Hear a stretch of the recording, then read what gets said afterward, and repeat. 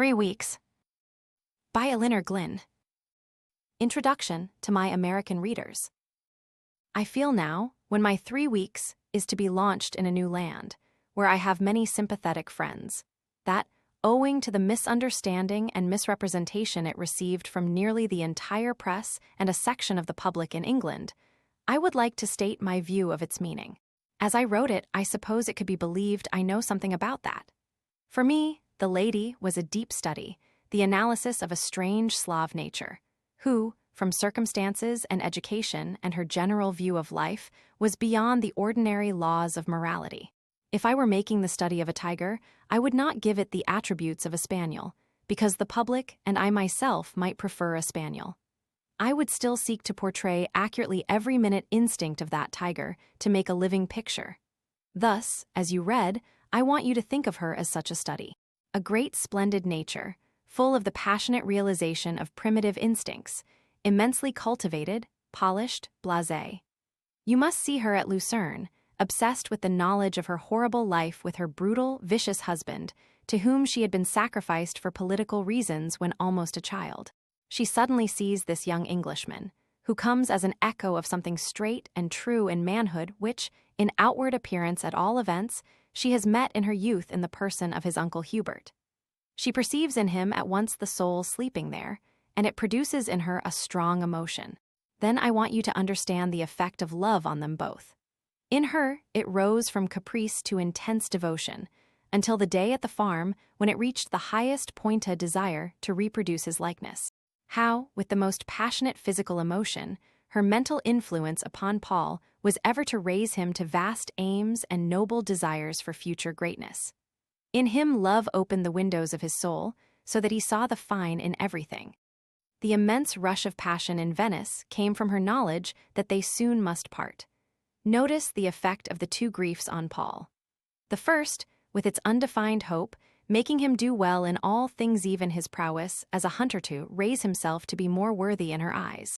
The second, and paralyzing one of death, turning him into adamant until his soul awakens again with the returning spring of her spirit in his heart, and the consolation of the living essence of their love in the child. The minds of some human beings are as moles, grubbing in the earth for worms.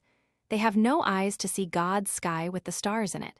To such 3 weeks will be but a sensual record of passion, but those who do look up beyond the material will understand the deep, pure love, and the soul in it all, and they will realize that to such a nature as the lady's, passion would never have run riot until it was sated. She would have daily grown nobler in her desire to make her loved one's son a splendid man.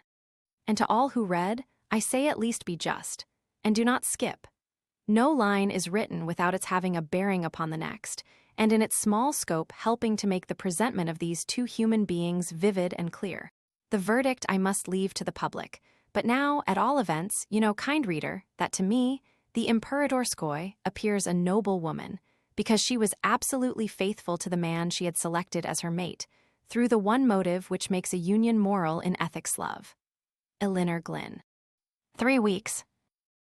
Chapter I. Now this is an episode in a young man's life, and has no real beginning or ending. And you who are old and have forgotten the passions of youth may condemn it. But there are others who are neither old nor young, who, perhaps, will understand and find some interest in the study of a strange woman who made the illumination of a brief space. Paul Verdin was young and fresh and foolish when his episode began. He believed in himself, he believed in his mother, and in a number of other worthy things. Life was full of certainties for him. He was certain he liked hunting better than anything else in the world, for instance. He was certain he knew his own mind, and therefore perfectly certain his passion for Isabella Waring would last forever. Ready to swear eternal devotion with that delightful inconsequence of youth in its unreason, thinking to control an emotion as Canute's flatterers would have had him do the waves. And the creator of Wavesend emotions, no doubt, smiled to himself if he is not tired by now of smiling at the follies of the moles called human beings, who for the most part inhabit his earth. Paul was young, as I said, and fair and strong. He had been in the 11 at Eton and left Oxford with a record for all that should turn a beautiful Englishman into a perfect athlete. Books had not worried him much. The fit of a hunting coat, the pace of a horse, were things of more importance, but he scraped through his smalls and his mods, and was considered by his friends to be anything but a fool. As for his mother, the Lady Henrietta Verdinchy thought him a god among men. Paul went to London like others of his time, and attended the theatres, where perfectly virtuous young ladies display nightly their innocent charms in hilarious choruses, arrayed in the latest modes. He supped, too, with these houris and felt himself a man of the world. He had stayed about in country houses for perhaps a year, and had danced through the whole of a season with all the prettiest débutantes, and one or two of the young married women of 40 had already marked him out for their prey. By all this you can see just the kind of creature Paul was. There are hundreds of others like him, and perhaps they, too, have the latent qualities which he developed during his episode, only they remain as he was in the beginning, sound asleep. That fallout hunting in March, and being laid up with a sprained ankle and a broken collarbone, proved the commencement of the Isabella wearing affair. She was the parson's daughter and is still, for the matter of that, and often in those days between her games of golf and hockey, or a good run on her feet with the hounds, she came up to Verdine Place to write Lady Henrietta's letters for her. Isabella was most amiable and delighted to make herself useful. And if her hands were big and red, she wrote clearly and well. The Lady Henrietta, who herself was of the delicate later Victorian Dresden china type, could not imagine a state of things which contained the fact that her godlike son might stoop to this daughter of the earthy earth. Yet so it fell about. Isabella read aloud the sporting papers to him. Isabella played piquet with him in the dull late afternoons of his convalescence. Isabella herself washed his dog Pike, that king of rough terriers. And one terrible day Paul unfortunately kissed the large pink lips of Isabella as his mother entered the room. I will draw a veil over this part of his life. The Lady Henrietta, being a great lady, chanced to behave as such on the occasion referred to, but she was also a woman, and not a particularly clever one. Thus Paul was soon irritated by opposition into thinking himself seriously in love with this daughter of the middle classes, so far beneath his noble station. "Let the boy have his fling," said Sir Charles Verdine, who was a coarse person. "Damn it all, a man is not obliged to marry every woman he kisses. A gentleman does not deliberately kiss an unmarried girl unless he intends to make her his wife," retorted Lady Henrietta. "I fear the worst." Sir Charles snorted and chuckled. Two unpleasant and annoying habits his lady wife had never been able to break him of. So the affair grew and grew, until towards the middle of April Paul was advised to travel for his health. "Your father and I can sanction no engagement, Paul, before you return," said Lady Henrietta. "If, in July, on your 23rd birthday, you still wish to break your mother's heart, I suppose you must do so. But I ask of you the unfettered reflection of 3 months first." This seemed reasonable enough, and Paul consented to start upon a tour round Europe, not having spoken the final, fatal, and binding words to Isabella Waring.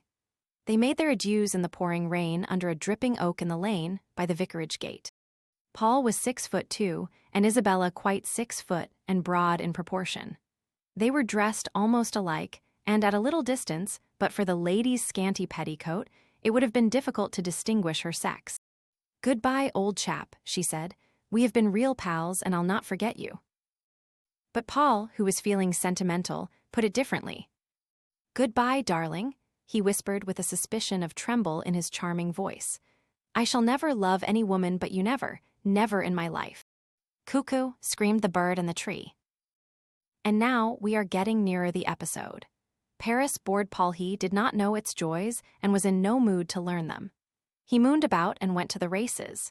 His French was too indifferent to make theatres a pleasure, and the attractive ladies who smiled at his blue eyes were for him défendues. A man so recently parted from the only woman he could ever love had no right to look at such things, he thought. How young and chivalrous and honest he was, poor Paul. So he took to visiting Versailles and Fontainebleau and Campigny with a guidebook, and came to the conclusion it was all beastly rot. So he turned his back upon France and fled to Switzerland. Do you know Switzerland, you who read? Do you know it at the beginning of May? A feast of blue lakes and snow peaks, and the divinest green of young beeches, and the somber shadow of dark firs, and the exhilaration of the air. If you do, I need not tell you about it. Only in any case now, you must see it through the eyes of Paul. That is if you intend to read another page of this bad book. It was pouring with rain when he drove from the station to the hotel. His temper was at its worst. Pilatus hid his head in mist, the Buogenstock was invisible, it was chilly, too, and the fire smoked in the sitting room when Paul had it lighted. His heart yearned for his own snug room at Verdine Place, and the jolly voice of Isabella wearing counting point, quint, and quatorze. What nonsense to send him abroad, as if such treatment could be effectual as a cure for a love like his. He almost laughed at his mother's folly. How he longed to sit down and write to his darling.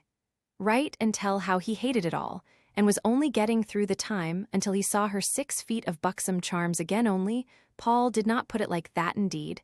He never thought about her charms at all or want of them. He analyzed nothing. He was sound asleep, you see, to nuances as yet. He was just a splendid English young animal of the best class. He had promised not to write to Isabella or, if he must, at least not to write a love letter. Dear boy, the Lady Henrietta had said when giving him her fond parting kiss, if you are very unhappy and feel you greatly wish to write to Miss Waring, I suppose you must do so, but let your letter be about the scenery and the impressions of travel. In no way to be interpreted into a declaration of affection or a promise of future union. I have your word, Paul, for that. And Paul had given his word. All right, mother, I promise for 3 months.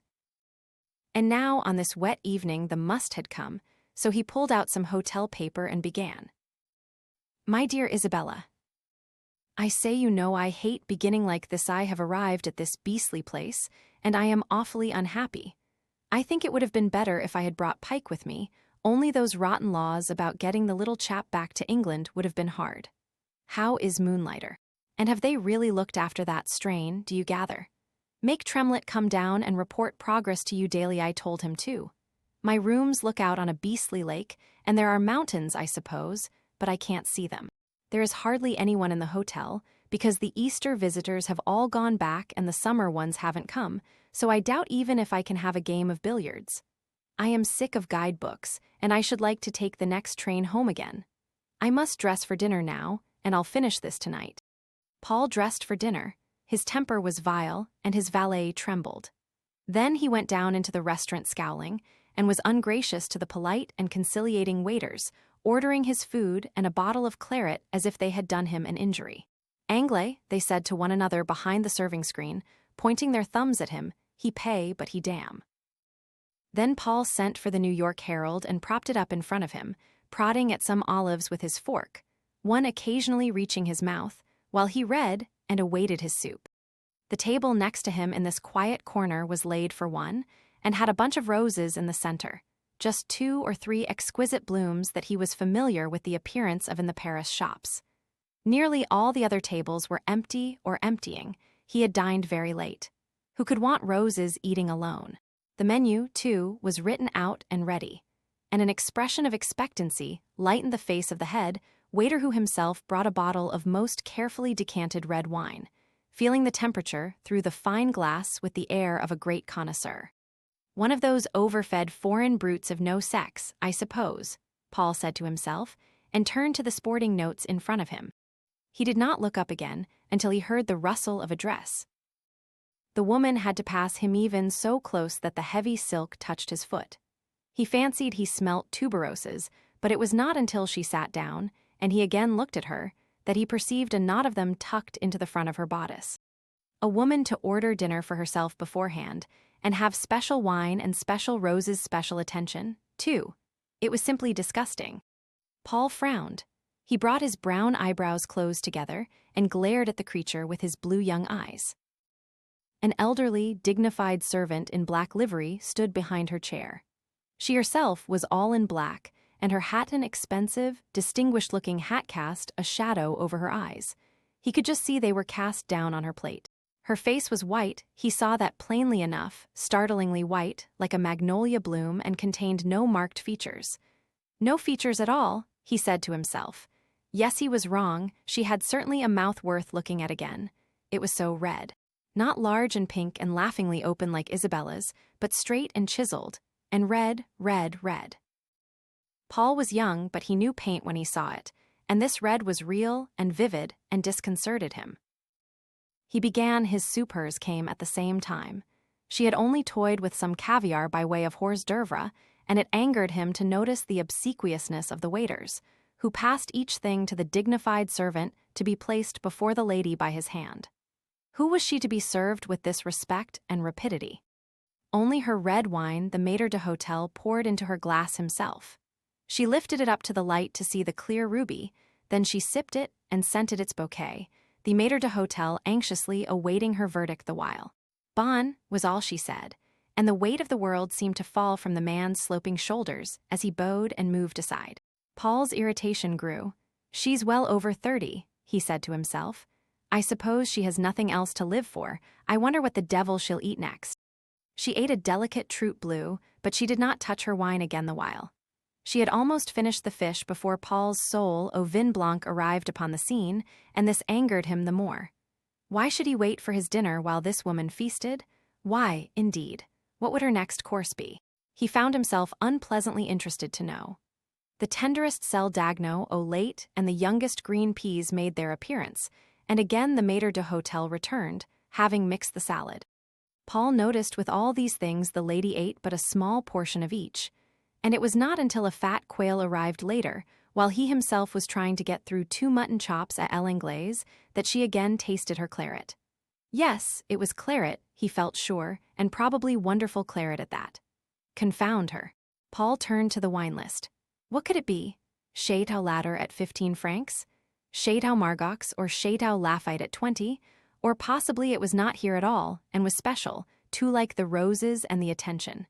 He called his waiter and ordered some port. He felt he could not drink another drop of his modest scent. Esteve. All this time, the lady had never once looked at him. Indeed, except that one occasion when she had lifted her head to examine the wine with the light through it, he had not seen her raise her eyes, and then the glass had been between himself and her. The white lids with their heavy lashes began to irritate him. What color could they be? Those eyes underneath. They were not very large, that was certain, probably black too, like her hair. Little black eyes, that was ugly enough, surely. And he hated heavy black hair growing in those unusual great waves. Women's hair should be light and fluffy and fuzzy, and kept tidy in a net like Isabella's. This looked so thick enough to strangle one, if she twisted it round one's throat. What strange ideas were those coming into his head? Why should she think of twisting her hair round a man's throat? It must be the port mounting to his brain. He decided he was not given to speculating in this way about women. What would she eat next? And why did it interest him what she ate or did not eat? The maître d'hôtel again appeared with a dish of marvelous-looking nectarines. The waiter now handed the dignified servant the finger bowl, into which he poured rose water. Paul could just distinguish the scent of it, and then he noticed the lady's hands. Yes, they at least were faultless. He could not cavil at them, slender and white, with that transparent whiteness like mother of pearl. And what pink nails, and how polished! Isabella's hands, but he refused to think of them. By this time, he was conscious of an absorbing interest, thrilling his whole being, disapproving, irritated interest. The maître d'hôtel now removed the claret, out of which the lady had only drunk 1 glass. What waste, thought Paul. And then he returned with a strange-looking bottle, and this time the dignified servant poured the brilliant golden fluid into a tiny liqueur glass. What could it be? Paul was familiar with most liqueurs. Had he not dined at every restaurant in London and supped with houris who adored crème de menthe? But this was none he knew. He had heard of Tokay Imperial. Tokay, could it be that? And where did she get it? And who the devil was the woman, anyway? She peeled the nectarine leisurely. She seemed to enjoy it more than all the rest of her dinner. And what could that expression mean on her face? Inscrutable cynical, was it? No, absorbed. As absolutely unconscious of self and others as if she had been alone in the room. What could she be thinking of? Never to worry to look about her. He began now to notice her throat. It was rounded and intensely white through the transparent black stuff.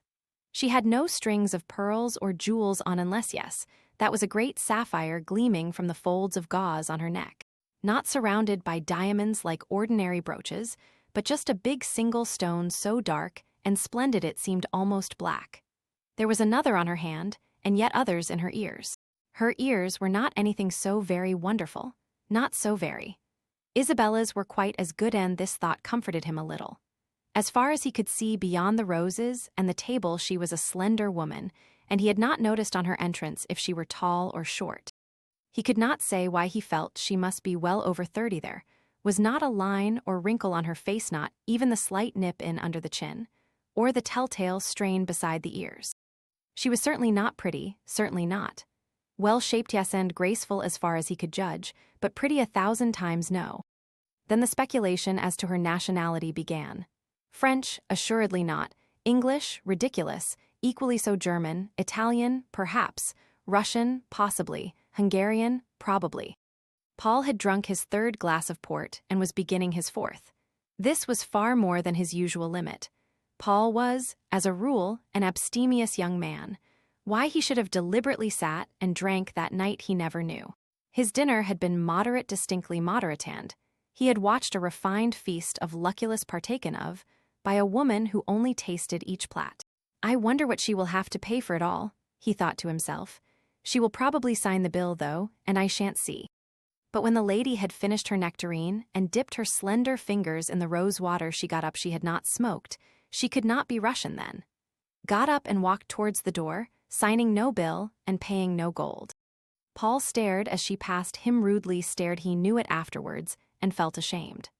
However, the lady never so much as noticed him, nor did she raise her eyes, so that when she had finally disappeared, he was still unaware of their color or expression. But what a figure she had! Sinuous, supple, rounded, and yet very slight. She must have the smallest possible bones, Paul said to himself, because it looks all curvy and soft, and yet she is as slender as a gazelle. She was tall, too, though not 6 feet like Isabella. The waiters and maître d'hôtel all bowed and stood aside as she left, followed by her elderly, stately, silver-haired servant. Of course, it would have been an easy matter to Paul to find out her name and all about her. He would only have had to summon Monsieur Jacques and ask any question he pleased. But for some unexplained reason, he would not do this. Instead of which, he scowled in front of him and finished his 4th glass of port. Then his head swam a little, and he went outside into the night. The rain had stopped, and the sky was full of stars scattered in its intense blue. It was warm, too, there, under the clipped trees.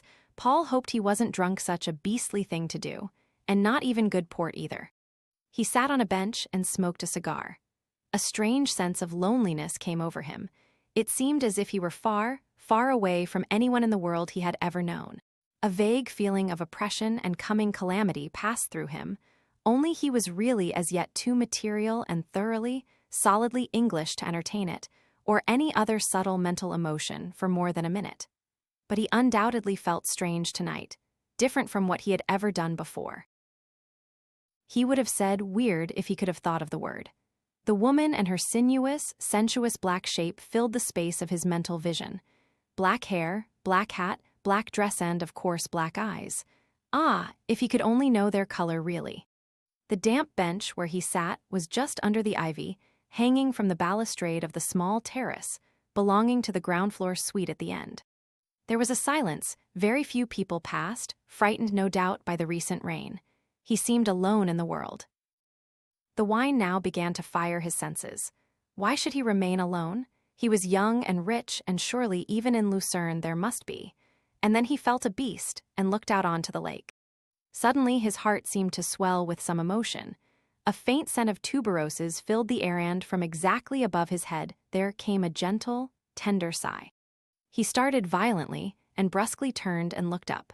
Almost indistinguishable in the deep shadow, he saw the woman's face.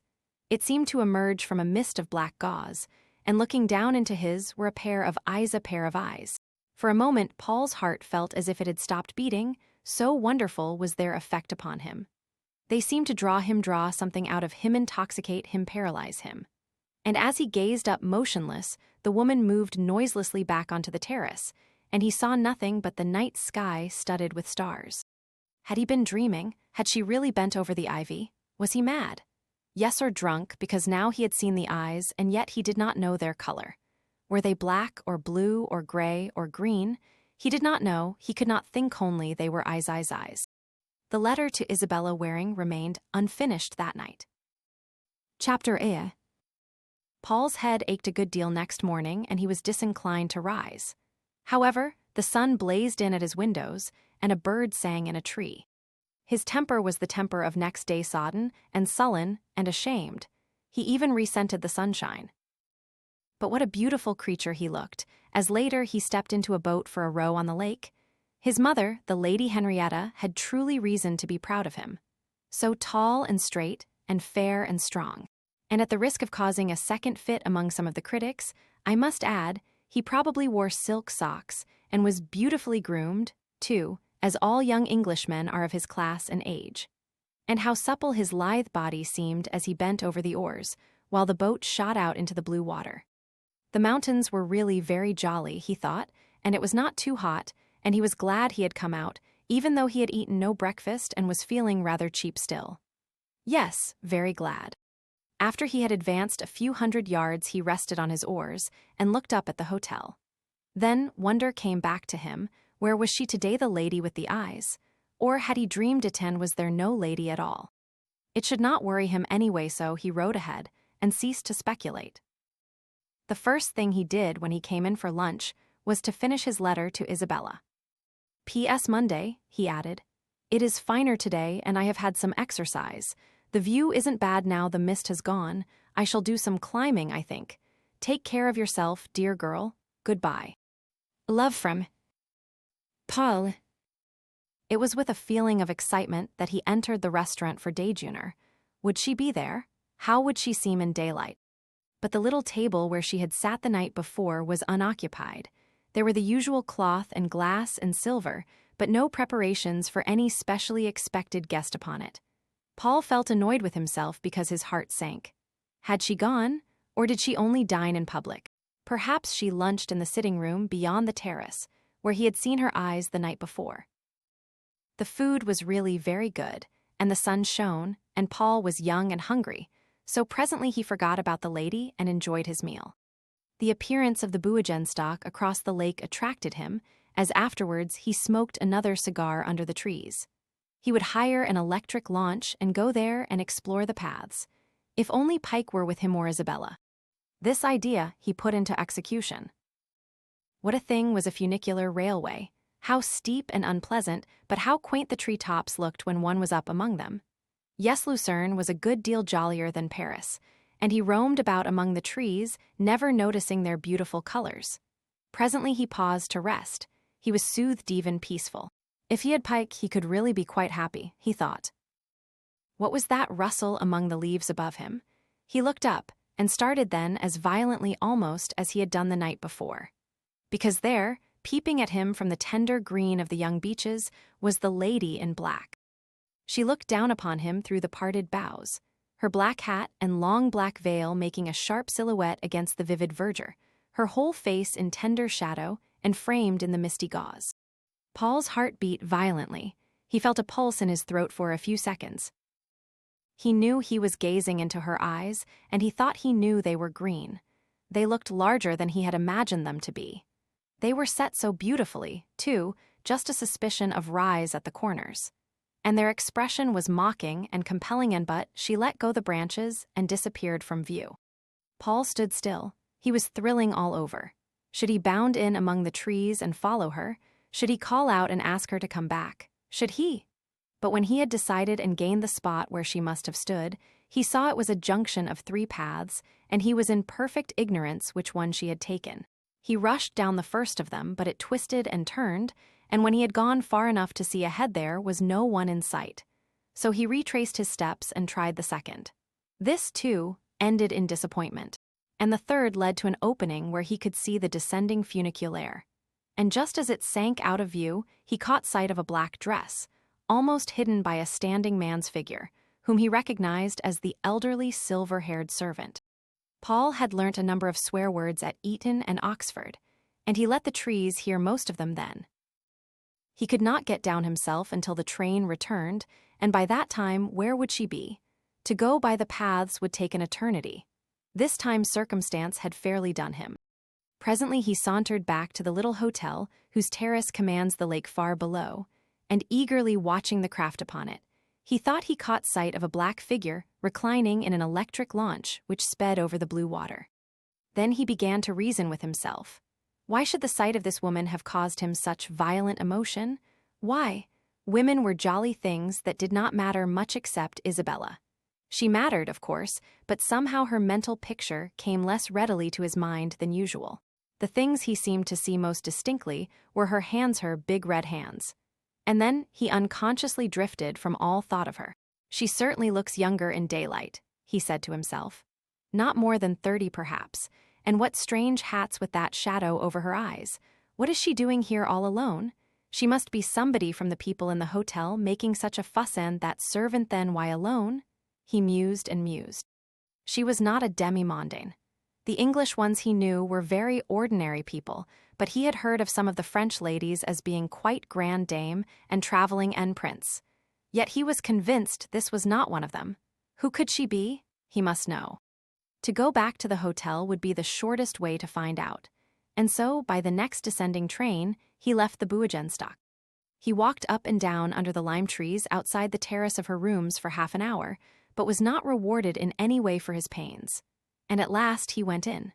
He, too, would have a dinner worth eating, he thought. So he consulted the maître d'hôtel on his way up to dress, and together they evolved a banquet. Paul longed to question the man about the unknown, but as yet he was no actor, and he found he felt too much about it to do it naturally. He dressed with the greatest care and descended at exactly 8:30. Yes, the table was laid for her evidently, but there were giant carnations, not roses, in the silver vase tonight. How quickly the waiters seemed to bring things, and what a frightful lot there was to eat. And dawdle as he would, by 9 o'clock he had almost finished. Perhaps it would be as well to send for a newspaper again, anything to delay his having to rise and go out. An anxious, uncomfortable, gnawing sense of expectancy dominated him. How ridiculous for a woman to be so late. What cook could do justice to his dishes if they were thus to be kept waiting? She couldn't possibly have ordered it for 9:30, surely. Gradually, as that hour passed and his second cup of coffee had been sipped to its finish, Paul felt a sickening sense of anger and disappointment. He got up abruptly and went out. In the hall, coming from the corridor of her rooms, he met the lady face to face. Then rage with himself seized him. Why had he not waited?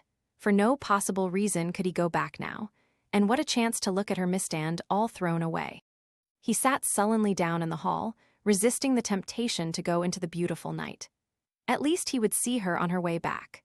But he waited until nearly 11, and she never appeared, and then the maddening thought came to him she had probably passed to her rooms along the terrace outside, under the lime tree. He bounded up and stalked into the starlight. He could see through the windows of the restaurant, and no one was there. Then he sat on the bench again, under the ivy, but all was darkness and silence, and thoroughly depressed, Paul at last went to bed. Next day was so gloriously fine that youth and health sang within him. He was up and away quite early. Not a thought of this strange lady should cross his mind for the entire day, he determined as he ate his breakfast. And soon he started for the Rigi in a launch, taking the English papers with him. Intense joy, too. A letter from Isabella. Such a nice letter. All about Pike and Moonlighter, and the other horses, and Isabella was going to stay with a friend at Blackheath, where she hoped to get better golf than at home, and Lady Henrietta had been gracious to her, and given her Paul's address, and there had been a jolly big party at Verdine Place for Sunday. But none of his pals, at least if there were, they were not in church, she added naively.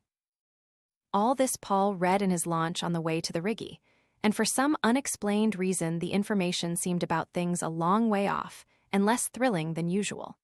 He had a splendid climb, and when he got back to Lucerne in the evening he was thoroughly tired, and so hungry he flew down to his dinner.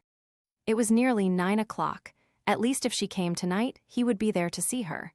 But of course it did not matter if she came or not, he had conquered that ridiculous interest. He would hardly look until he reached his table. Yes, there she was, but dipping her white fingers in the rosewater at the very end of her repast. And again, in spite of himself, a strange, wild thrill ran through Paul, and he knew it was what he had been subconsciously hoping for all day, and oh, alas, it mattered exceedingly. The lady never glanced at him. She swept from the room, her stately graceful movements delighting his eye. He could understand and appreciate movement was he not accustomed to thoroughbreds and able to judge of their action and line. How blank the space seemed when she had gone dull and unspeakably uninteresting. He became impatient with the slowness of the waiters, who had seemed to hurry unnecessarily the night before. But at last his meal ended, and he went out under the trees. The sky was so full of stars it hardly seemed dark. The air was soft, and in the distance a band played a plaintive valse tune. There were numbers of people walking about, and the lights from the hotel windows lit up the scene. Only the ivy terrace was in shadow as he again sat down on the bench. How had she got in last night? That he must find out. He rose and peered about him. Yes, there was a little gate, a flight of steps, a private entrance into this suite just round the corner. And as he looked at it, the lady, wrapped in a scarf of black gauze, passed him, and standing aside while the silver-haired servant opened the little door with a key. She then entered and disappeared from view. It seemed as if the stars danced to Paul. His whole being was quivering with excitement, and now he sat on the bench again, almost trembling. He did not move for at least half an hour, then the clocks chimed in the town. No, there was no hope. He would see her no more that night. He rose listlessly to go back to bed, tired out with his day's climb. And as he stood up, there, above the ivy again, he saw her face looking down upon him. How had she crossed the terrace without his hearing her? How long had she been there? But what matter? At least she was there. And those eyes looking into his out of the shadow, what did they say? Surely they smiled at him. Paul jumped onto the bench. Now he was almost level with her face almost, and his was raised eagerly in expectation. Was he dreaming, or did she whisper something? The sound was so soft he was not quite sure. He stretched out his arms to her in the darkness, pulling himself by the ivy nearer still. And this time there was no mistake. "Come, Paul," she said, "I have some words to say to you." And round to the little gate Paul flew. Chapter EI. Paul was never quite sure of what happened that evening. Everything was so wonderful, so unusual, so unlike his ordinary life. The gate was unlocked, he found when he got there, but no one appeared to be inside, and he bounded up the steps and on to the terrace. Silence and darkness. Was she fooling him then? No, there she was by one of the windows. He could dimly see her outline as she passed into the room beyond, through some heavy curtains. That was why no light came through to the terrace. He followed, dropping them after him also, and then he found himself in a room as unlike a hotel as he could imagine. It may have had the usual brocade walls and gilt chairs of the best suite, but its aspect was so transformed by her subtle taste and presence. It seemed to him unique, and there were masses of flowers, roses, big white ones, tuberoses, lilies of the valley, gardenias, late violets. The light were low and shaded, and a great couch filled one side of the room beyond the fireplace. Such a couch! Covered with a tiger skin and piled with pillows, all shades of rich purple velvet and silk, embroidered with silver and gold unlike any pillows he had ever seen before, even to their shapes. The whole thing was different and strange and intoxicating. The lady had reached the couch and sank into it. She was in black still, but gauzy, clinging black, which seemed to give some gleam of purple underneath. And if he had not been sure that in daylight he had thought they were green, he would have sworn the eyes which now looked into his were deepest violet too. "Come," she said, "you may sit here beside me and tell me what you think." And her voice was like rich music, but she had hardly any accent. She might have been an Englishwoman almost, for that matter, and yet he somehow knew that she was not. Perhaps it was she pronounced each word, nothing was slurred over. Without her hat, she looked even more attractive and certainly younger. But what was age or youth? And what was beauty itself, when a woman whose face was neither young nor beautiful could make him feel he was looking at a divine goddess, and thrilling as he had never dreamt of doing in his short life? If anyone had told Paul this was going to happen to him, this experience, he would have laughed them to scorn. To begin with, he was rather shy with ladies as a rule, and had not learnt a trick of entreprenance. It took him quite a while to know one well enough to even talk at ease. And yet here he was, embarked upon an adventure which savored of the Arabian Nights. He came forward and sat down, and he could feel the pulse beating in his throat. It all seemed perfectly natural at the time, but afterwards he wondered how she had known his name was Paul and how it had all come to pass. For 3 days you have thought of me, Paul, is it not so? She said, half closing her lids. But he could only blurt out, yes, while he devoured her with his eyes. We are both, how shall I say, drifting holiday-making, trying to forget. And we must talk a little together, NSC Pa, tell me. Oh yes, said Paul. You are beautiful, you know, Paul, she went on. So tall and straight like you English, with curly hair of gold. Your mother must have loved you as a baby. I suppose she did, said Paul. She as well, your mother, the stately lady.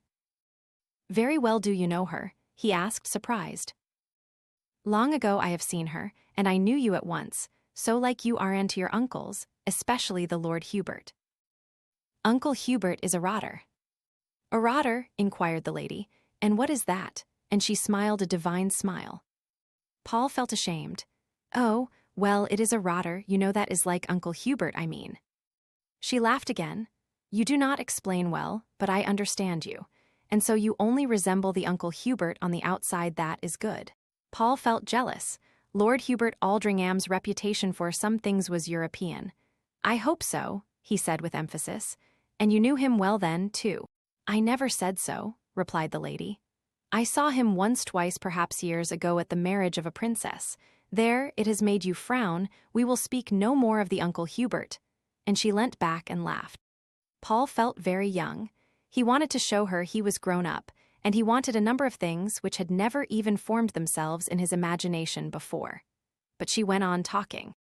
And your coatlets were tough, Paul, and you were so cross that first evening and hated me. And oh, Paul, you had far too much wine for a boy like you. He reddened to the roots of his fair, wavy hair, and then he hung his head. I know I did, it was beastly of me, but I was so upset. Look at me, she said, and she bent forward over him, a gliding feline movement, infinitely sinuous and attractive. Then he looked, his big blue eyes still cloudy with a mist of shame. You must tell me why you were upset, baby Paul.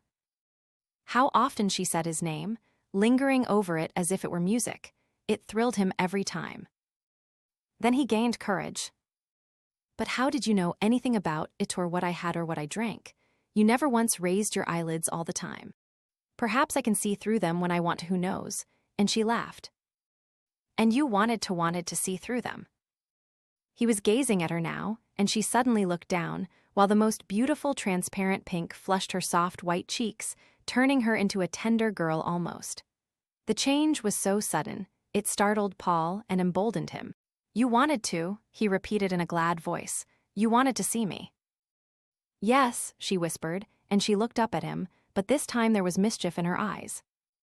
Is that why you sighed then among the ivy? What made you sigh? She paused a moment, and then she said slowly, a number of things. You seemed so young and so beautiful and so asleep. Indeed, I wasn't asleep, Paul exclaimed. It would take a great deal more port than that to make me go to sleep. I was thinking of... And then he saw she had not meant that kind of sleep, and felt a fool and wondered. She helped him out. All this time you have not told me why you were upset enough to drink bad port. That was naughty of you, Paul. I was upset over you. I was angry because I was so interested, and he reddened again. She leant back among the purple cushions, her figure so supple in its lines, it made him think of a snake. She half closed her eyes again, and she spoke low in a dreamy voice. It was fate, Paul. I knew it when I entered the room. I felt it again among the green trees, and so I ran from you, but tonight it is plus fort quemoiso, I called you to come in. I am so glad, said Paul. She remained silent. Her eyes and their narrowed lids gleamed at him, seeming to penetrate into his very soul. And now he noticed her mouth again.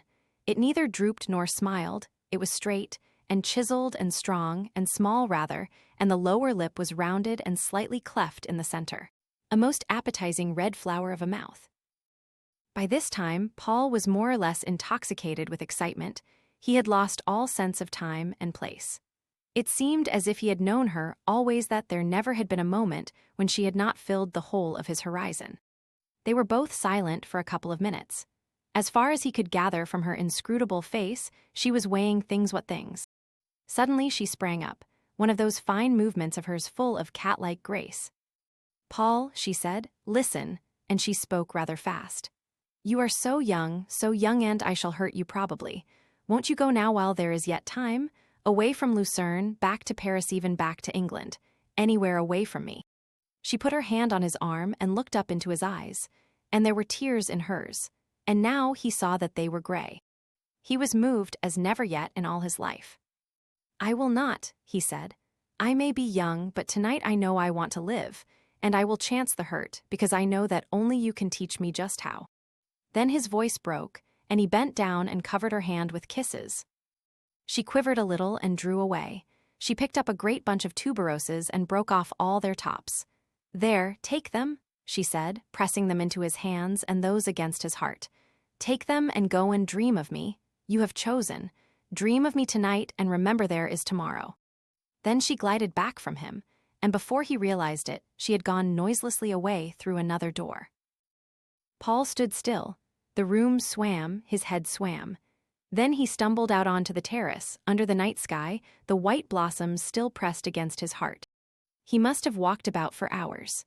The gray dawn was creeping over the silent world when at last he went back to the hotel and to his bed. There he slept and dreamt never a dream, for youth and health are glorious things, and he was tired out.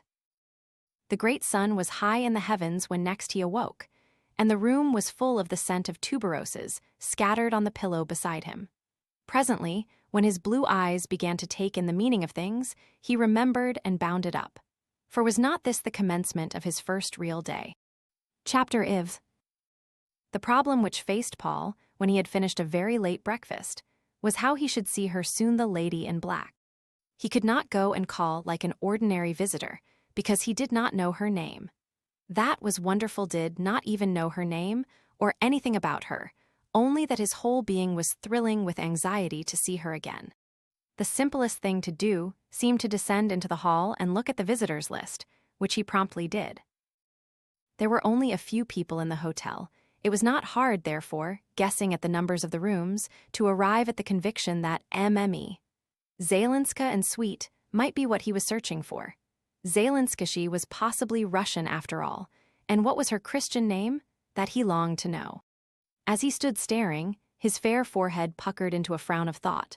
The silver-haired servant came up behind him and said, with his respectful, dignified bearing, "De la part de Madame," handing Paul a letter the while. What could it contain? But this was not the moment for speculation. He would read and see. He turned his back on the servant and walked towards the light while he tore open the envelope. It had the most minute sphinx in the corner, and the paper was un-English and rather thin. This was what he read. "Morning. Paul, I am young today, and we must see the blue lake and the green trees. Come to the landing towards the station, and I will call for you in my launch. And you shall be young, too, Paul, and teach me. Give Dmitri the answer." "The answer is, yes, immediately tell Madame," Paul said. And then he trod on air until he arrived at the landing she had indicated. Soon the launch glided up. He saw her there reclining under an awning of striped green. It was a well-arranged launch. The comfortable deck chairs were in the bows, and the steering took place from a raised perch behind the cabin, so the two were practically alone. The lady was in gray today, and it suited her strangely. Her eyes gleamed at him, full of mischief, under her large gray hat. Paul drew his chair a little forward, turning it so that he could look at her without restraint. "How good of you to send for me," he said delightedly. She smiled a radiant smile. "Was it? I am capricious. I did not think of the good for you, only I wanted you to please myself. I wish to be foolish today, Paul, and see your eyes dance and watch the light on your curls." Paul frowned. It was as if she thought him a baby. Then the lady leant back and laughed. The sound was of golden bells. "Yes, you are a baby," she said, answering his thoughts. "A great, big, beautiful baby, Paul." If Paul had been a girl, he would have pouted. She turned from him and gazed over the lake. It was looking indescribably beautiful, with the colors of the springtime. "Do you see the green of those beeches by the water, Paul? Look at their tenderness. Next the dark furzen, then the blue beyond, and see, there is a copper beech. He is king of them all. I would like to build a chalet up in some part like that, and come there each year in May to read fairy tales." For the first time in his life, Paul saw with different eyes just the beauty of things and forgot to gauge their sporting possibilities. An infinite joy was flooding his being, some sensation he had not dreamed about even, of happiness and fulfillment. She appeared to him more alluring than ever, and gay as young as Isabella. And then his thoughts caused him to take in his breath with a hiss. Isabella, how far away she seemed. Of course he could never love anyone else but. Don't think of it then, the lady whispered. Be young like me and live under the blue sky. How was it she knew his thoughts always? He blushed while he stammered. No, I won't think of it or anything but you, princess.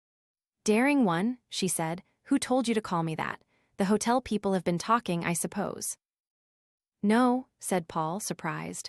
I called you princess just because you seem like one to me, but now I guess from what you say, you are not plain Madame Zaylinska. Her eyes clouded for a second.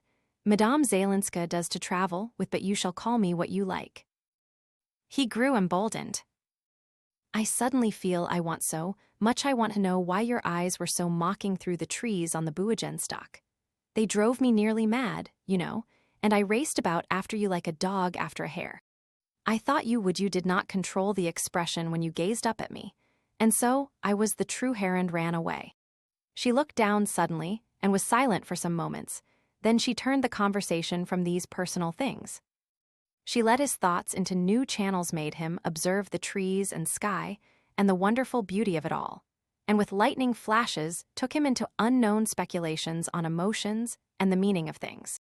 A new existence seemed to open to Paul's view, and all the while she lay back in her chair almost motionless, only her wonderful eyes lit up the strange whiteness of her face.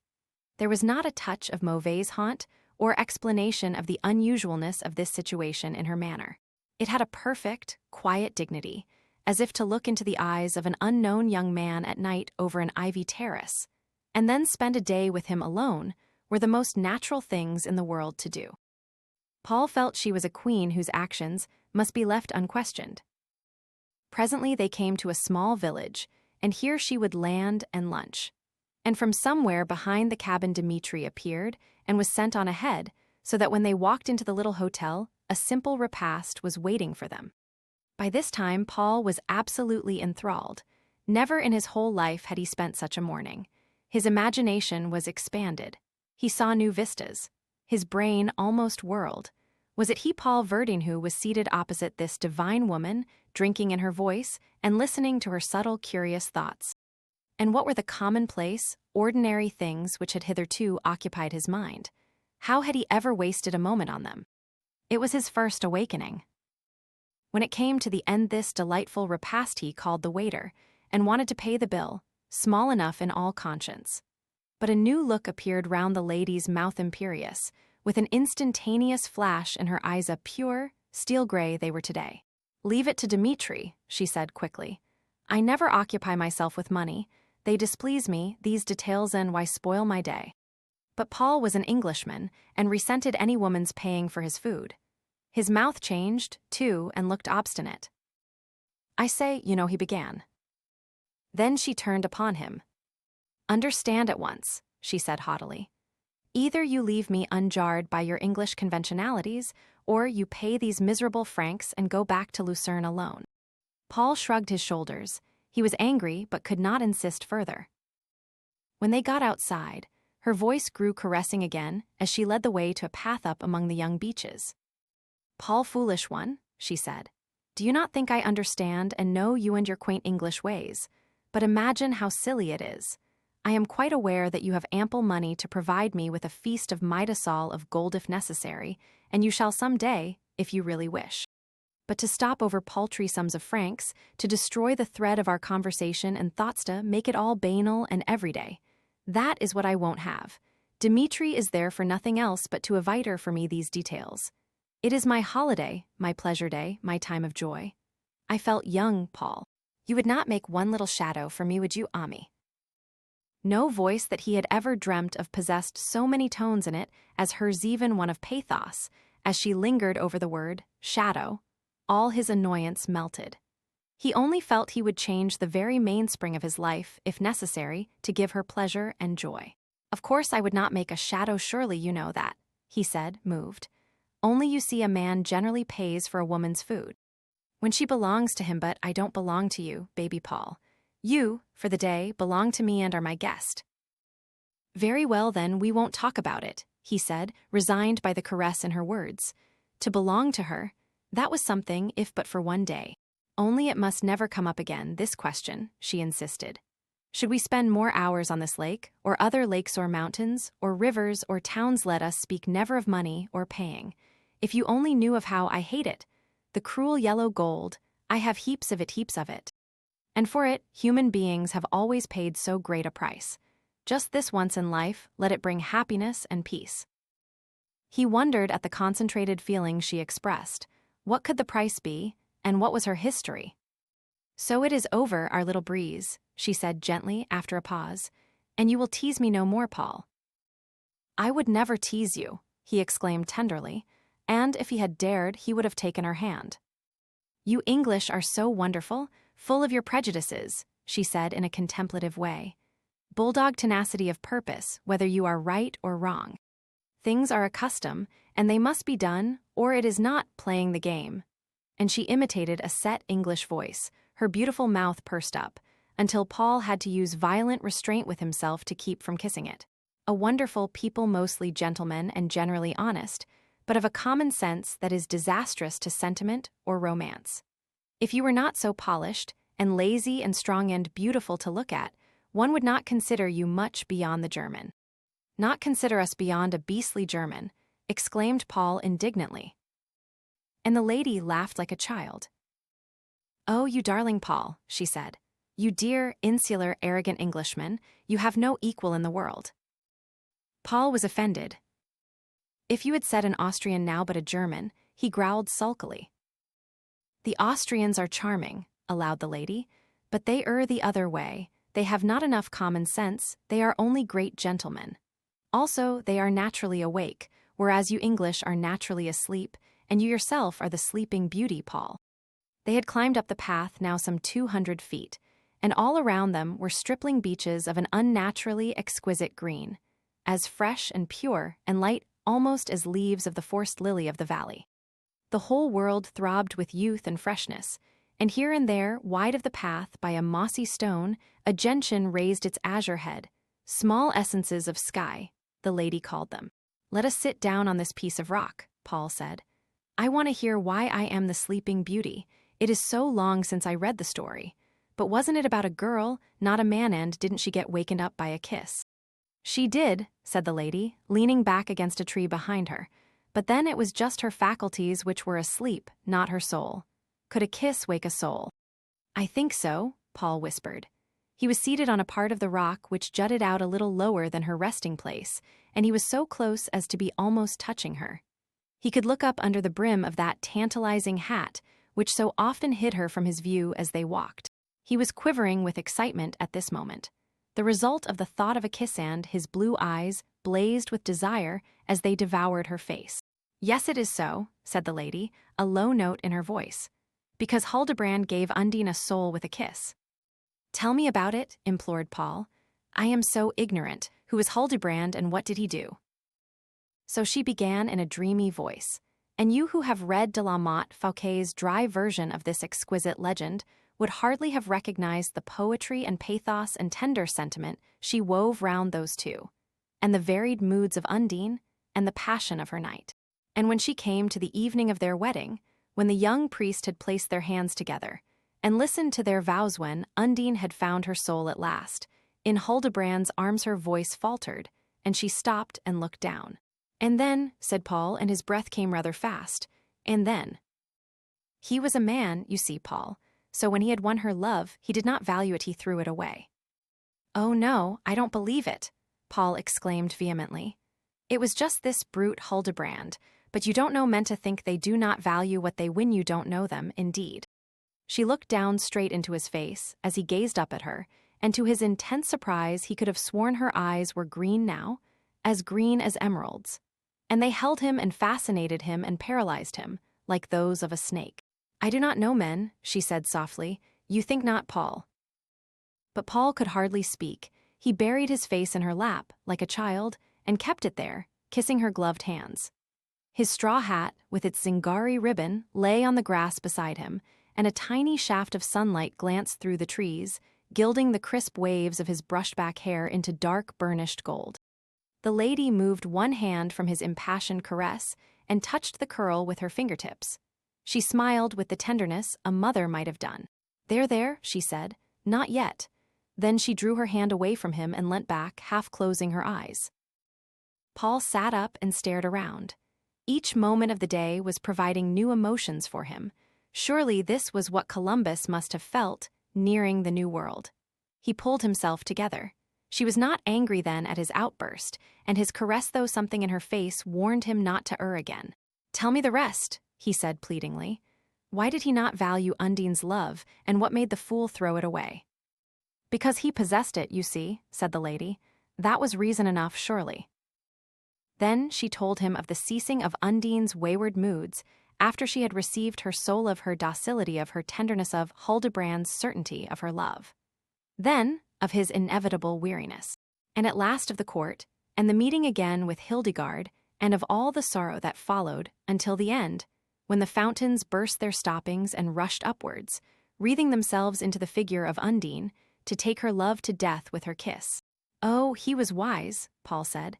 He chose to die with her kiss. He knew at last then what he had thrown away. That one learns often, Paul, when it has grown too late.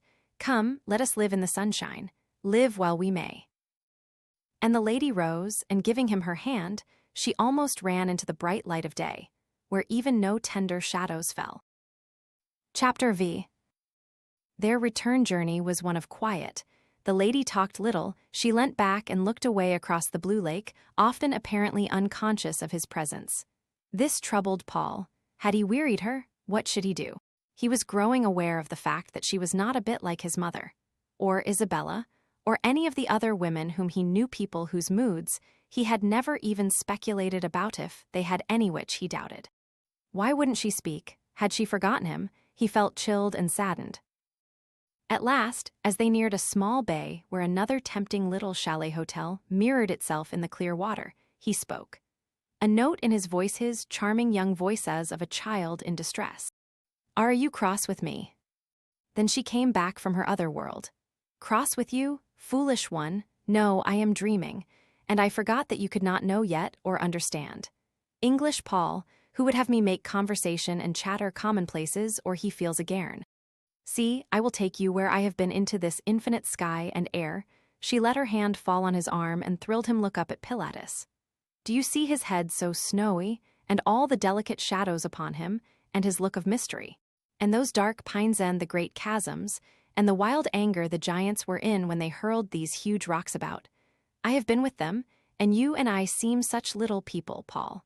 We cannot throw great rocks about, we are only two small ants in this grand world." Paul's face was puzzled. He did not believe in giants. His mind was not accustomed yet to these flights of speech. He felt stupid and irritated with himself, and in some way humiliated. The lady leant over him, her face playfully tender. "Great blue eyes," she said. So pretty, what matter whether they can see or no?" And she touched his lids with her slender fingers. Paul quivered in his chair. "You know," he gasped, "you make me mad, but won't you teach me to see? No one wants to be blind. Teach me to see with your eyes, lady, my lady." "Yes, I will teach you," she said. "Teach you a number of things. Together we will put on the hat of darkness and go down into Hades. We shall taste the apples of the Hesperides, we will rob Mercure of his sandals and Gyges of his ring. And one day, Paul, when together we have fathomed the meaning of it all, what will happen then? Enfant." Her last word, enfant, was a caress, and Paul was too bewildered with joy to answer her for a moment. "What will happen?" he said at last. "I shall just love you, that's all." Then he remembered Isabella Waring, and suddenly covered his face with his hands. They stopped for tea at the quaint chalet hotel, and after it they wandered to pick gentians. The lady was sweet and sympathetic and gay. She ceased startling him with wild fancies. Indeed, she spoke of simple, everyday things, and got him to tell her of his home and Oxford, and his horses and his dogs. And when they arrived at the subject of Pike, her sympathy drew Paul nearer to her than ever. Of course she would love Pike if she only knew him. Who could help loving a dog like Pike? and his master waxed eloquent. Then, when he looked away, the lady's weird chameleon eyes melted upon him in that strange tenderness, which might have been a mother's watching the gambols of her babe. The shadows were quite deep, when at last they decided to return to Lucerna's small bunch of heaven's own blue flower, the only trophy of the day. Paul had never enjoyed himself so much in his 23 years of life, and what would the evening bring? Surely more joy. This parting at the landing could not be good night. But as the launch glided nearer and nearer, his heart fell, and at last he could bear the uncertainty no longer. "And for dinner," he said, "won't you dine me, my princess? Let me be your host, as you have been mine all today." But a stiffness seemed to fall upon her. Suddenly she appeared to have become a stranger again almost. "Thank you, no, I cannot dine," she said. "I must write letters and go to sleep." Paul felt an ice hand clutching his heart. His face became so blank as to almost pale before her eyes. She leant forward and smiled. "Will you be lonely, Paul? Then at 10 o'clock you must come under the ivy and wish me good night." And this was all he could gain from her. She landed him to walk back to the hotel at the same place from which they had embarked, and the launch struck out again into the lake. He walked fast, just to be near enough to see her step ashore on to the hotel wharf, but he could not arrive in time, and her gray figure disappearing up the terrace steps was all his hungry eyes were vouchsafed. The weariness of dinner. What did it matter what the food was? What did it matter that a new family of quite nice English people had arrived and sat near? A fresh young girl and a youth, and a father and mother.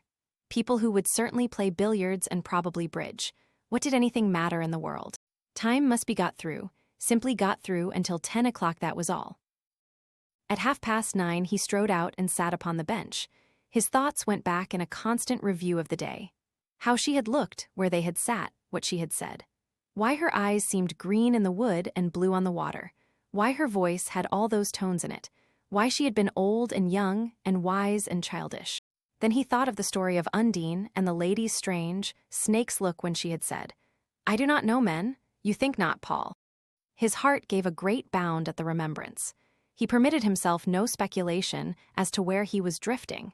He just sat there thrilling in every limb and every sense and every quality of his brain. As the clocks chimed the hour, something told him she was there above him, although he heard no sound. Not a soul was in sight in this quiet corner. He bounded on to the bench to be nearer if she should come, if she were there hiding in the shadows. This was maddening, unbearable. He would climb the balustrade to see. Then out of the blackest gloom came a laugh of silver, a soft laugh that was almost a caress. And suddenly she crept close and leant down over the ivy. "Paul," she whispered, "I have come, you see, to wish you good night." Paul stood up to his full height. He put out his arms to draw her to him, but she eluded him and darted aside. He gave a great sigh of pain. Slowly she came back and bent over and over of her own accord so low that at last she was level with his face. And slowly her red lips melted into his young lips in a long, strange kiss. Then, before Paul could grasp her, or murmur one pleading word, she was gone.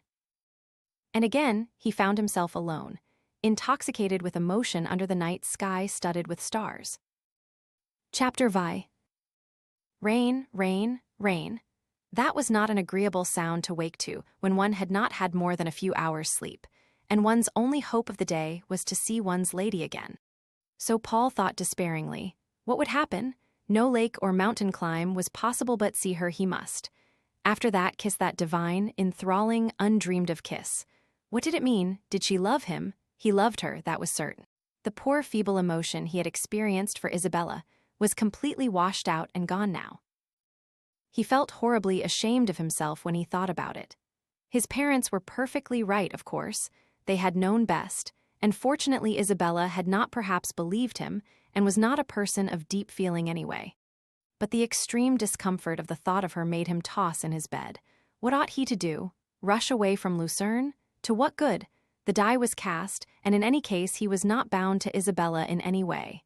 But at least he ought to write to her and tell her he had made a mistake. That was the only honest thing to do. A terrible duty, and he must brace himself up to accomplish it. He breakfasted in his sitting room, his thoughts scourging him the while, and afterwards, with a bulldog determination, he faced the writing table and began.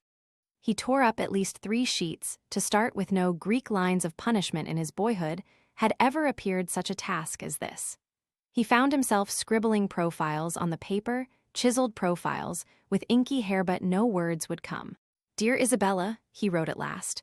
"No, my dear Isabella." Then he paused and bit the pen. "I feel I ought to tell you something has happened to me.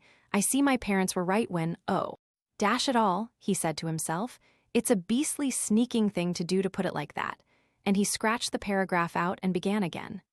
"I have made a mistake in my feelings for you. I know now that they were those of a brother. Oh, Lord, what am I to say next? It does sound bald, this." The poor boy groaned and ran his hands through his curly hair, then seized the pen again and continued, "As such I shall love you always, dear Isabella. Please forgive me if I have caused you any pain. It was all my fault, and I feel a beastly cad. Your very unhappy Paul." This was not a masterpiece, but it would have to do, so he copied it out on a fresh piece of paper. Then, when it was all finished and addressed, he ran down and posted it himself in the hall, with some of the emotions Alexander may have experienced when he burnt his ships. The clock struck 11. At what time would he see the lady, his lady, he called her now? Some instinct told him she did not wish the hotel people to be aware of their acquaintance. He felt it wiser not to send a note. He must wait and hope. Rain or not, he was too English to stay indoors all day. So out he went and into the town. The quaint bridge pleased him. He tried to think how she would have told him to use his eyes. He must not be stupid, he said to himself, and already he began to perceive new meanings in things. Coming back, he chanced to stop and look in at the fur shop under the hotel. There were some nice skins there, and what caught his attention most was a really splendid tiger. A magnificent creature the beast must have been. The deepest, most perfectly marked, largest one he had ever seen. He stood for some time admiring it. An infinitely better specimen than his lady had over her couch. Should he buy it for her? Would she take it? Would it please her to think he had remembered it might be what she would like? He went into the shop. It was not even dear as tigers go, and his parents had given him ample money for any follies. "Confound it, Henrietta, the boy must have his head," Sir Charles Verdine had said. "He's my son, you know, and you can't expect to cure him of one wench unless you provide him with shekels to buy another." Which crudely expressed wisdom had been followed, and Paul had no worries where his banking account was concerned. He bought the tiger, and ordered it to be sent to his rooms immediately. Then there was lunch to be thought of. She would not be there probably, but still he had a faint hope. She was not there, nor were any preparations made for her, but when one is 23 and hungry, even if deeply in love, one must eat. The English people had the next table beyond the sacred one of the lady. The girl was pretty and young and laughing, but what a doll, thought Paul, what a meaningless wax doll, not worth a moment's glancing at. And the pink and white fluffy girl was saying to herself, "There is Paul Verdine again. I wish he remembered he had met me at the de Courcy's, though we weren't introduced. I must get Percy to scrape up a conversation with him. I wish Mama had not made me wear this green alpaca today." But Paul's blue eyes gazed through and beyond her and saw her not, so all this prettiness was wasted. And directly after lunch he returned to his sitting room. The tiger would probably have arrived, and he wanted to further examine it. Yes, it was there. He pulled it out and spread it over the floor. What a splendid creature it reminded him in some way of her, his lady.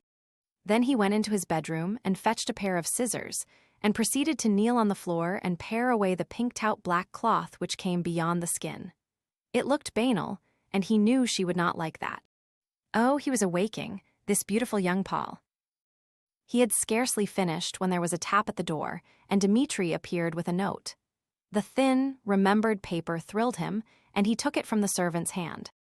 "Paul, I am in the devil's mood today. About 5 o'clock come to me by the terrace steps."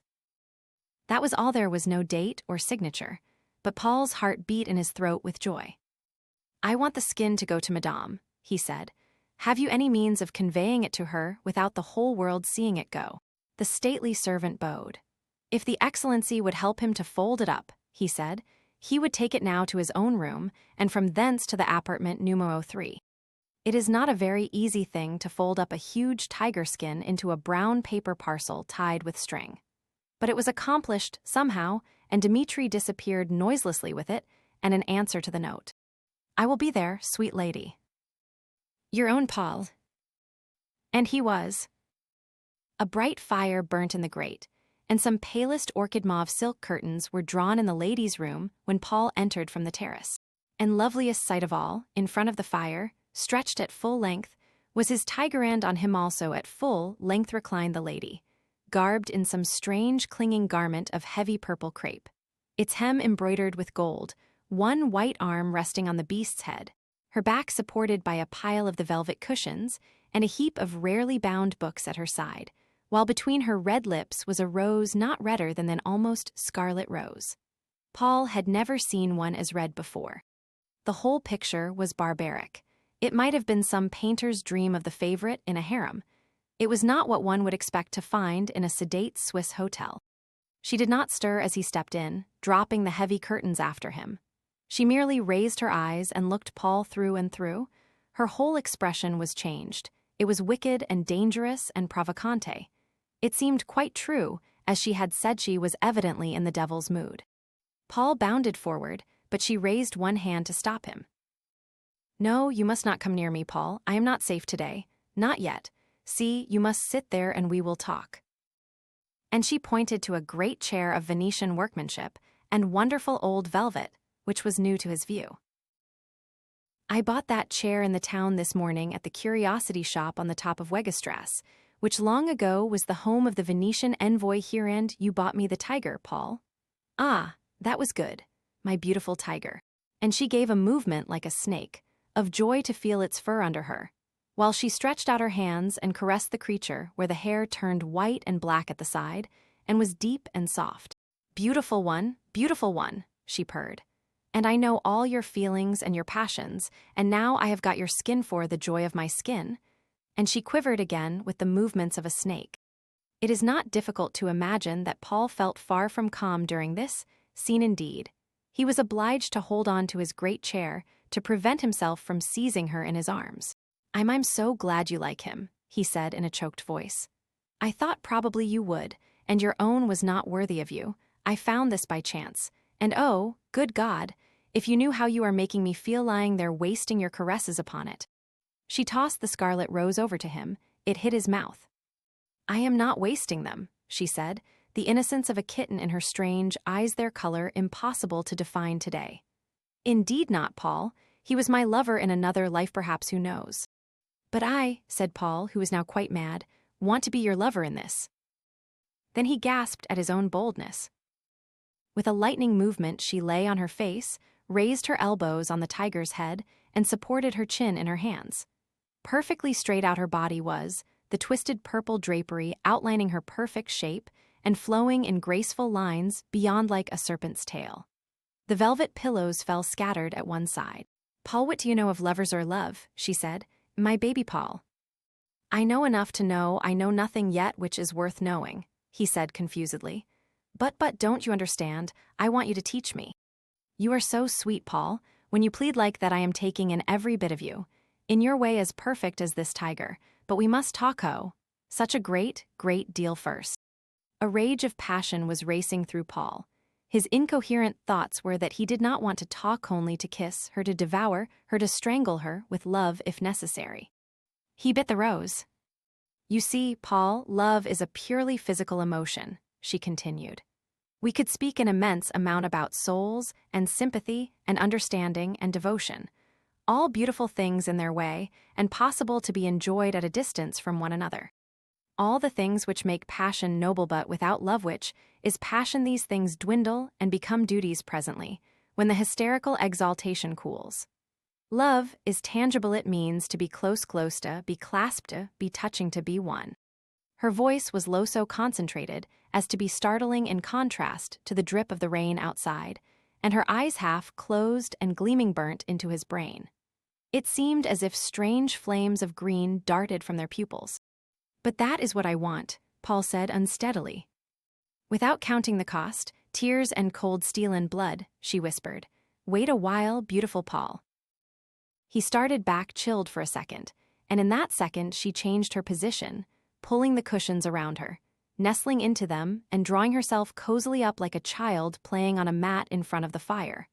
while with a face of perfect innocence, she looked up as she drew one of her great books nearer, and said in a dreamy voice, "Now we will read fairy tales, Paul." But Paul was too moved to speak. These rapid changes were too much for him, greatly advanced though he had become in these short days since he had known her.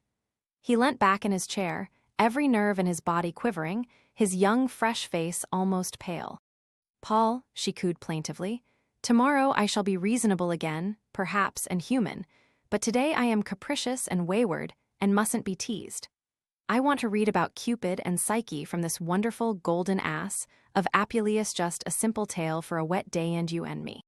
"Read then," said Paul, resigned. And she commenced in Latin, in a chanting, tender voice. Paul had forgotten most of the Latin he knew, but he remembered enough to be aware that this must be as easy as English to her as it flowed along in a rich rhythmic sound. It soothed him. He seemed to be dreaming of flowery lands and running streams. After a while she looked up again, and then with one of her sudden movements like a graceful cat, she was beside him leaning from the back of his chair. "Paul," she whispered right in his ear, "am I being wicked for you today? I cannot help it. The devil is in me and now I must sing." "Sing then," said Paul, maddened with again arising emotion. She seized a guitar that lay near, and began in a soft voice in some language, he knew not, a cadence of melody he had never heard, but one whose notes made strange quivers all up his spine. An exquisite pleasure of sound that was almost pain. And when he felt he could bear no more, she flung the instrument aside, and leant over his chair, again caressing his curls with her dainty fingers, and purring unknown strange words in his ear. Paul was young and unlearned in many things. He was completely enthralled, and under her dominion, but he was naturally no weakling of body or mind.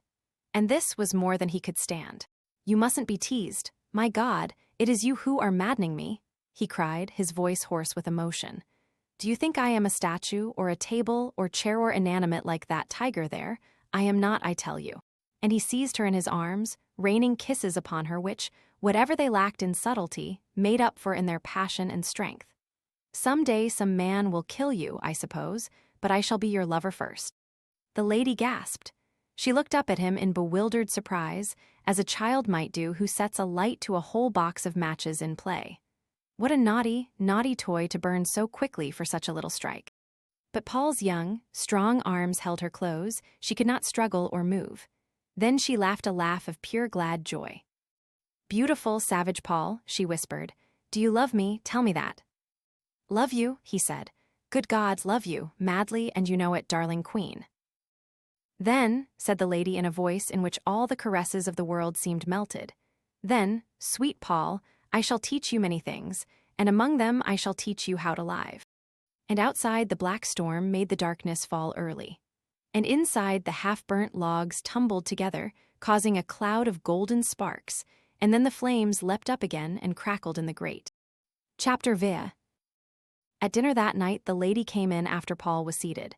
She was all in black velvet, stately and dignified and fine. She passed his chair and took her seat, not the faintest sign of recognition on her face. And although he was prepared for this, for some reason his heart sank for a moment. Her demeanor was the same as on the first night he had seen her, hardly raising her eyes, eating little of the most exquisite food, and appearing totally unconscious of her neighbors or their ways. She caused a flutter of excitement at the English table, the only other party, except two old men in a corner, who had dined so late, and they were halfway through their repast before she began hers. Paul was annoyed to see how they stared at his lady. But what joy it was to sit there and realize that she was his very own. And only 4 nights ago he had been a rude stranger, too, criticizing her every movement and drinking too much port with annoyance over it all. And now his whole life was changed. He saw with new eyes and heard with new ears. Even his casual observation was altered and sharpened, so that he noticed the texture of the cloth and the quality of the glass, and the shape of the room and its decoration. And how insupportably commonplace the good English family seemed. That bread-and-butter miss with her pink cheeks and fluffy hair, without a hat. Women's hair should be black and grow in heavy waves. He was certain of that now. How like them to come into a foreign restaurant hatless, just because they were English and must impose their customs. He sat and mused on it all, as he looked at his velvet-clad queen. A sense of complete joy and satisfaction stealing over him, his wild excitement and emotion calmed for the time. The delightful sensation of sharing a secret with her, a love secret known only to themselves. Think, if these Philistines guessed at it, even their faces. And at this thought Paul almost laughed aloud. With passionate interest, he absorbed every little detail about his lady. How exactly she knew what suited her. How refined and grand dame and quiet it all was, and what an air of breeding and command she had in the poise of her little Greek head. What did it matter what age she was, or of what nation? What did anything matter since she was his? And at that thought his heart began to beat again and cause him to speculate as to his evening. Would she let him come back to the terrace room after dinner, or must he get through the time as best he could? When he had left her, half dazed with joy and languor, no arrangements had been made, no definite plans settled. But of course she could not mean him not to wish her good night, not now. For 1 second before she left the room their eyes met. She raised a red rose, which she had taken from the silver vase, casually to her lips, and then passed out. But Paul knew she had meant the kiss for him, and his whole being was uplifted. It was still pouring with rain, no possible excuse to smoke on the terrace. It might be wiser to stay in the hall. Surely Dmitri would come with some message before very long if he was patient and waited her pleasure. But 10 o'clock struck, and there was no sign. Only the English youth, Percy Trevelyan, had got into conversation with him, and was proposing billiards to pass the time. Paul loved billiards, but not tonight. Heavens, what an idea, go off to the billiard room now tonight. He said he had a headache, and answered rather shortly in fact, and then, to escape further importunity, went up to his sitting room, there to await the turn of events, leaving poor little Mabel Trevelyan gazing after him with longing eyes. "Did you see at dinner how he stared at that foreign person, Mama?" she said. "Men are such fools. Clarkson told me, as she fastened my dress tonight, she'd heard she was some Grand Duchess or Queen traveling incognito for her health. Very plain and odd-looking, didn't you think so, Mama? And quite old." "No, dear, most distinguished. Not a girl, of course, but quite the appearance of a princess," said Mabel's mother, who had seen the world. Paul meanwhile paced his room, and anxious excitement was now his portion. Surely she could not mean him not to see her, not to say one little good night. What should he do? What possible plan invent? As 11 chimed he could bear it no longer. Rain or no, he must go out on the terrace. "Those mad English," the porter said to himself as he watched Paul's tall figure disappear in the dripping night. And there till after 12 he paced the path under the trees, but no light showed. The terrace gate was locked. It was chilly and wet and miserable, and at last he crept back utterly depressed to bed, but not to sleep. Even his youth and health were not proof against the mad emotions of the day. He tossed and turned, 1,000 questions singing in his brain. Was it really he who had been chosen by this divine woman for her lover? And if so, why was he alone now instead of holding her in his arms? What did it all mean? Who was she? Where would it end? But here he refused to think further. He was living, at all events living, as he had never dreamed was possible. And yet, poor Paul, he was only on the rim of all that he was soon to know of life. At last he fell asleep, one sentence ringing in his ears, tears and cold steel and blood. But if he was young, he was a gallant gentleman, and fear had no place in his dreams. Chapter VI. Next day they went to the Buogenstock to stay. It was all arranged with consummate simplicity. Paul was to start for a climb, he told his valet, and for a week they would leave Lucerne. Mme. Zielinska was not very well, it appeared, and consented to try, at the suggestion of the amiable manager inspired by Dmitri, a few days in higher air. There would not be a soul in their hotel on top of the Buogenstock probably, and she could have complete rest. They did not arrive together. Paul was the first. He had not seen her. Dmitri had given him his final instructions, and he awaited her coming with passionate impatience. He had written to her, on awaking, a coherent torrent of love, marvelously unlike the letter which had gone to poor Isabella only a few days before. In this to his lady he had said he could not bear it now, the uncertainty of seeing her, and had suggested the Buogenstock crudely, without any of the clever details which afterwards made it possible.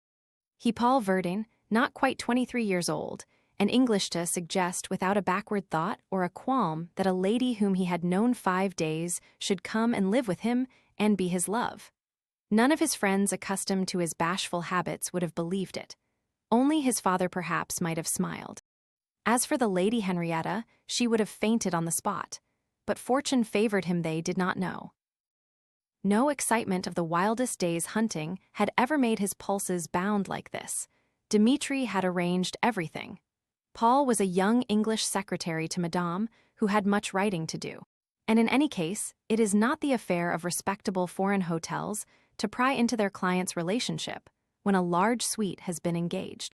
Paul's valet, the son of an old retainer of the family, was an honest fellow, and devoted to his master, but Sir Charles Verdine had decided to make things doubly sure. "Thompson," he had said, the morning before they left, "however Mr. Verdine may amuse himself while you are abroad, your eyes and mouth are shut, remember.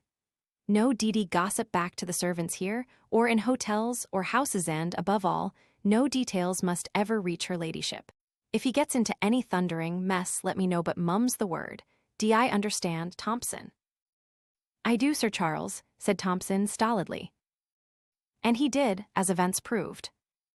The rooms on the Buigenstock looked so simple, so unlike the sitting room at Lucerne, just fresh and clean and primitive.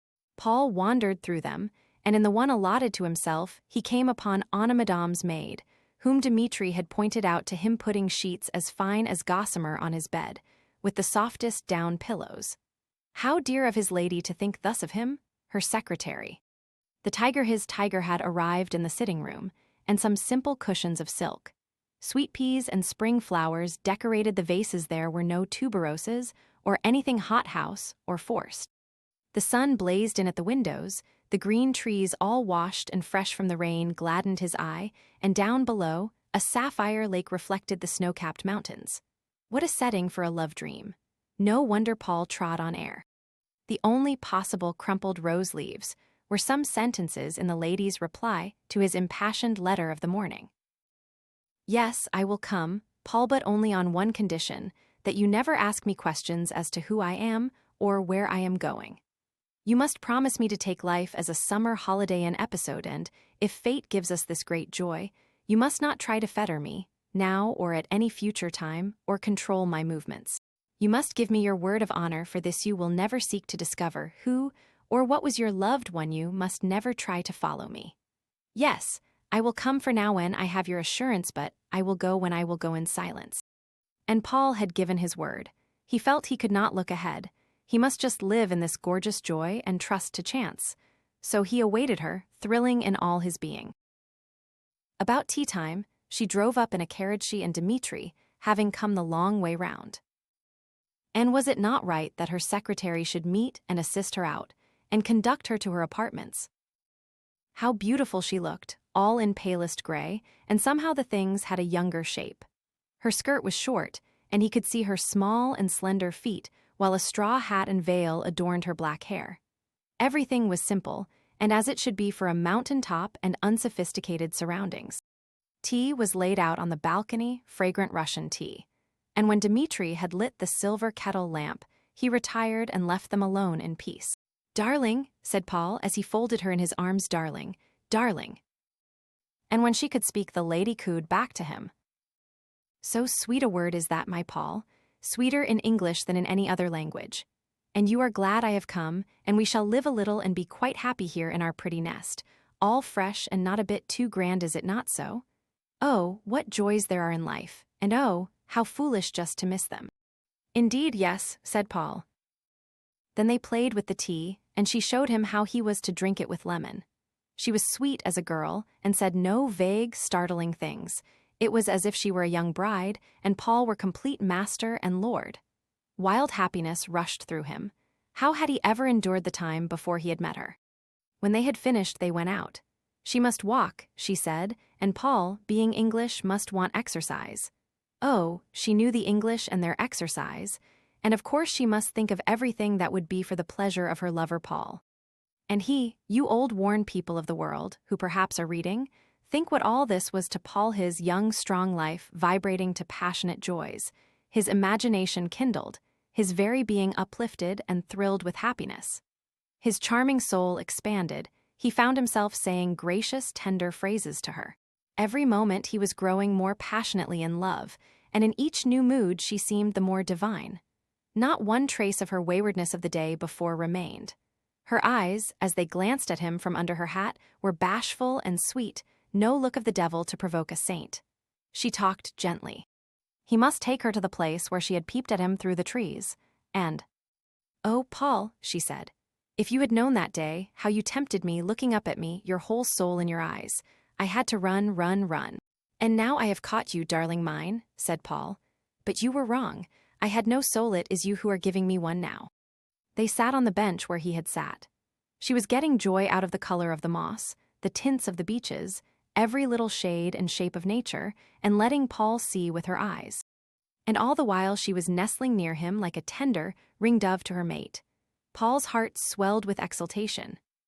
He felt good, as if he could be kind to everyone, as if his temper were a thing to be ashamed of, and all his faults, as if forever he must be her own true knight and defender, and show her he was worthy of this great gift and joy.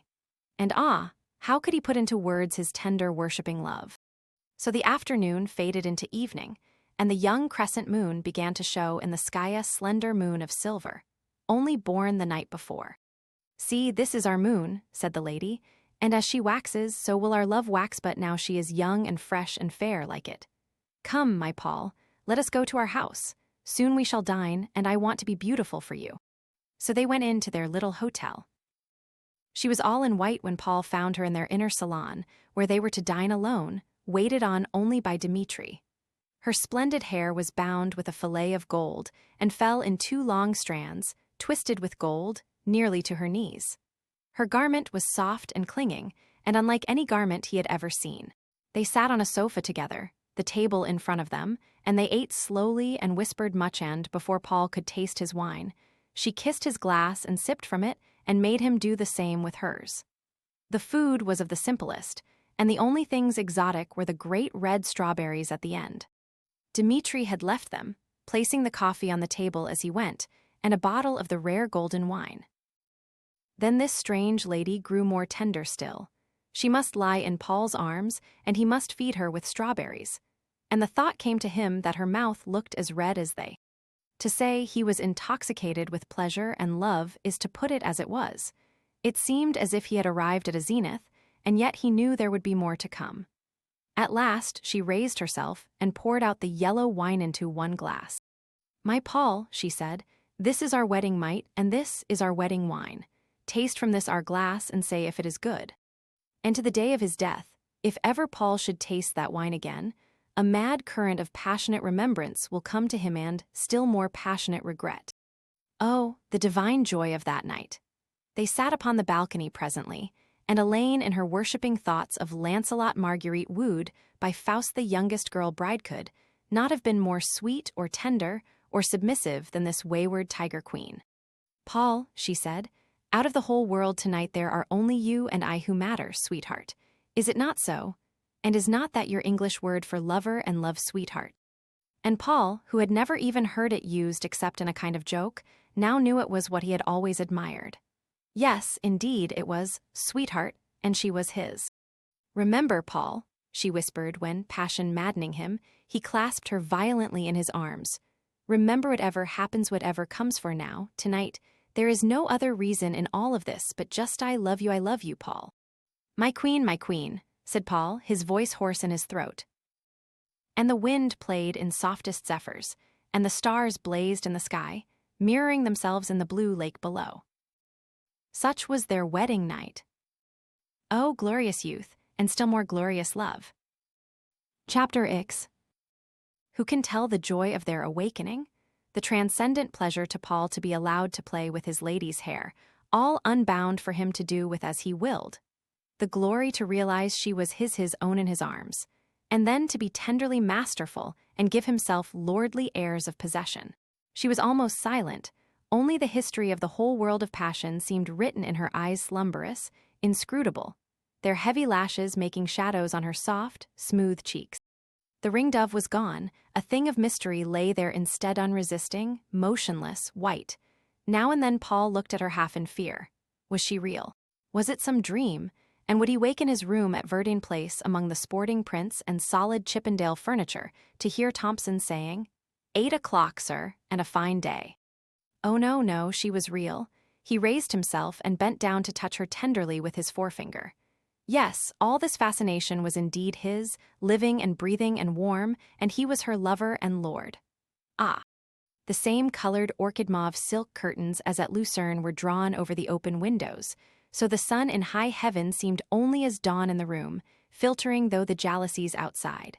But what was time? Time counts as one lives, and Paul was living now. It was 12 o'clock before they were ready for their dainty breakfast, laid out under the balcony awning. And the lady talked tenderly and occupied herself with the fancies of her lord, as a new bride should. But all the time the mystery stayed in her eyes, and the thought came to Paul that were he to live with her for 100 years, he would never be sure of their real meaning. "What shall we do with our day, my Paul?" she said presently. "See, you shall choose. Shall we climb to the highest point on this mountain and look at our kingdom of trees and lake below? Or shall we rest in the launch and glide over the blue water and dream sweet dreams? Or shall we drive in the carriage far inland to a quaint farmhouse I know, where we shall see people living in simple happiness with their cows and their sheep? Decide, sweetheart, decide." "Whatever you would wish, my queen," said Paul. Then the lady frowned, and summer lightnings flashed from her eyes. "Of course, what I shall wish, but I have told you to choose, feeble Paul. There is nothing so irritates me as these English answers. Should I have asked you to select our day had I decided myself? I would have commanded Dmitri to make the arrangements, that is all. But no, today I am thy obedient one. I ask my love to choose for me. Tomorrow I may want my own will. Today I desire only thine, beloved." And she leant forward and looked into his eyes. "The mountain top, then," said Paul, "because there we can sit, and I can gaze at you, and learn more of life, close to your lips. I might not touch you in the launch, and you might look at others at the farm end. It seems as if I could not bear one glance or word turned from myself today. You have chosen well, Miley et moi." The strange words pleased him. He must know their meaning, and learn to pronounce them himself. And all this between their dainty dishes took time, so it was an hour later before they started for their walk. Up those winding paths among the firs and larches, up and up to the top. They dawdled slowly until they reached their goal. There, aloof from the beaten track, safe from the prying eyes of some chance stranger, they sat down, their backs against a giant rock, and all the glory of their lake and treetops to gaze at down below. Paul had carried her cloak, and now they spread it out, covering their couch of moss and lichen. A soft languor was over them both. Passion was asleep for the while, but what exquisite bliss to sit thus, undisturbed in their eyrie, he and she alone in all the world. Her words came back to him. Love means to be clasped, to be close, to be touching, to be one. Yes, they were one. Then she began to talk softly, to open yet more windows in his soul to joy and sunshine. Her mind seemed so vast, each hour gave him fresh surprises in the perception of her infinite knowledge, while she charmed his fancy by her delicate modes of expression and un-English perfect pronunciation, no single word slurred over. "Paul," she said presently, "how small seem the puny conventions of the world, do they not, beloved? Small as those little boats floating like scattered flower leaves on the great lake down there. They were invented first to fill the place of the zest, which fighting and holding one's own, by the strength of one's arm originally gave to man. Now, he has only laws to combat, instead of a fiercer fellow creature, a dull exchange forsooth. Here are you and I mated and wedded and perfectly happy, and yet by these foolish laws we are sinning, and you would be more nobly employed yawning with some bony English miss for your wife, and I by the side of a mad, drunken husband. All because the law made us swear a vow to keep forever stationary an emotion which we can no more control than the trees can which way the wind will blow their branches. To love, oh, yes, they call it that at the altar joined together by God. As likely as not two human creatures who hate each other, and are standing there swearing those impossibilities for some political purpose and advantage of their family. They desecrate the word love. Love is for us, Paul, who came together because our beings cried, 'This is my mate.' I should say nothing of a no. If it had no pretense marriage, if it were frankly a contract, yes, I give you my body and my dowry. Yes, you give me your name and your state. It is of the course, horrible things one must pass through in life but to call the Great Spirit's blessing upon it as an exaltation, to stand there and talk of love. Ah, that is what must make God angry, and I feel for him. Paul noticed that she spoke as if she had no realization of the lives of lesser persons who might possibly wed, because they were mated as well not for political reasons or ambition of family. Her keen senses divined his thought. Yes, beloved, you would say. Only that supposing you were not married to anyone else, we should be swearing the truth if we swore before God that we loved. I would make any vows to you from my soul, in perfect honesty, for ever and ever, my darling queen. His blue eyes, brimming with devotion and conviction of the truth of his thought, gazed up at her. And into her strange orbs there came that same look of tenderness that once before had made them as a mother's watching the gambols of her babe. There, she said. You would swear them and hug your chains of roses, but because they were chains they would turn heavy as lead. Make no vows, sweetheart. Fate will force you to break them if you do, and then the gods are angry and misfortune follows. Swear none, and that fickle one will keep you passionate, in hopes always to lure you into her pitfalls to vow and to break pain and regret. Live, Paul, and love, and swear nothing at all. Paul was troubled. But, he said, don't you believe I shall love you forever? The lady leant back against the rock and narrowed her eyes. That will depend upon me, my Paul, she said. The duration of love in a being always depends upon the loved one. I create an emotion in you, as you create one in me. You do not create it in yourself. It is because something in my personality causes an answering glow in yours that you love me. Were you to cease to do so, it would be because I was no longer able to call forth that answer in you. It would not be your fault any more than when you cease to please me it will be mine. That is where people are unjust. But surely, said Paul, it is only the fickle who can change. It is according to one's nature. If one is born a steadfast gentleman, one is more likely to continue than if one is a farceur prince or no, but it depends upon the object of one's love whether he or she can hold one or not. One would not blame a needle if it fell from a magnet, the attraction of the magnet being in some way removed, either by a stronger at the needle's side or by some deadening of the drawing quality in the magnet itself, and so it is in love. Do you follow me, Paul? Yes, said Paul gloomily. I must try to please you, or you will throw me away. You see, she continued, the ignorant make vows, and being weaklings for the most part vanity and fate easily remove their inclination from the loved one. It may not be his fault any more than a broken leg keeping him from walking would be his fault, beyond the fact that it was his leg. But we have to suffer for our own thing, so there it is. We will say the weakling's inclination wants to make him break his vows, so he does, either in the letter or spirit or both. And then he feels degraded and cheap and low, as all must do who break their sacred word given of their own free will when inclination prompted them to. So how much better to make no vow? Then at least when the cord of attraction snaps, we can go free, still defying the lightning in our untarnished pride. Oh, darling, do not speak of it, cried Paul. The cord of attraction between us can never snap.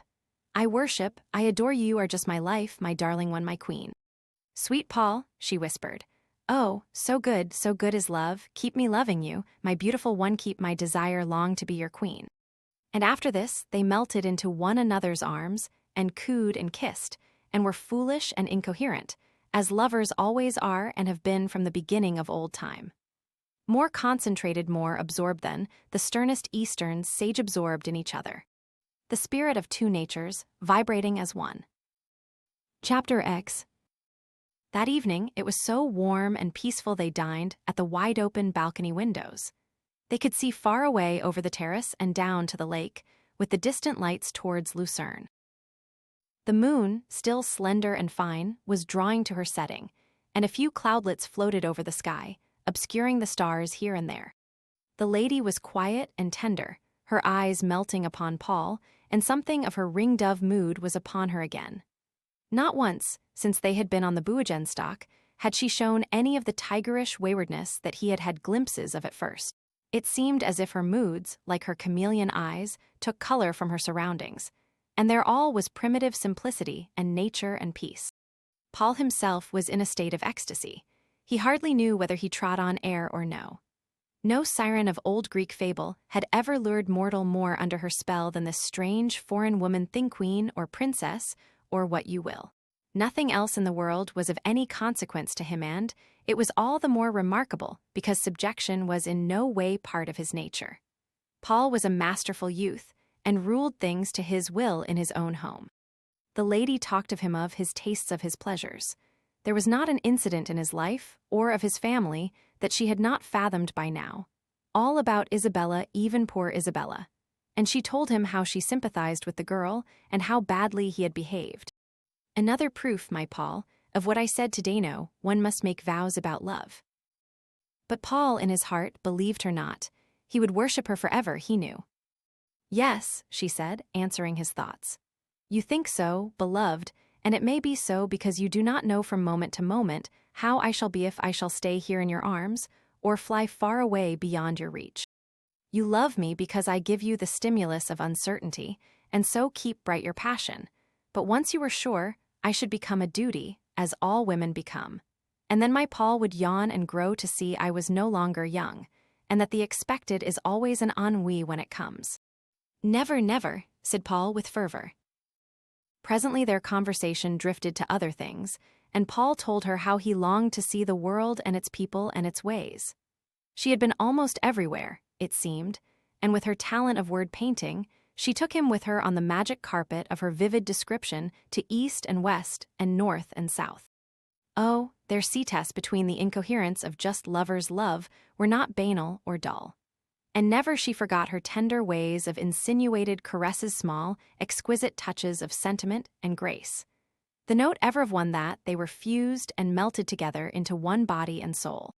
Through all her talk that night Paul caught glimpses of the life of a great lady, surrounded with state and cares, and now and then there was a savage echo which made him think of things barbaric, and wonder more than ever from whence she had come.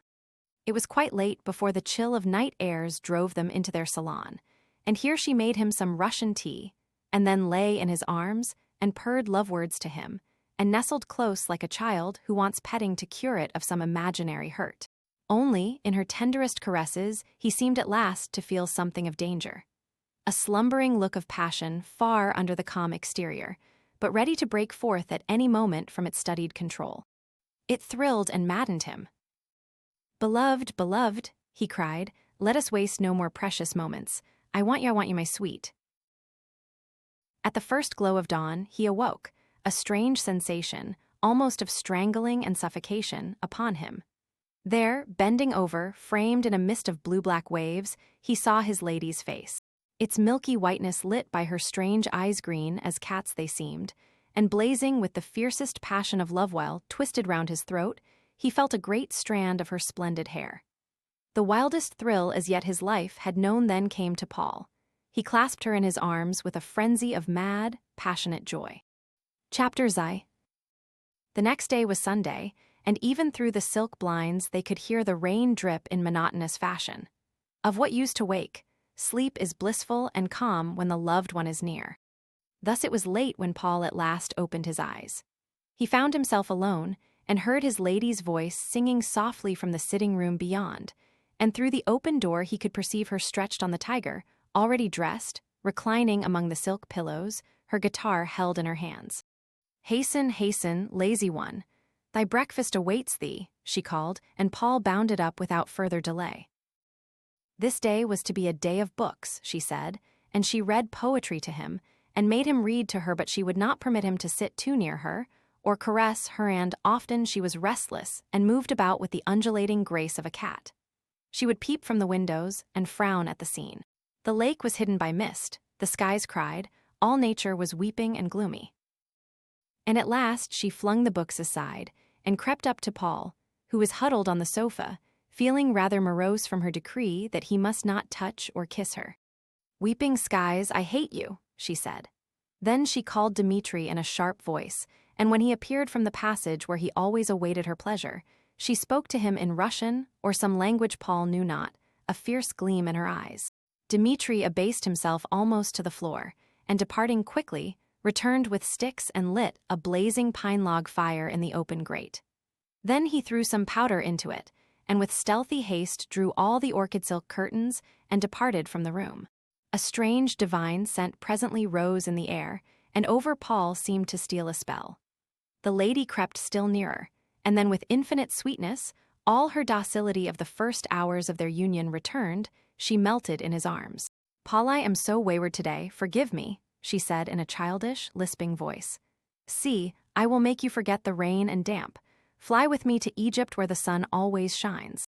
And Paul, like a sulky, hungry baby who had been debarred and now received its expected sweetmeat, clasped her and kissed her for a few minutes before he would let her speak. "See, we are getting near Cairo," she said, her eyes half closed, while she settled herself among the cushions and drew Paul down to her until his head rested on her breast, and her arms held him like a mother with a child. Her voice was a dream voice as she whispered on. "Do you not love those minarets and towers against the opal sky, and the rose-pink granite hills beyond? And look, Paul, at this peep of the Nile, those are the water buffaloes, those strange beasts you see they are pulling that ridiculous water drawer just the same as in Pharaoh's time. Ah, I smell the scent of the east. Look at the straight blue figures, the lines so pleasing and long. The dignity, the peace, the forever in it all. Now we are there. See the brilliant crowd all moving with little haste, and listen to the strange noise. Look at the faces of the camels, disdainful and calm, and that of an old devil man with tangled hair. Come from this, I want the desert and the Sphinx. Ah, it is bright day again, and we have all the green world between us and the great vast brown tract of sand. And those are the pyramids clear-cut against the turquoise sky. And soon we shall be there, only you must observe this green around us first. My Paul, the green of no other country in all the world, pure emerald nature's supreme concentrated effort of green for miles and miles. No, I do not want to live in that small village in a brown mud hut, shared with another wife to that gaunt blue linen-clad man. I would kill them all and be free. I want to go on, beloved, on to the desert for you and me alone, with its wonderful passion and wonderful peace." Her voice became still more dreamy. There was a cadence in it now as if some soul within were forcing her to chant it all, with almost the lilt of blank verse. Oh, the strange drug of the glorious East, flooding your senses with beauty and life. Tease the spell of the Sphinx, and now we are there, close in her presence. Look, the sun has set.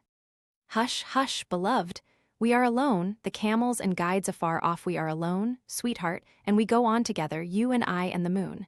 See, she is rising all silver and pure, and blue is the sky, and scented the night. Look, there is the Sphinx. Do you see the strange mystery of her smile and the glamour of her eyes? She is a goddess, and she knows men's souls, and their foolish, unavailing passion and pain, never content with the is which they have, always regretting the was which has passed, and building false hopes on the phantom may be. But you and I, my lover, my sweet, have fathomed the riddle which is hid in the smile of our goddess, our Sphinx we have guessed it, and now are as high gods too. For we know it means to live in the present and quaff life in its full. Sweetheart, beloved, joy and life in its full. Her voice grew faint and far away, like the echo of some exquisite song, and the lids closed over Paul's blue eyes, and he slept. The light of all the love in the world seemed to flood the lady's face. She bent over and kissed him, and smoothed his cheek with her velvet cheek.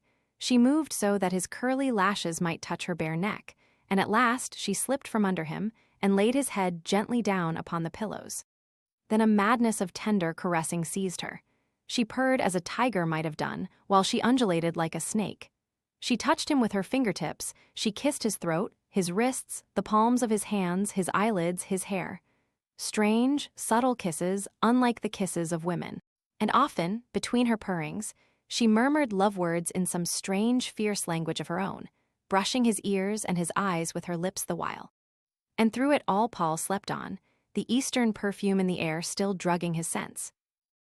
It was quite dark when he awoke again, and beside him, seated on the floor, all propped with pillows, his lady reclined her head against his shoulder. And as he looked down at her in the firelight's flickering gleam, he saw that her wonderful eyes were wet with great glittering tears. My soul, he said tenderly, his heart wrung with emotion. What is it, sweetheart, why have you these tears? Oh, what have I done, darling, my own?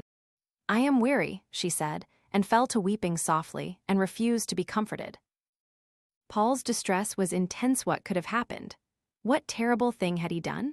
What sorrow had fallen upon his beloved while he selfishly slept? But all she would say was that she was weary, while she clung to him in a storm of passion, as if someone threatened to take her out of his arms. Then she left him abruptly and went off to dress. But later, at dinner, it seemed as if a new and more radiant light than ever glowed on her face. She was gay and caressing, telling him merry tales of Paris and its plays. It was as if she meant to efface all suggestion of sorrow or pain, and, gradually, the impression wore off in Paul's mind. And ere it came to their sipping the golden wine, all was brightness and peace. "See," she said, looking from the window just before they retired to rest, "the sky has stopped crying, and there are our stars, sweetheart, come out to wish us good night. Ah, for us tomorrow once more will be a glorious day." "My queen," said Paul, "rain or fine, all days are glorious to me, so long as I have you to clasp in my arms. You are my sun, moon, and stars always, forever." She laughed a laugh, the silver echo of satisfaction and joy. "Sweet Paul," she lisped mischievously, "so good you have been, so gentle with my moods, you must have some reward. Listen, beloved, while I tell it to you." But what she said is written in his heart. Chapter Z. His lady was so intensely sougne that is what pleased Paul. He had never thought about such things or noticed them much in other women, but she was a revelation. No Roman empress with her bath of ass's milk could have had a more wonderful toilet than she. And ever she was elusive, and he never quite got to the end of her mystery. Always there was a veil, when he least expected it, and so these hours for the most part were passed at the boiling point of excitement and bliss. The experiences of another man's whole lifetime Paul was going through in the space of days. It was the Monday following the wet Sunday when an incident happened which soon came back to him and gave him food for reflection. They would spend the day in the launch, she decided, going whither they wished, stopping here to pick gentians, going there under the shadow of trees, landing where and when they desired, even sleeping at Flukelin if the fancy took them to. Anna was sent on with their things in case this contingency occurred, and earth, water, and sky seemed smiling them a welcome. Just before they started, Dmitri, after the gentlest tap, noiselessly entered Paul's room. Paul was selecting some cigars from a box and looked up in surprise as the stately servant cautiously closed the door. "Yes, Dmitri, what is it?" he said half impatiently. Dmitri advanced, and now Paul saw that he carried something in his hand. He bowed low with his usual courtly respect. Then he stammered a little as he began to speak. The substance of his sentence, Paul gathered, was that the Excellency would not be inconveniencing himself too much, he hoped, if he would consent to carry this pistol. A very good pistol, he assured him, which would take but little room. Paul's surprise deepened. Carry a pistol in peaceful Switzerland? It seemed too absurd. "What on earth for, my friend?" he said. But Dmitri would give no decided answer, only that it was wiser, when away from one's home and out with a lady, never to go unarmed. Real anxiety peeped from his cautious gray eyes. Did Paul know how to shoot? And would he be pardoned for asking the Excellency such a question? But in England, he heard, they dealt little with revolvers, and this was a point to be assured of. Yes, Paul knew how to shoot. The idea made him laugh.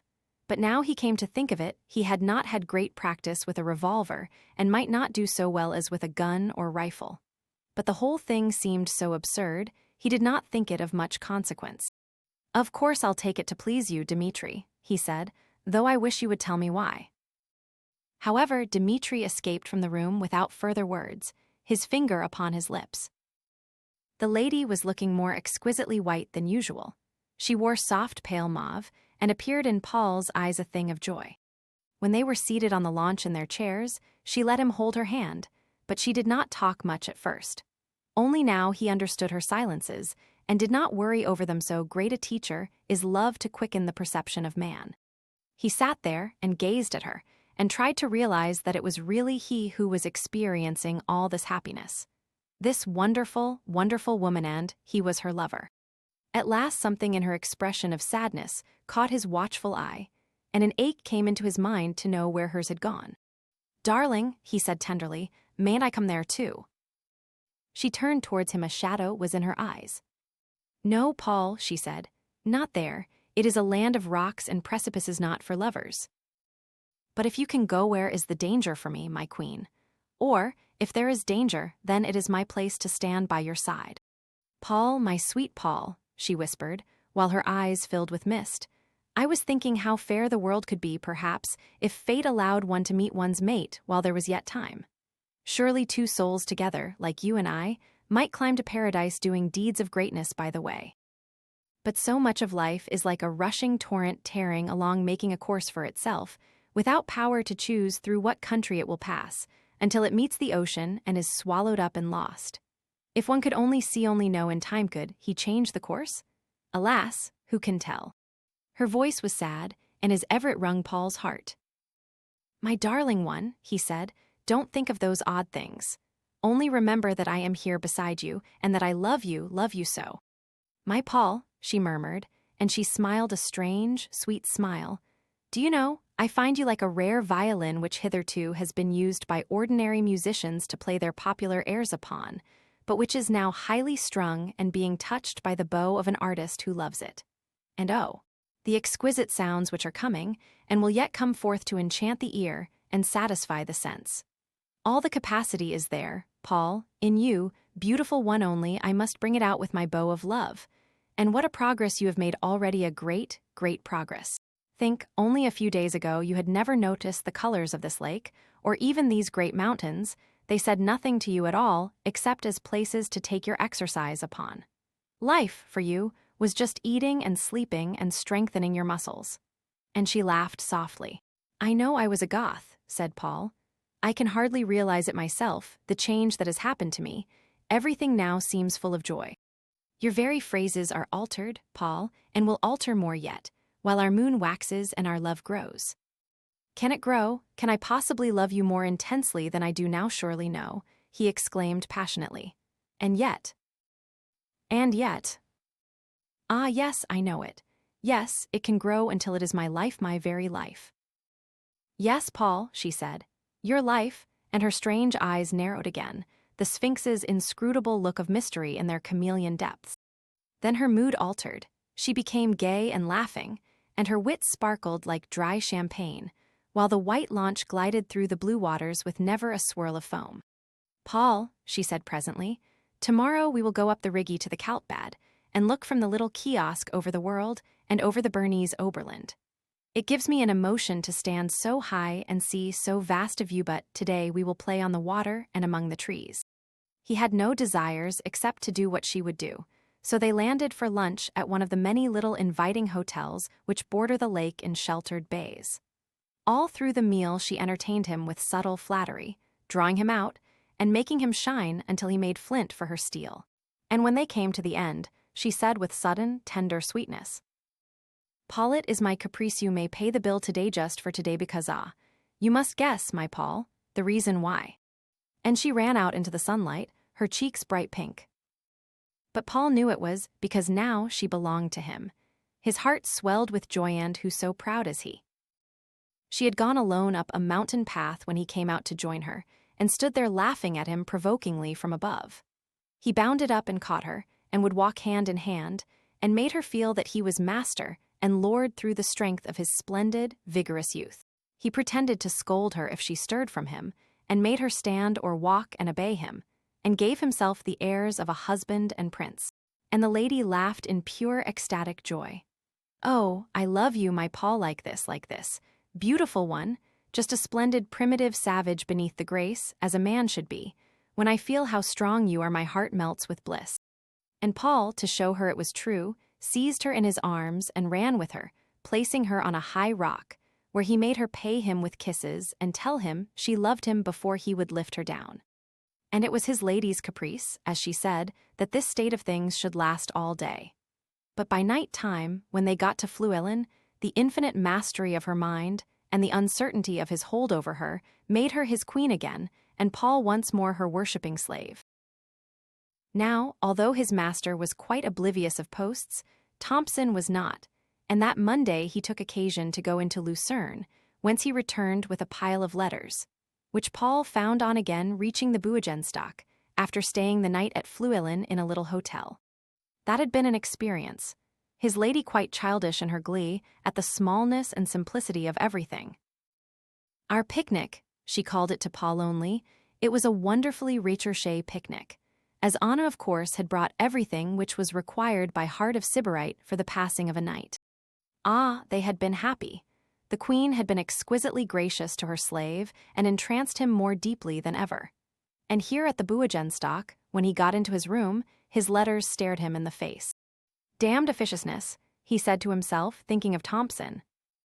He did not want to be reminded of any existence other than the dream of heaven he was now enjoying. Oh, they were all very real and material, these epistles quite of earth. One was from his mother. He was enjoying Lucerne, she hoped, and she was longing for his return. She expected he also was craving for his home and horses and dogs. All were well. She and his father were moving up to the townhouse in Berkeley Square the following week until the end of June, and great preparations were already in contemplation for his 23rd birthday in July at Verdine Place. There was no mention of Isabella, except a paragraph at the end. Miss Waring was visiting friends at Blackheath, he was informed. Ah, so far away it all seemed, but it brought him back from heaven. The next was his father's writing, laconic, but to the point. This parent hoped he was not wasting his time short in life, and that he was cured of his folly for the parson's girl, and found other eyes shone bright. If he wanted more money, he was to say so. Several were from his friends, banal and everyday. And one was from Tremlett, his own groom, and this was full of moonlighter and pike. That gave him just a moment's feeling pike. Tremlett had made so bold as to have some snapshots done by a friend, and he ventured to send one to his master. The very picture of the dog, he said, and it was true. Ah, this touched him, this little photograph of Pike. Dear little chap, he said to himself as he looked. My dear little chap. And then an instantaneous desire to show it to his lady came over him, and he went back to the sitting room in haste. There she was, the post had come for her too, it seemed, and she looked up with an expression of concentrated fierceness from a missive she was reading as he entered the room. Her marvelous self-control banished all but love from her eyes after they had rested on him for an instant. But his senses so fine now had remarked the first glance.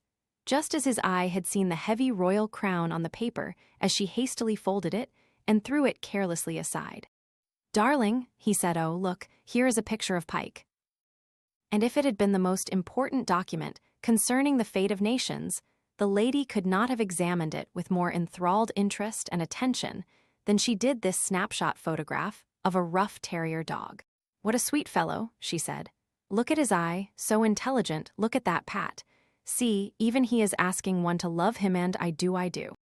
Darling, said Paul in ecstasy, oh, if we only had him here, wouldn't that be good? And he never knew why his lady suddenly threw her arms round his neck and kissed him with passionate tenderness and love, her eyes soft as a dove's. Oh, my Paul, she said, a break in her wonderful voice, whose tone said many things, my young, darling English Paul. Presently they would drive to see that quaint farm she wanted to show him. The day was very warm, and to rest in the comfortable carriage would be nice. Paul thought so, too, so after a late lunch they started. And once or twice on the drive through the most peaceful and beautiful scenery, a flash of the same fierceness came into the lady's eyes, gazing away over distance as when she had read her letter, and it made Paul wonder and long to ask her why. He never allowed himself to speculate in coherent thought words even as to who she was or her abode in life. He had given his word and was an Englishman and would keep it, that was all. But in his subconsciousness there dwelt the conviction that she must be some queen or princess of a country south in Europe, half barbaric, half advanced. That she was unhappy and hated it all, he more than divined. It was a proof of the strength of his character that he did not let the terrible thought of inevitable parting mar the bliss of the tangible now. He had promised her to live while the sun of their union shone, and he had the force to keep his word. But oh, he wished he could drive all care from her path, and that this glorious life should go on forever. When they got to the farm in the soft late afternoon light, the most gracious mood came over his lady. It was just a Swiss farmhouse of many stories, the lower one for the cows and other animals, and the rest for the family and industries. All was clean and in order, with that wonderful outside neatness which makes Swiss chalets look like painted toy houses popped down on the greensward without yard or byre. And these people were well-to-do, and it was the best of its kind. The Bäuerin, a buxom mother of many little ones, was nursing another not 4 weeks old, a fat, prosperous infant in its quaint Swiss clothes. Her broad face beamed with pride as she welcomed the gracious lady. Old acquaintances they appeared, and they exchanged greetings. Foreign languages were not Paul's strong point, and he caught not a word of meaning in the German patois the good woman talked. But his lady was voluble, and seemed to know each flaxen-haired child by name, though it was the infant which longest arrested her attention. She held it in her arms, and Paul had never seen her look so young or so beautiful. The good woman left them alone while she prepared some coffee for them in the adjoining kitchen, followed by her troop of kinder. Only the little one still lay in the lady's arms. She spoke not a word. She sang to it a cradle song, and the thought came to Paul that she seemed as an angel, and this must be an echo of his own early heaven before his life had descended to earth. A strange peace came over him as he sat there watching her, his thoughts vague and dreamy of some beautiful sweet tenderness he knew not what. Ere the woman returned with the coffee, the lady looked up from her crooning, and met his eyes. All her soul was aglow in hers while she whispered, as he bent over to meet her lips, "Yes, some day, my sweetheart, yes." And that magic current of sympathy which was between them made Paul know what she meant. And the gladness of the gods fell upon him and exalted him, and his blue eyes swam with tears. Ah, that was a thought, if that could ever be. All the way back in the carriage he could only kiss her. Their emotion seemed too deep for words. And this night was the most divine of any they had spent on the Buogenstock. But there was in it an essence about which only the angels could write. Chapter ZI. Do you know the belvedere at the Rigi Kaltbad, looking over the corner to a vast world below, on a fair day in May, when the air is clear as crystal and the lake ultramarine? When the Bernese Oberland undulates away in unbroken snow, its pure whiteness like cold marble, the shadows gray-blue. Have you seen the tints of the beeches, of the pines, of the firs, clinging like some cloak of life to the hoary-headed mountains, a reminder that spring is eternal, and youth must have its day, however gray beards and white heads may frown. It is good. And so is the air up there, hungry and strong and young. Paul and his lady stood and looked down in rapt silence. It was giving her, as she said, an emotion, but of what sort he was not sure. They were all alone. No living soul was anywhere in view. She had been in a mood all day when she seldom raised her eyes. It reminded him of the first time he had seen her, and wonder grew again in his mind. All the last night her soul had seemed melted into his in a fusion of tenderness and trust, exalted with the exquisite thought of the wish which was between them. And he had felt at last, he had fathomed its inmost recess. But today, as he gazed down at her white rose paleness, the heavy lashes making their violet shadow on her cheek, her red mouth mutinous, and full the conviction came back to him that there were breadths and depths and heights about which he had no conception even. And an ice hand clutched his heart. Of what strange thing was she thinking, leaning over the parapet there, her delicate nostrils quivering now and then? "Paul," she said at last, "did you ever want to kill anyone? Did you ever long to have them there at your mercy, to choke their life out and throw them to hell?" "Good God, no," said Paul aghast. Then at last she looked up at him, and her eyes were black with hate. "Well, I do, Paul. I would like to kill one man on earth, a useless, vicious weakling, too feeble to deserve a fine death, a rotting carrion spoiling God's world and encumbering my path. I would kill him if I could, and more than ever today." "Oh, my queen," said Paul, distressed. "Don't say such things, you, my own tender woman and love."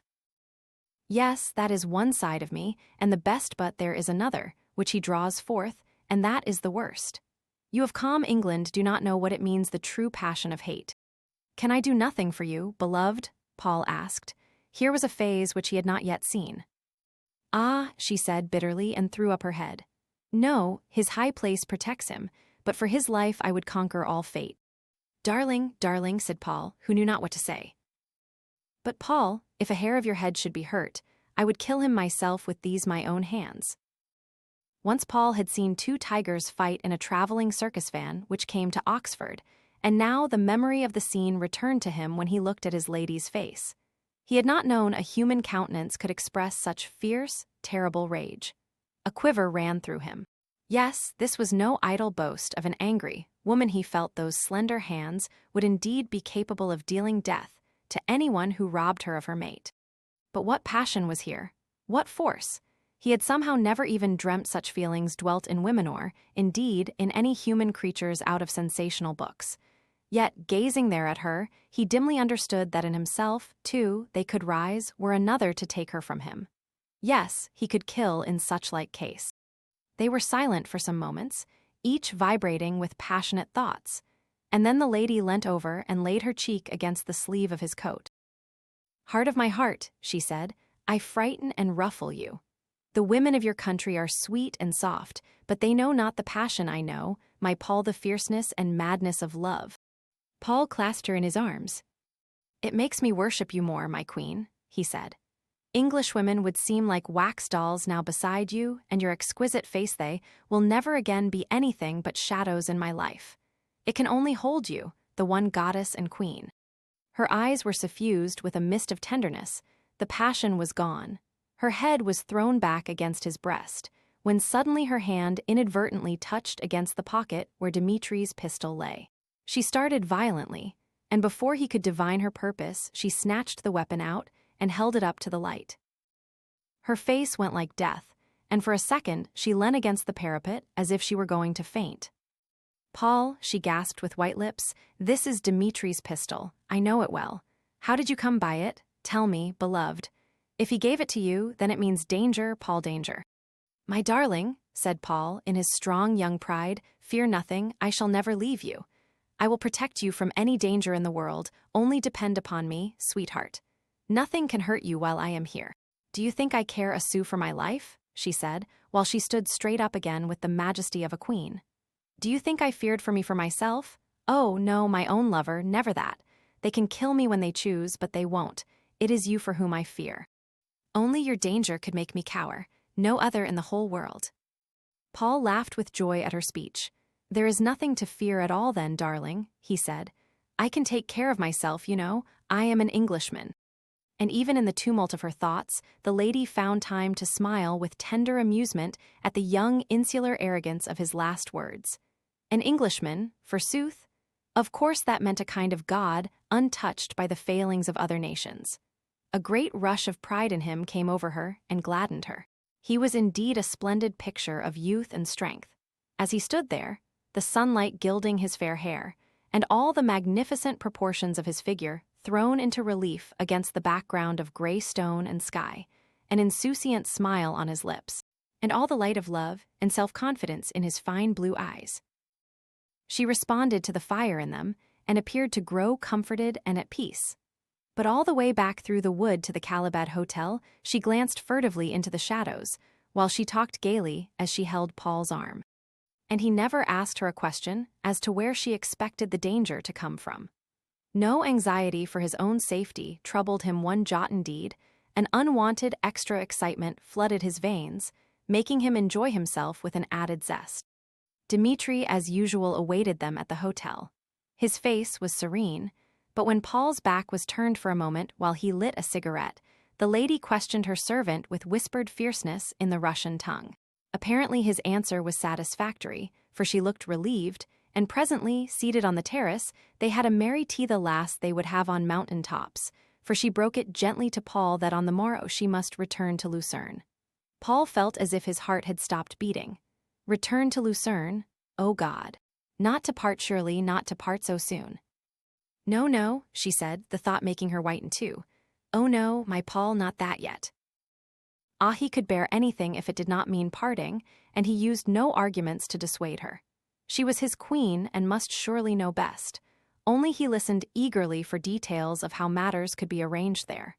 Alas, they could never be the same as this glorious time they had had. "You must wait 2 days, sweetheart," she said, "before you follow me. Stay still in our nest if you will, but do not come on to Lucerne." "I could not stand it," said Paul. "Oh, darling, don't kill me with aching for your presence 2 whole days. It is a lifetime, not to be endured." "Impatient one?" she laughed softly. "No, neither could I bear not to see you, sweetheart, but we must not be foolish. You must stay on in our rooms, and each morning I will meet you somewhere in the launch. Dmitri knows every inch of the lake, and we can pass most of days thus, happy at last." "But the nights," said Paul, deep distress in his voice. "What on earth do you think I can do with the nights?" "Spend them in sleep, my beloved one," the lady said, while she smiled a soft, fine smile. But to Paul this idea presented the poorest compensation and, in spite of his will to the contrary, his thoughts flew ahead for an instant to the inevitable days and nights when no, he could not face the picture. Life would be finished for him when that time came. The thought of only a temporary parting on the morrow made them cling together for this, their last evening, with almost greater closeness and tenderness than usual. Paul could hardly bear his lady out of his sight, even while she dressed for dinner, when they got back to the Buagenstock. And twice he came to the door and asked plaintively how long she would be, until Anna took pity on him and implored to be allowed to ask him to come in while she finished her mistress's hair. And that was a joy to Paul. He sat there by the dressing table and played with the things, opening the lids of gold boxes and sniffing bottles of scent with an air of right and possession which made his lady smile like a purring cat. Then he tried on her rings, but they would only go on to the second joint of his little finger, as he laughingly showed her, and, finally, he pushed Anna aside and insisted upon putting the last touches himself to the glorious waves of black hair. And all the while he teased the maid and chaffed her in infamous French, to her great delight, while his lady looked at him, whole wells of tenderness deep in her eyes. Paul had adorable ways when he chose. No wonder both mistress and maid should worship him. The moon was growing larger, her slender contours more developed, and the stars seemed fainter and farther off. Nothing more exquisite could be dreamed of, thought Paul, than the view from their balcony windows, the light on the silver snows. And he would let no thought that it was the last night they would see it together mar the passionate joy of the hours still to be.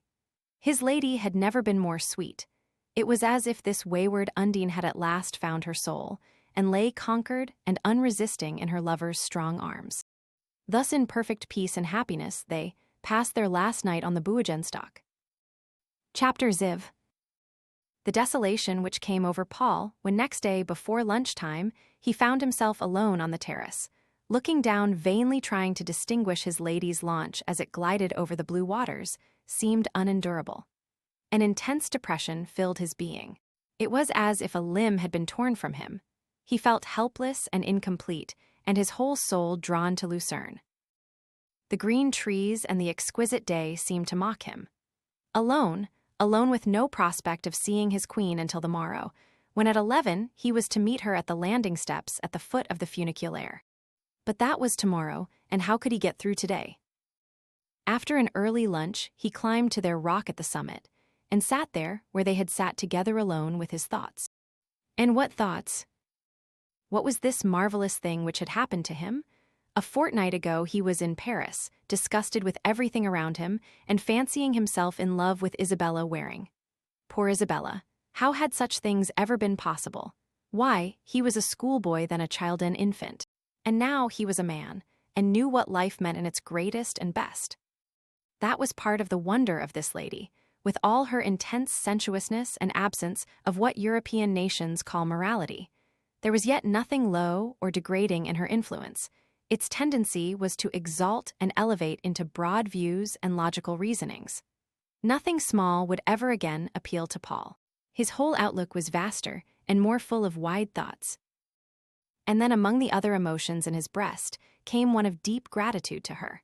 For, apart from her love, had she not given him the royalest gift which mankind could receive an awakened soul? Like her story of Undine, it had truly been born with that first long kiss.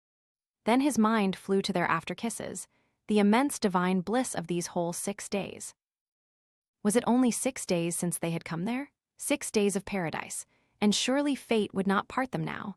Surely more hours of joy lay in store for them yet. The moon was 7 days old, and his lady had said, "While she waxes, our love will wax." Thus, even by that calculation, there was still time to live a little longer. Paul's will was strong. He sternly banished all speculations as to the future. He remembered her counsel of the riddle which lay hidden in the eyes of the Sphinx to live in the present and quaff life in its full. He was in a mood of such worship that he could have kissed the gray rock because she had leant against it. And to himself he made vows that, come what might, he would ever try to be worthy of her great spirit and teaching. Dimitri's pistol still lay in his pocket. He took it out and examined it. All 6 chambers were loaded. A deadly small thing with a finely engraved stock made in Paris. There was a date scratched. It was about a year old. What danger could they possibly have dreaded for him? He almost laughed. He stayed up on the highest point until after the sun had set. Somehow he dreaded going back to the rooms where they had been so happy going back alone.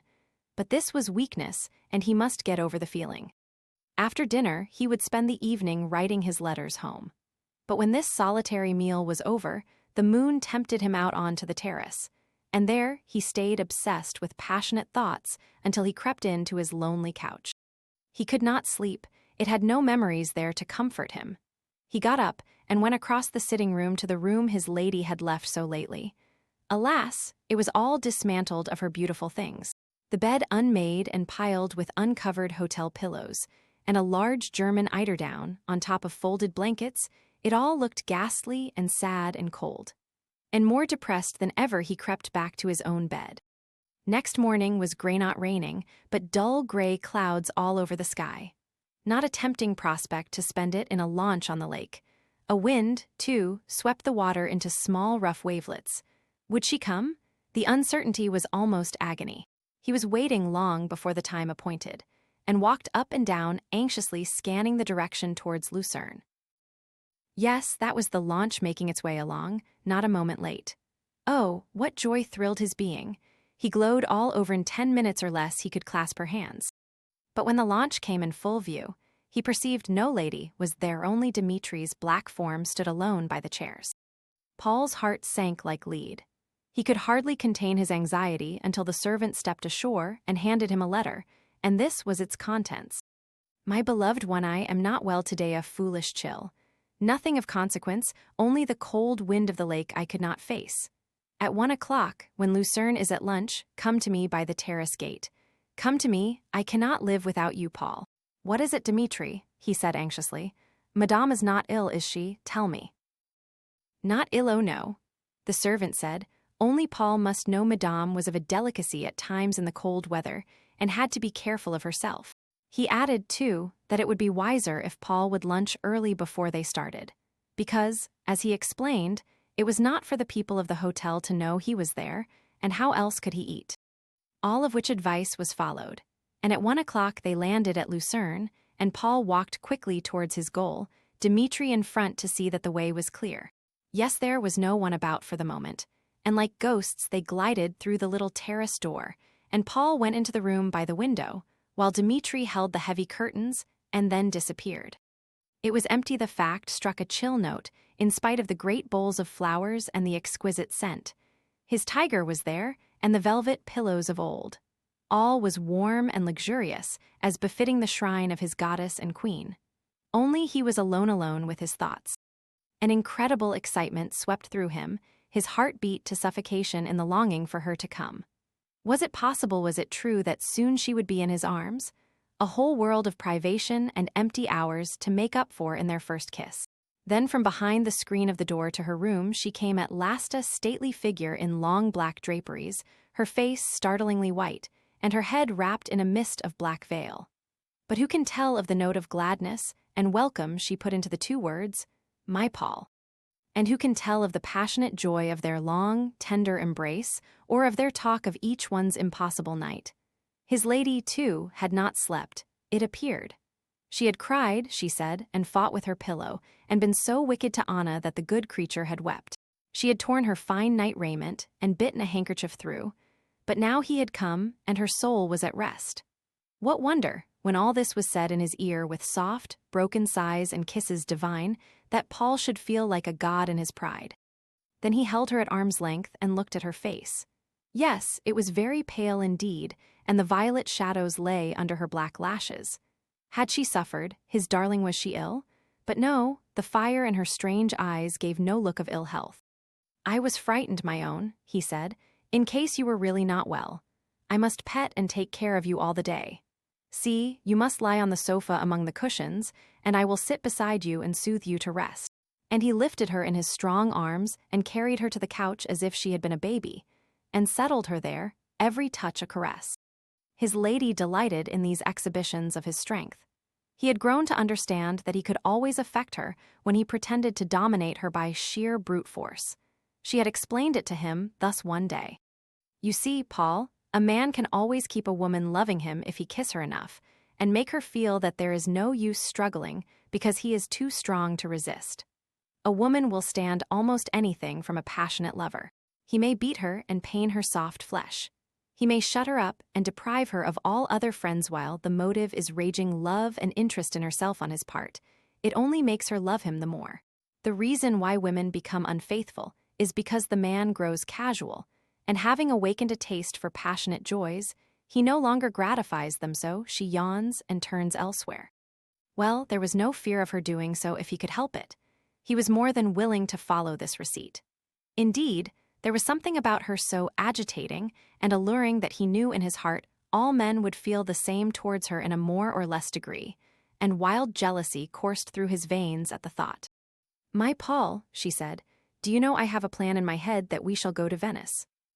"To Venice," said Paul in delight, "to Venice. Yes, I cannot endure any more of Lucerne, parted from you, with only the prospect of snatched meetings. It is not to be borne. We shall go to that home of strange joy, my lover, and there for a space at least we can live in peace." Paul asked no better gift of fate. Venice he had always longed to see, and now to see it with her. Ah, the very thought was ecstasy to him, and made the blood bound in his veins. When, my darling?" he asked. "Tomorrow when?" "Today is Friday," she said. "One must give Dmitri time to make the arrangements and take a palace for us. Shall we say Sunday, Paul? I shall go on Sunday, and you can follow the next day, so by Tuesday evening we shall be together again, not to part until the end." "The end," said Paul with sinking heart. "Sweetheart," she whispered, while she drew his face down to hers, "think nothing evil. I said the end, but fate alone knows when that must be. Do not let us force her hand by speculating about it. Remember always to live while we may." And Paul was more or less comforted, but in moments of silence all through the day, he seemed to hear the echo of the words "the end." Chapter XV. It was a beautiful apartment that Dmitri had found for them on the Grand Canal in Venice, in an old palace looking southwest. A convenient door in a side canal cloaked the exit and entry of its inhabitants from curious eyes had there been any to indulge in curiosity. But in Venice, there is a good deal of the feeling of live and let live, and the dolce far niente of the life is not conducive to an over-anxious interest in the doings of one's neighbors. Money and intelligence can achieve a number of things in a short space of time, and Dmitri had had both at his command. So everything, including a chef from Paris and a retinue of Italian servants, was ready when on the Tuesday evening Paul arrived at the station. What a wonderland it seemed to him, Venice. A wonderland where was awaiting him his heart's delight more passionately desired than ever after 3 days of total abstinence. As after the Friday afternoon he had spent more or less in hiding in the terrace room, his lady had judged it wiser for him not to come at all to Lucerne, and on the Saturday had met him at a quiet part of the shore of the lake, beyond the landing steps of the funiculaire. And for a few short hours they had cruised about on the blue waters, but her sweetest tenderness and ready wit had not been able entirely to eliminate the feeling of unrest which troubled them. And then there were the nights, the miserable evenings and nights of separation. On the Sunday she had departed to Venice, and after she had gone, Paul had returned for 1 day to Lucerne, leaving again on the Monday, apparently as unacquainted with Madame Zielinska as he had been the first night of his arrival. He had not seen her since Saturday, 3 whole days of anguishing longing, and now in half an hour at least she would be in his arms. The journey through the beautiful scenery from Lucerne had been got through at night all day from Milan. A feverish excitement had dominated him and prevented his taking any interest in outward surroundings. A magnetic attraction seemed drawing him onto the center of light and joy, his lady's presence. Dmitri and an Italian servant awaited his arrival. Not an instant's delay for luggage called a halt. Thompson and the Italian were left for that, and Paul departed with his trusty guide. It was about 7 o'clock. The opalescent lights were beginning to show in the sky, and their reflection in the water, as he stooped his tall head to enter the covered gondola. It was all too beautiful and wonderful to take in at once, and then he only wanted wings the sooner to arrive, not eyes to see the passing objects. Afterwards, the strange, soft cry of the gondoliers and the sights appealed to him. But on this first evening, every throb of his being was centered upon the one moment when he should hold his beloved one to his heart. He could hardly contain his impatience and walk sedately beside Dmitri when they ascended the great stone staircase. He felt like bounding up 3 steps at a time. Dmitri had been respectfully silent. Madame was well, that was all he would say. He opened the great double door with a latchkey, and Paul found himself in vast hall almost unfurnished but for some tapestry on the walls and a huge gilt marriage chest and a couple of chairs. It was ill lit, and there was something of decay and gloom in its aspect.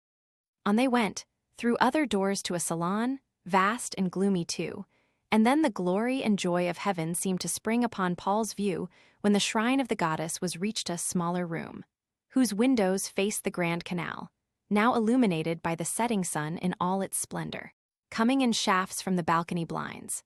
And among the quaintest and most old-world surroundings, mixed with her own wonderful personal notes of luxury, his lady rose from the tiger couch to meet him. His lady, his queen. And indeed, she seemed a queen when at last he held her at arm's length to look at her. She was garbed all ready for dinner in a marvelous garment of shimmering purple, while round her shoulders a scarf of brilliant pale emerald gauze, all fringed with gold, fell in 2 long ends. And on her neck, and in her ears, great emeralds gleamed. A pear-shaped one of unusual brilliancy fell at the parting of her waves of hair on to her white, smooth forehead. But the color of her eyes he could not be sure of, only they were 2 wells of love and passion gazing into his own. All the simplicity of the Buagenstock surroundings was gone.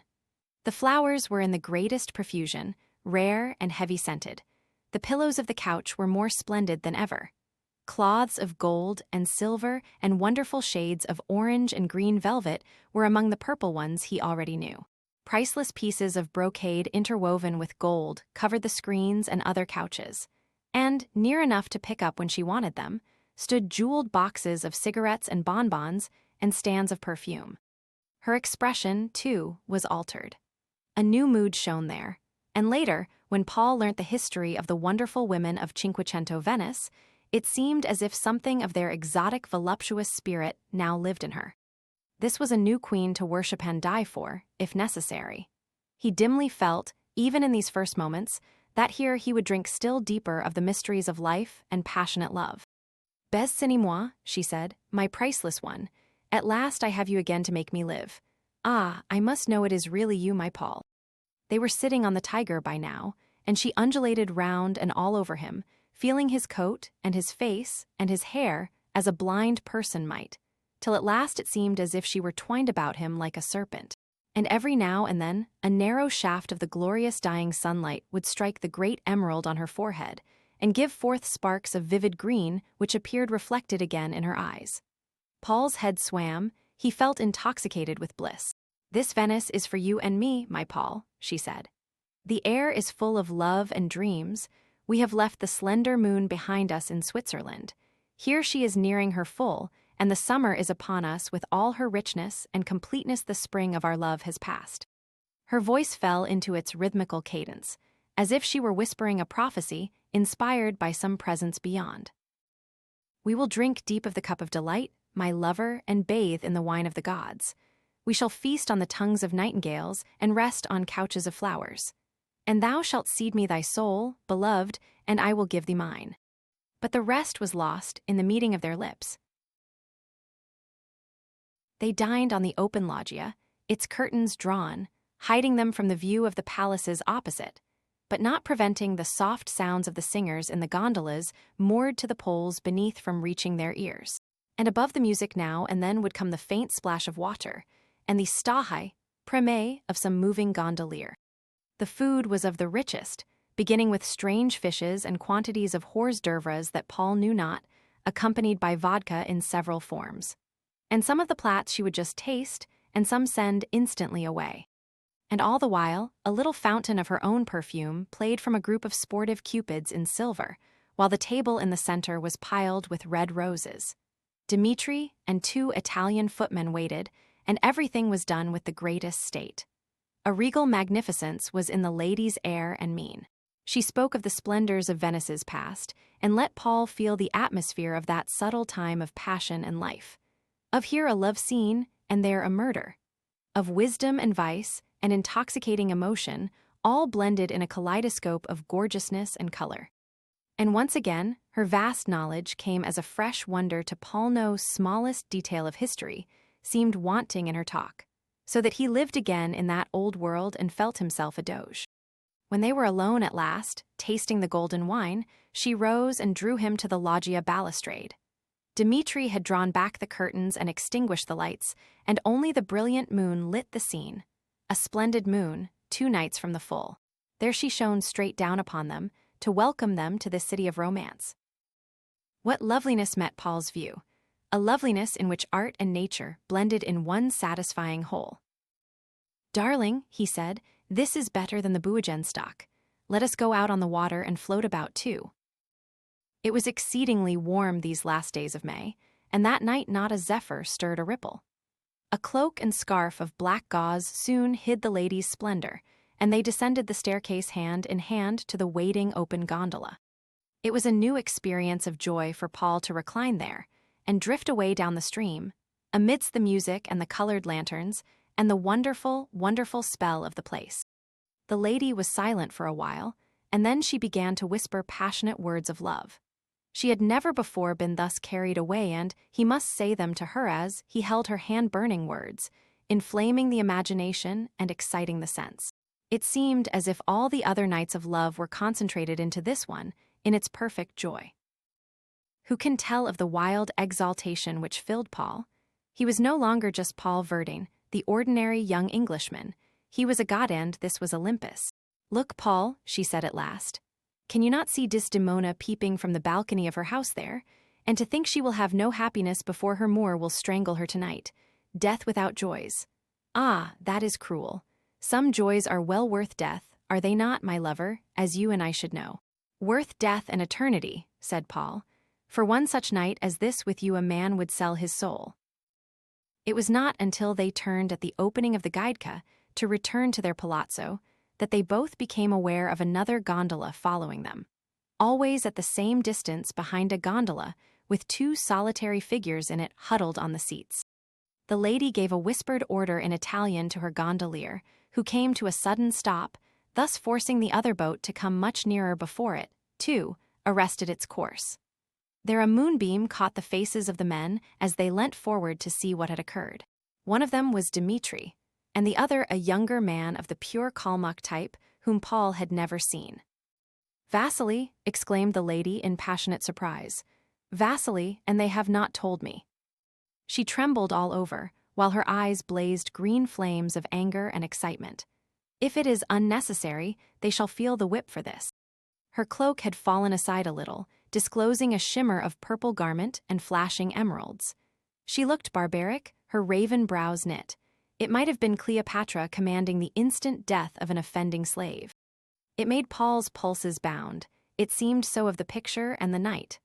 All was a mad dream of exotic emotion, and this was just an extra note. But who was Vasily, and what did his presence portend? Something fateful at all events. The lady did not speak further. Only by the quiver of her nostrils and the gleam in her eyes he knew how deeply she was stirred. Yes, one or the other would feel the whip, if they had been overzealous in their duties. It seemed out of sheer defiance of some fate that she decided to go on into the lagoon when they passed San Giorgio. It was growing late, and Paul's thoughts had turned to greater joys. He longed to clasp her in his arms, to hold her and prove her his own. But she sat there, her small head held high, and her eyes fearless and proud. Thus he did not dare to plead with her. But presently, when she perceived the servants were no longer following, her mood changed, the sweetness of the serpent of old Nile fell upon her, and all of love that can be expressed in whispered words and tender handclasps, she lavished upon Paul, after ordering the gondolier to hasten back to the palazzo.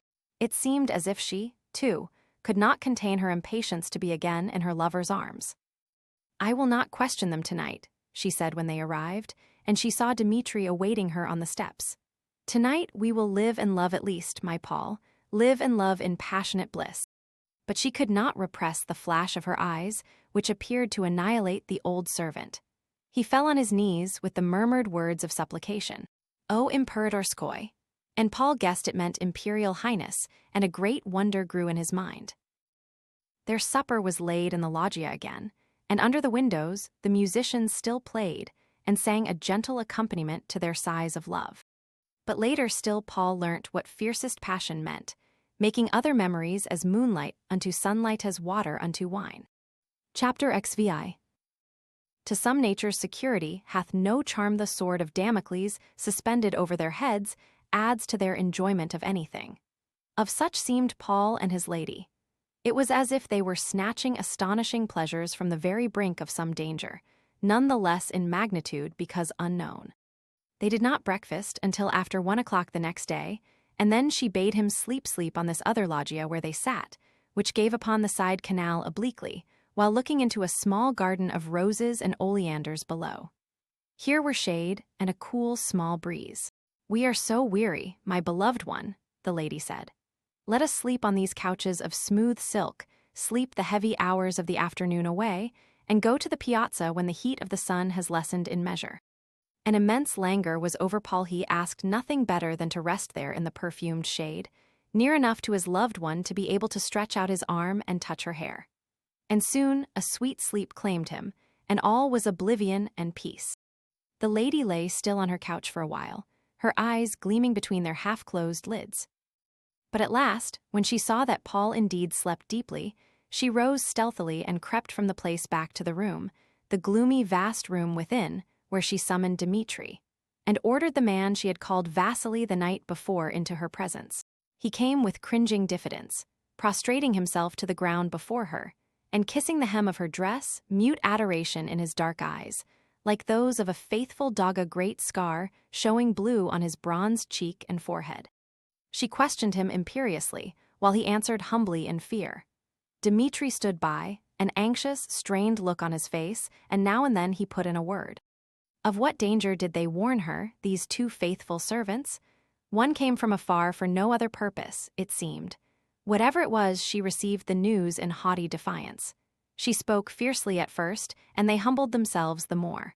Then Anna appeared, and joined her supplications to theirs, till at last the lady, like a pettish child chasing a brood of tiresome chickens, shooed them all from the room, twixt laughter and tears. Then she threw up her arms in rage for a moment, and ran back to the loggia where Paul still slept. Here she sat, and looked at him with burning eyes of love. He was certainly changed in the 18 days since she had first seen him. His face was thinner, the beautiful lines of youth were drawn with a finer hand. He was paler, too, and a shadow lay under his curly lashes. But even in his sleep, it seemed as if his awakened soul had set its seal upon his expression. He had tasted of the knowledge of good and evil now. The lady crept near him and kissed his hair. Then she flung herself on her own couch, and soon she also slept. It was 6 o'clock before they awoke. Paul first, and what was his joy to be able to kneel beside her and watch her for a few seconds before her white lids lifted themselves. An attitude of utter weariness and abandon was hers. She was as a child tired out with passionate weeping, who had fallen to sleep as she had flung herself down. There was something even pathetic about that proud head laid low upon her clasped arms. Paul gazed and gazed, how he worshipped her, wayward, tigerish, beautiful queen, but never selfish or small. And what great thing had she not done for him, she, who must have been able to choose from all the world a lover, and she had chosen him. How poor and narrow were all the thoughts of his former life, everywhere hedged in with foolish prejudice and ignorant certainty. Now all the world should be his lesson book, and some day he would show her he was worthy of her splendid teaching and belief in him, and her gift of an awakened soul. He bent still lower on his knees and kissed her feet with deepest reverence. She stirred not. She was so very pale. Fear came to him for an instant, and then he kissed her mouth. Her wonderful eyes unclosed themselves with none of the bewildered stare people often wake with when aroused suddenly. It seemed that even in her sleep she had been conscious of her loved one's presence. Her lips parted in a smile, while her heavy lashes again swept her cheeks. "Sweetheart," she said, "you could awake me from the dead, I think. But we are living still, my Paul waste we no more time in dreams." They made haste, and were soon in the gondola on their way to the piazza. "Paul," she said, with a wave of her hand which included all the beauty around, "I am so glad you only see Venice now, when your eyes can take it in, sweetheart. At first it would have said almost nothing to you," and she smiled playfully. "In fact, my Paul would have spent most of his time in wondering how he could get exercise enough, there being so few places to walk in. He would have bought a nigger boy with a dish for his father, and some Venetian mirrors for his aunts, and perhaps a piece of Mr. Jesserum's lace for his mother, and some blown glass for his friends. He would have walked through St. Mark's, and thought it was a tumble-down place, with uneven pavements, and he would have noticed there were a jolly lot of pigeons in the square. Then he would have been captious with the food at his hotel, grumbled at the waiters, scolded poor Thompson and left for Rome." "Oh, darling," said Paul, laughing too, in spite of his protest. Surely, I never was so bad as that, and yet I expect it is probably true. How can I ever thank you enough for giving me eyes and an understanding?" There, beloved," she said. They walked through the piazza. The pigeons amused Paul, and they stopped and bought corn for them and fed the greedy creatures, ever ready for the unending largesse of strangers. One or two, bolder than the rest, alighted on the lady's hat and shoulder, taking the corn from between her red lips, and Paul felt jealous even of the birds and drew her on to see the campanile, still standing then. They looked at it all, they looked at the lion, and finally they entered St. Mark's. And here Paul held her arm and gazed with bated breath. It was all so beautiful and wonderful and new to his eyes. He had scarcely ever been in a Roman Catholic church before and had not guessed at the gorgeous beauty of this half-Byzantine shrine. They hardly spoke. She did not weary him with details like a guidebook that would be for his afterlife visits, but now he must see it just as a glorious whole.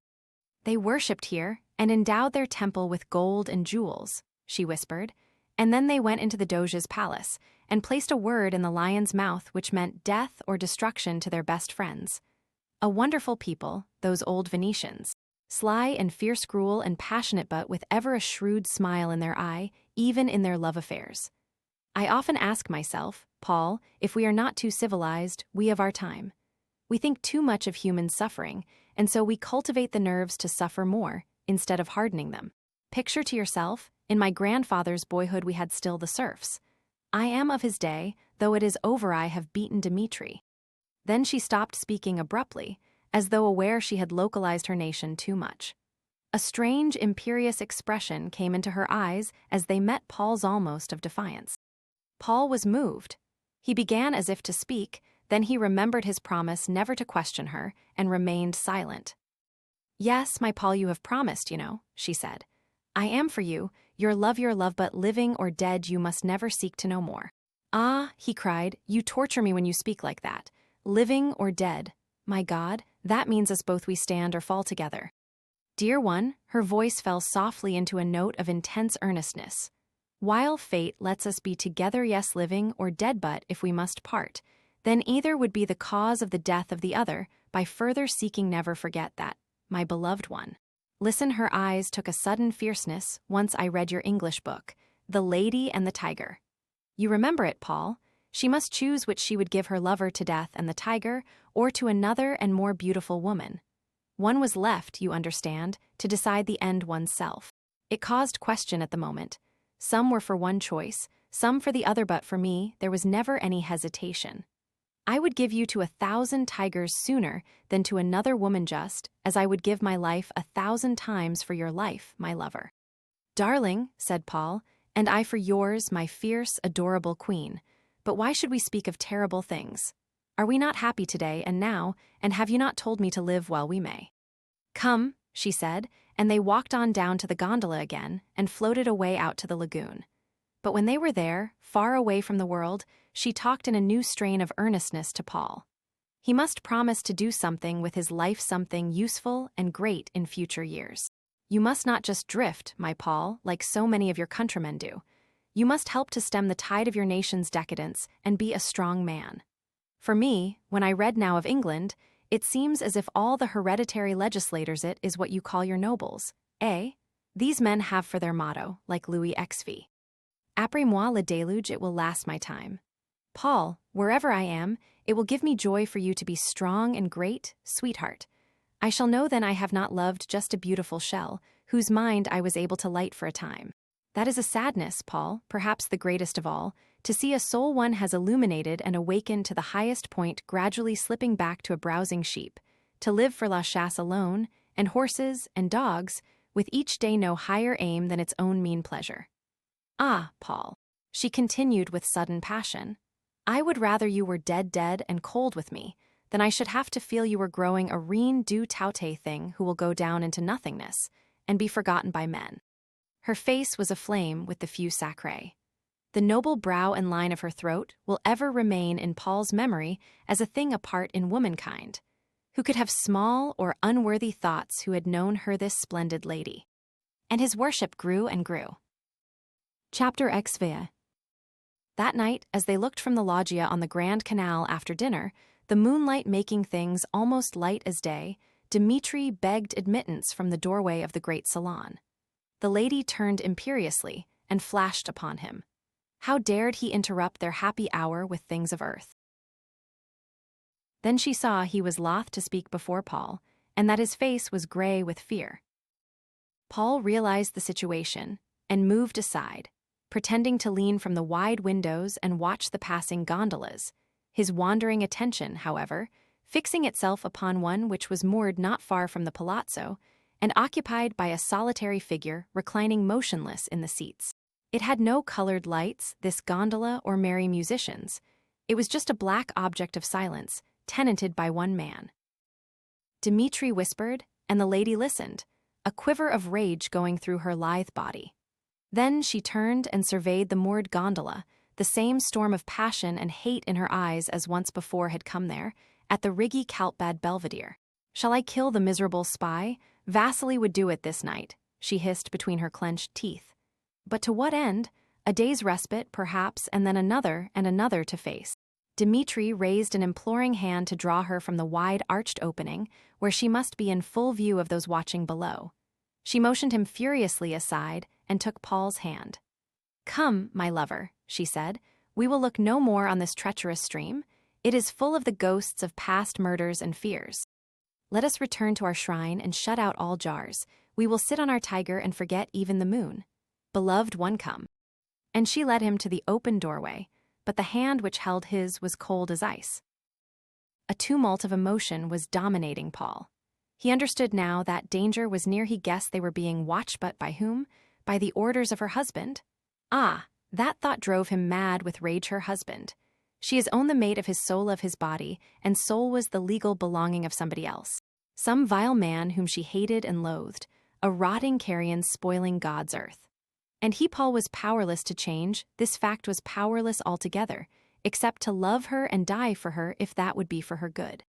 Queen, he said, his voice hoarse with passion and pain, let us leave Venice, leave Europe altogether. Let me take you away to some far land of peace, and live there in safety and joy for the rest of our lives.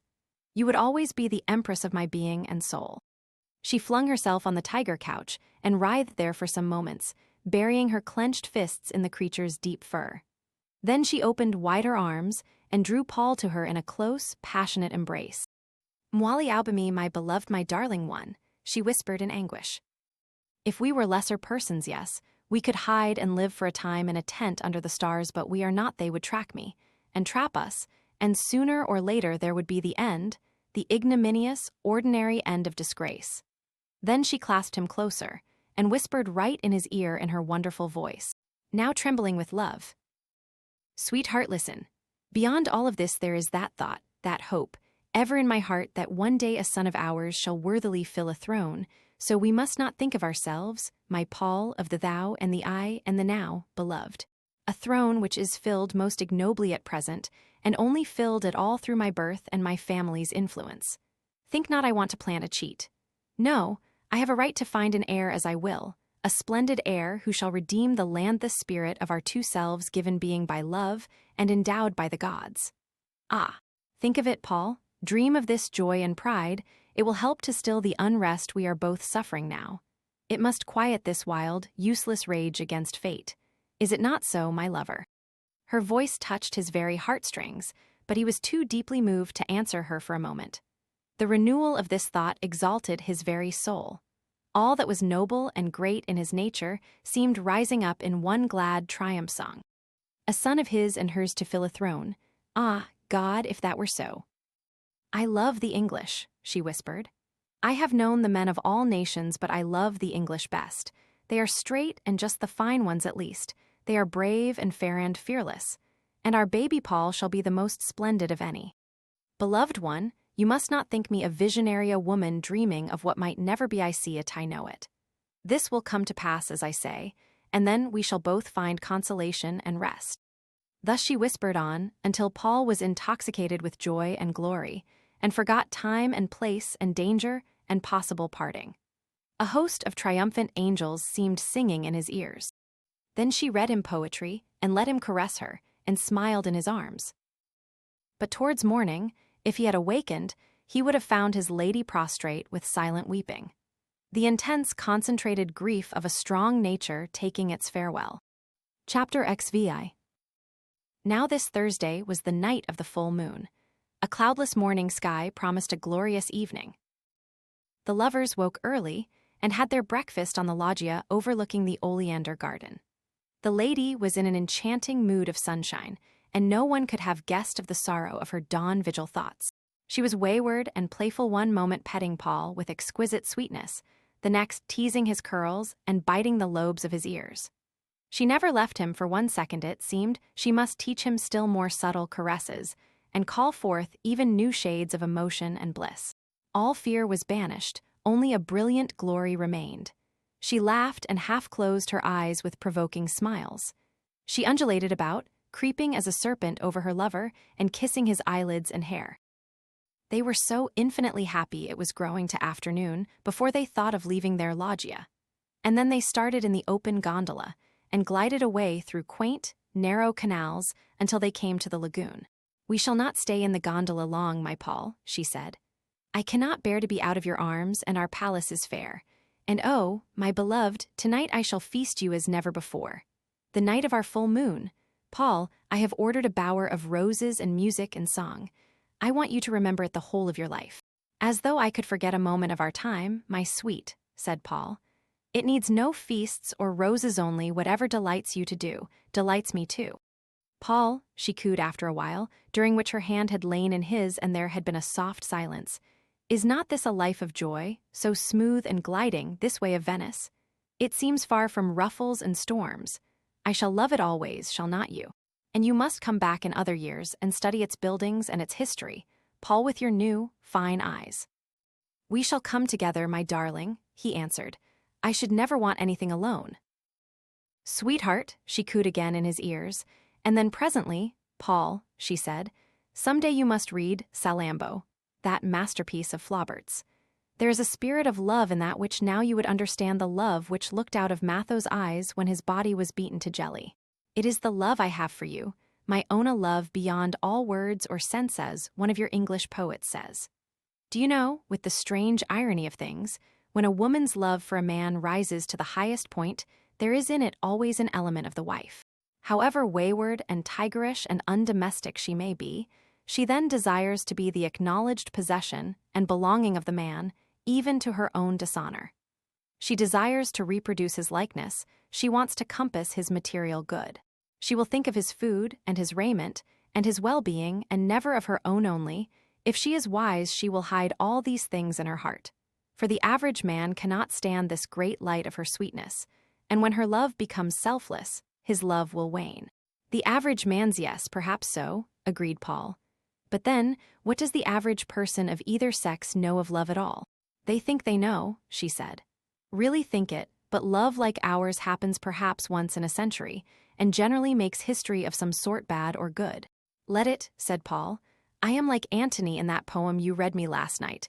I must have you for my own, though death, dishonor, anything you will, stand in the way.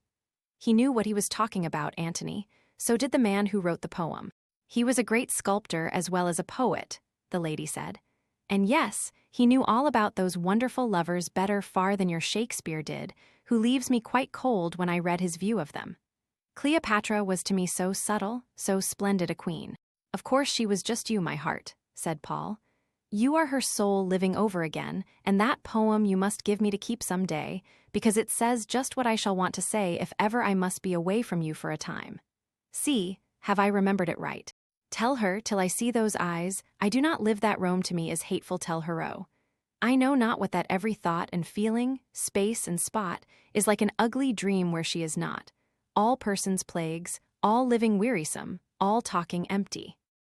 Yes, that is what I should say. I say it to myself, now, even in the short while I am absent from you dressing. The lady's eyes brimmed with tenderness. Paul, you do love me, my own, she said. Oh, why can't we go on and travel together, darling? Paul continued. I want you to show me the world, at least the best of Europe. In every country you would make me feel the spirit of the place. Let us go to Greece and see the temples and worship those old gods. They knew about love, did they not? The lady leant back and smiled, as if she liked to hear him talk. I often ask myself, did they really know? She said. They knew the whole material part of it at any rate. They were perhaps too practical to have indulged in the mental emotions we weave into it now, but they were wise. They did not educate the wives and daughters. They realized that to perform well domestic duties, a woman's mind should not be overtrained in learning. Learning and charm and grace of mind were for the others, the hetairæ of whom they asked no tiresome ties. And in all ages, it is unfortunately not the simple good women who have ruled the hearts of men. Think of Pericles and Aspasia Antony and Cleopatra Justinian and Theodora Belisarius and Antonine later, all the mistresses of the French kings even, too, your English Nelson and Lady Hamilton. Not one of these was a man's ideal of what a wife and mother ought to be. So no doubt the Greeks were right in that principle, as they were right in all basic principles of art and balance. And now we mix the whole thing up, my Paul domesticity and learning nerves and art, and feverish cravings for the impossible nuso, we get a conglomeration of false proportions and a ceaseless unrest. Yes, said Paul, and thought of his mother. She was a perfectly domestic and beautiful woman, but somehow he felt sure she had never made his father's heart beat. Then his mind went back to the argument in what the lady had said he wanted to hear more. If this is so, that would prove that all the very clever women of history were immoral. Do you mean that? He asked. The lady laughed. Immoral, it is so quaint a word, my Paul. Each one sees it how they will. For me, it is immoral to be false, to be mean, to steal, to cheat, to stoop to low actions and small ends. Yet one can be and do all those things. And if one remains as well the faithful beast of burden to one man, one is counted in the world a moral woman. But that shining light of hypocrisy and virtute, judged by her sentiments in her writings, your George Eliot, must be classed as immoral because, having chosen her mate without the law's blessing, she yet wrote the highest sentiments of British respectability. To me, she was being immoral only because she was deliberately doing what, again I say, judging by her writing she felt, must be a grievous wrong. That is immoral deliberately to still one's conscience and indulge in a pleasure against it. But to live a life with one's love, if it engenders the most lofty aspirations, to me is highly moral and good. I feel myself ennobled, exalted, because you are my lover, and our child, when it comes to us, will have a noble mind. The thought of this, as ever, made Paul thrill. He forgot all other arguments, and a quiver ran through him of intense emotion. His eyes swam, and he clasped more tightly her hand. The lady, too, leant back and closed her eyes. Oh, the beautiful dream, she said. The beautiful, beautiful certainly. Sweetheart, let us have done with all this philosophizing and go back to our palace, where we are happy in the temple of the greatest of all gods, the god of love. Then she gave the order for home. But on the way they stopped at Jesserum's, and she supervised Paul's purchases for his mother, and allowed him to buy herself some small gifts. And between them they spent a good deal of money, and laughed over it like happy children. So when they got back to the palazzo, there was joy in their hearts like the sunlight of the late afternoon. She would not let Paul go on to the loggia overlooking the Grand Canal. He had noticed as they passed that some high screens of lilac bushes had been placed in front of the wide arched openings. No fear of prying eyes from opposite houses now. And yet they were not too high to prevent those in the loggia from seeing the moon and the sky. Their feast was preparing evidently, and he knew it would be a night of the gods.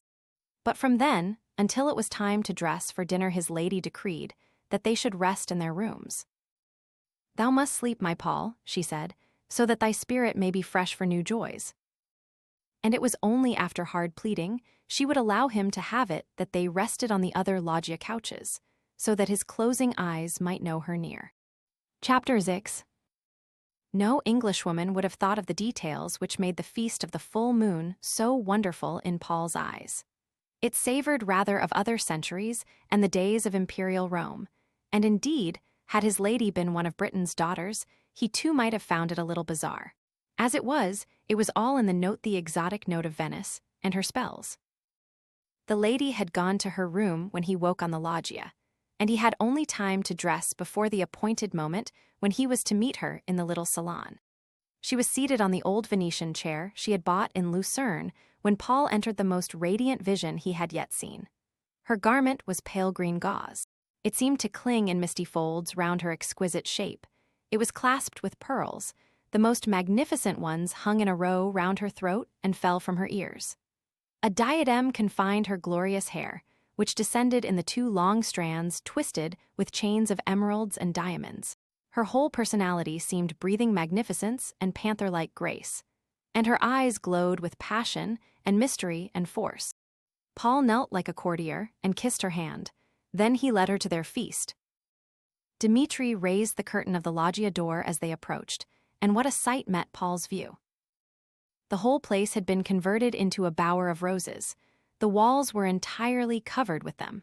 A great couch of deepest red ones was at one side, fixed in such masses as to be quite resisting and firm. From the roof chains of roses hung, concealing small lights, while from above the screen of lilac bushes, in full bloom, the moon in all her glory mingled with the rose-shaded lamps, and cast a glamour and unreality over the whole. The dinner was laid on a table in the center, and the table was covered with tuberoses and stephanotis, surrounding the cupid fountain of perfume. The scent of all these flowers, and the warm summer night, no wonder Paul's senses quivered with exaltation.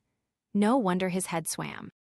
They had scarcely been seated when from the great salon, whose open doors were hidden by falling trellises of roses, there came the exquisite sounds of violins and a boy's plaintive voice.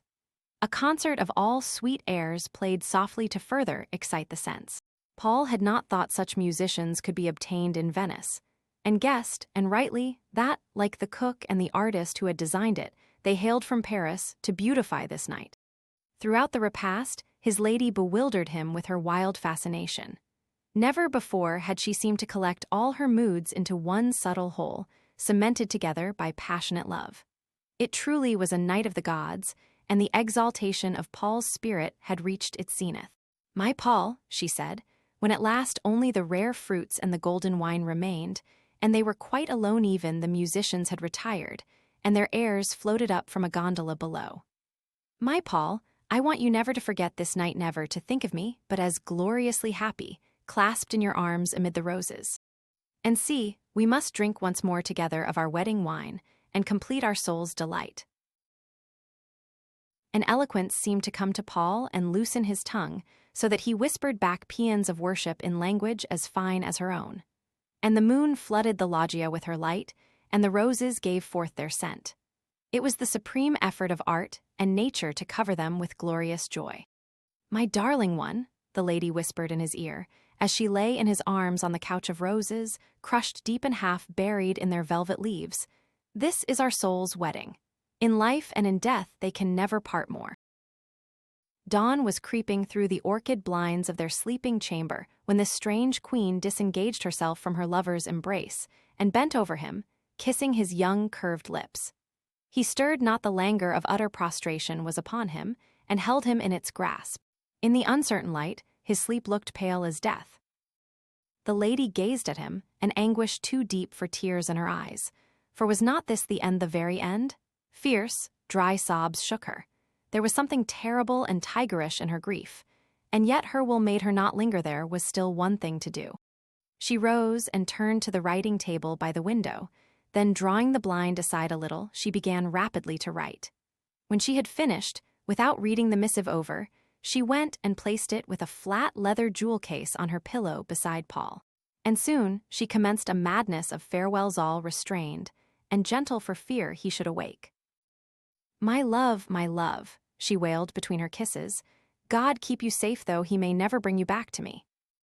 Then with a wild, strangled sob, she fled from the room. Chapter XX. A hush was over everything when Paul first awoke, the hush of a hot, drowsy noontide. He stretched out his arm to touch his loved one, as was his custom, to draw her near and envelop her with caresses and greeting and instinct, which came to him while yet half asleep. But his arm met empty space. What was this? He opened his eyes wide and sat up in bed. He was alone. Where had she gone? He had slept so late, that was it. She was playing one of her sweet tricks upon him. Perhaps she was even hiding behind the curtain which covered the entrance to the side loggia where they were accustomed to breakfast. He would look and see. He rose quickly and lifted the heavy drapery. No, the loggia was untenanted, and breakfast was laid for one. That was the first chill for one. Was she angry at his drowsiness? Good God, what could it mean? He staggered a little and sat on the bed, clutching the fine sheet. And as he did so, it disclosed the letter and the flat leather case, which had fallen from the pillow and become hidden in the clothes. A deadly faintness came over Paul. For a few seconds he trembled so his shaking fingers refused to hold the paper. Then, with a mighty effort, he mastered himself, and tearing the envelope open, began to read. It was a wonderful letter, the last passionate cry of her great loving heart. It passed in review their glorious days in burning words from the first moment of their meeting. And then, towards the end, my Paul, she wrote, that first night you were my caprice and afterwards my love, but now you are my life, and for this I must leave you to save that life, sweet lover. Seek me not, heart of my heart. Believe me, I would not go if there were any other way. Fate is too strong for us, and I must bow my head. Were I to remain even another hour, all Dimitri's watching could not keep you safe. Darling, while I thought they menaced me alone, it only angered me, but now I know that you would pay the penalty. I can but go. If you follow me, it will mean death for us both. Oh, Paul, I implore you, by our great love, go into safety as soon as you can. You must leave Venice and return straight to England and your home. Darling beloved lover, if we never meet again in this sad world, let this thought stay with you always, that I love you heart and mind, body and soul. I am utterly and forever yours. As he read the last words, the room became dark for Paul, and he fell back like a log on the bed, the paper fluttering to the floor from his nerveless fingers. She was gone and life seemed over for him. Here, perhaps an hour later, Thompson found him still unconscious, and in terrified haste sent off for a doctor and telegraphed to Sir Charles Verdine. Come at once, Thompson. But ere his father could arrive on Sunday, Paul was lying, twixt life and death, madly raving with brain fever. And thus ended the 3 weeks of his episode. Chapter XXI. Have any of you who read crept back to life from nearly beyond the grave, crept back to find it shorn of all that made it fair? After hours of delirium, to awaken in great weakness to a sense of hideous anguish, and lost to the prospect of days of aching void and hopeless longing, to the hourly, momentary sting of remembrance of things vaster than death, more dear than life itself. If you have come through this valley of the shadow, then you can know what the first days of returning consciousness meant to Paul. He never really questioned the finality of her decree. He sensed it meant parting forever. And yet, with that spring of eternal hope which animates all living souls, unbidden arguings and possibilities rose in his enfeebled brain and deepened his unrest. Thus his progress towards convalescence was long and slow. And all this time, his father and Thompson had nursed him in the old Venetian palazzo with tenderest devotion. The Italian servants had been left, paid up for a month, but the lady and her Russian retinue had vanished, leaving no trace. Both Thompson and Sir Charles knew almost the whole story now from Paul's ravings, and neither spoke of it except that Thompson supplied some links to complete Sir Charles' picture. She was the most splendid lady you could wish to see, Sir Charles, the stolid creature finished with. Her servants worshipped her, and if Mr. Verdine is ill now, he is ill for no less than a queen. This fact comforted Thompson greatly, but Paul's father found in it no consolation. The difficulty had been to prevent his mother from descending upon them. She must ever be kept in ignorance of this episode in her son's life. She belonged to the class of intellect which could never have understood. It would have been an undying shock and horrified grief to the end of her life excellent, loving, conventional lady. So after the first terrible danger was over, Sir Charles made light of their son's illness. Paul and he were enjoying Venice, he said, and would soon be home. "D.D. hard luck the boy getting fever like this," he wrote in his laconic style, but one never could trust foreign countries' drains. And the Lady Henrietta waited in unsuspecting, well-bred patience. Those were weary days for everyone concerned. It wrung his father's heart to see Paul prostrate there, as weak as an infant. All his splendid youth and strength conquered by this raging blast. It was sad to have to listen to his ever-constant moan. "Darling, come back to me, darling, my queen." And even after he regained consciousness, it was equally pitiful to watch him lying nerveless and white, blue shadows on his once fresh skin. And most pitiful of all were his hands, now veined and transparent, falling idly upon the sheet. But at least the father realized it could have been no ordinary woman whose going caused the shock which even, after a life of 3 weeks' continual emotion, could prostrate his young Hercules. She must have been worth something, this tiger queen. And one day, contrary to his usual custom, he addressed Thompson. "What sort of a looking woman, Thompson?" And Thompson, although an English valet, did not reply, "Who, Sir Charles?" He just rounded his eyes stolidly and said in his monotonous voice, "She was that forcible-looking, a man couldn't say when he got close, she kind of dazzled him. She had black hair and a white face and witch's eyes, but she was very kind and overpowering, haughty and generous. Anyone would have known she was a queen." "Young?" asked Sir Charles. Thompson smoothed his chin. "I could not say, Sir Charles. Some days about 25 and other days past 30. About 33 to 35, I expect she was, if the truth were known." "Pretty?" The eyes rounded more and more. "Well, she was so fascinatin', I can't say, Sir Charles, the most lovely lady I ever did see at times, Sir Charles." "Humph," said Paul's father, and then relapsed into silence. "She'd a beast of a husband. He might have been a king, but he was no gentleman," Thompson ventured to add presently, fearing the humph perhaps meant disapprobation of this splendid queen. "Her servants were close, and did not speak good English, so I could not get much out of them. But the man Vasily, who came the last days, did say in a funny lingo, which I had to guess at, as how he expected he should have to kill him some time. Vasily had a scar on his face as long as your finger that he'd got defending the queen from her husband's brutality, when he was the worse for drink, only last year. And Mr. Verdine is so handsome. It is no wonder, Sir Charles." "That will do, Thompson," said Sir Charles, and he frowned.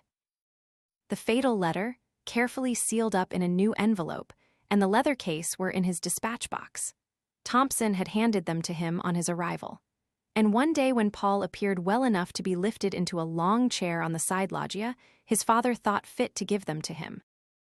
Paul's apathy seemed paralyzing. The days had passed since the little Italian doctor had pronounced him out of danger in one unending languid quietude. He expressed interest in no single thing. He was polite and indifferent and numb.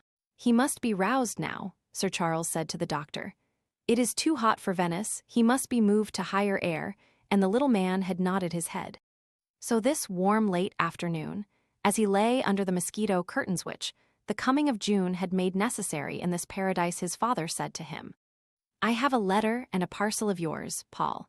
You had better look at them. We hope to start north in a day or two. You must get to a more bracing place." Then he had pushed them under the net folds and turned his back on the scene.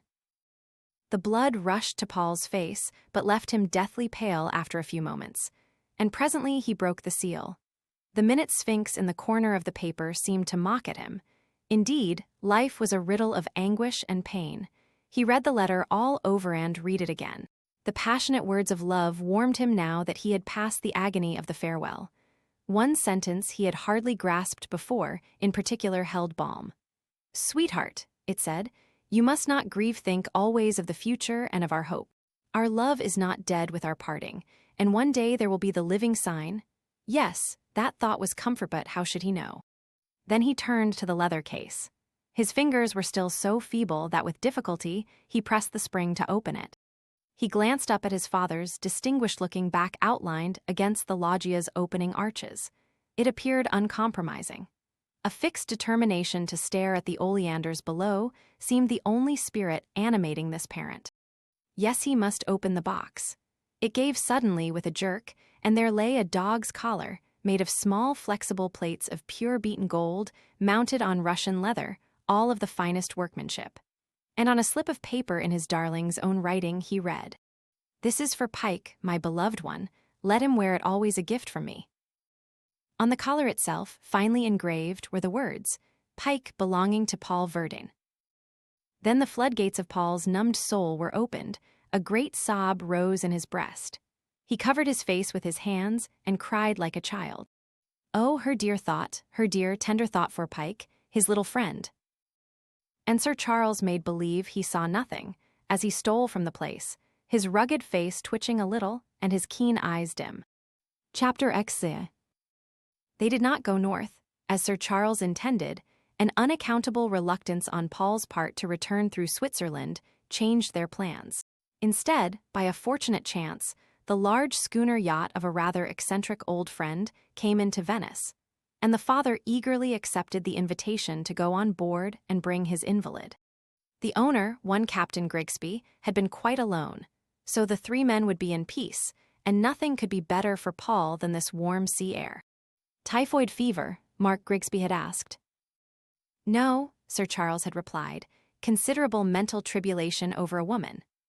D.D. Kittle-Cattle, was Captain Grigsby's polite comment. A fine boy, too, and promising.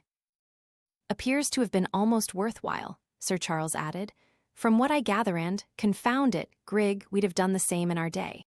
But Captain Grigsby only repeated, D.D. Kittle-Cattle.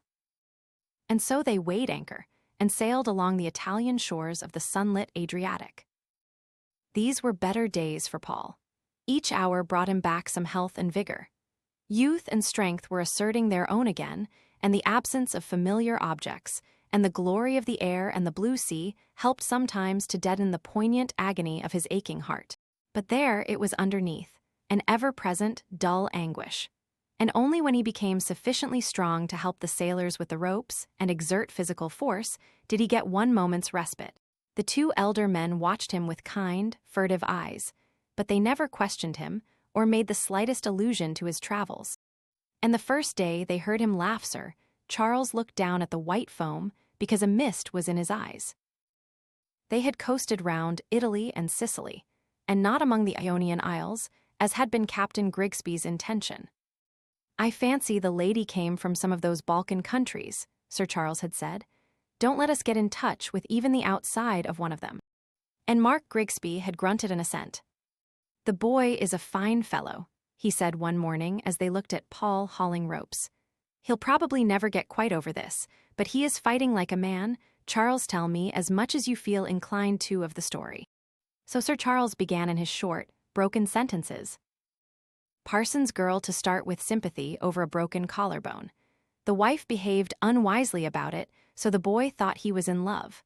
We sent him to travel to get rid of that idea. It appears he met this lady in Lucerne, seems to have been an exceptional person, a Russian, Thompson says a queen or princess incog. The fellow tells me, but I can't spot her as yet. Hubert will know who she was, though, but it does not matter, the woman herself was the thing.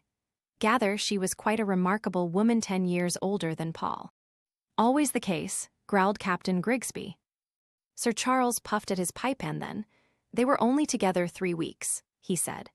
And during that time, she managed to cram more knowledge of everything into the boy's head than you and I have got in a lifetime. Give you my word, Grig, when he was off his chump in the fever, he raved like a poet and an orator, and he was only an ordinary sportsman when he left home in the spring. Cleopatra, he called her one day, and I fancy that was the keynote. She must have been one of those exceptional women we read of in the 6th form. And fortunately never met, said Captain Grigsby. I don't know, mused Sir Charles. It might have been good to live as wildly even at the price. We've both been about the world, Grig, since the days we fastened on our cuirasses together for the first time, and each thought himself the devil of a fine fellow, but I rather doubt if we now know as much of what is really worth having as my boy there just 23 years old.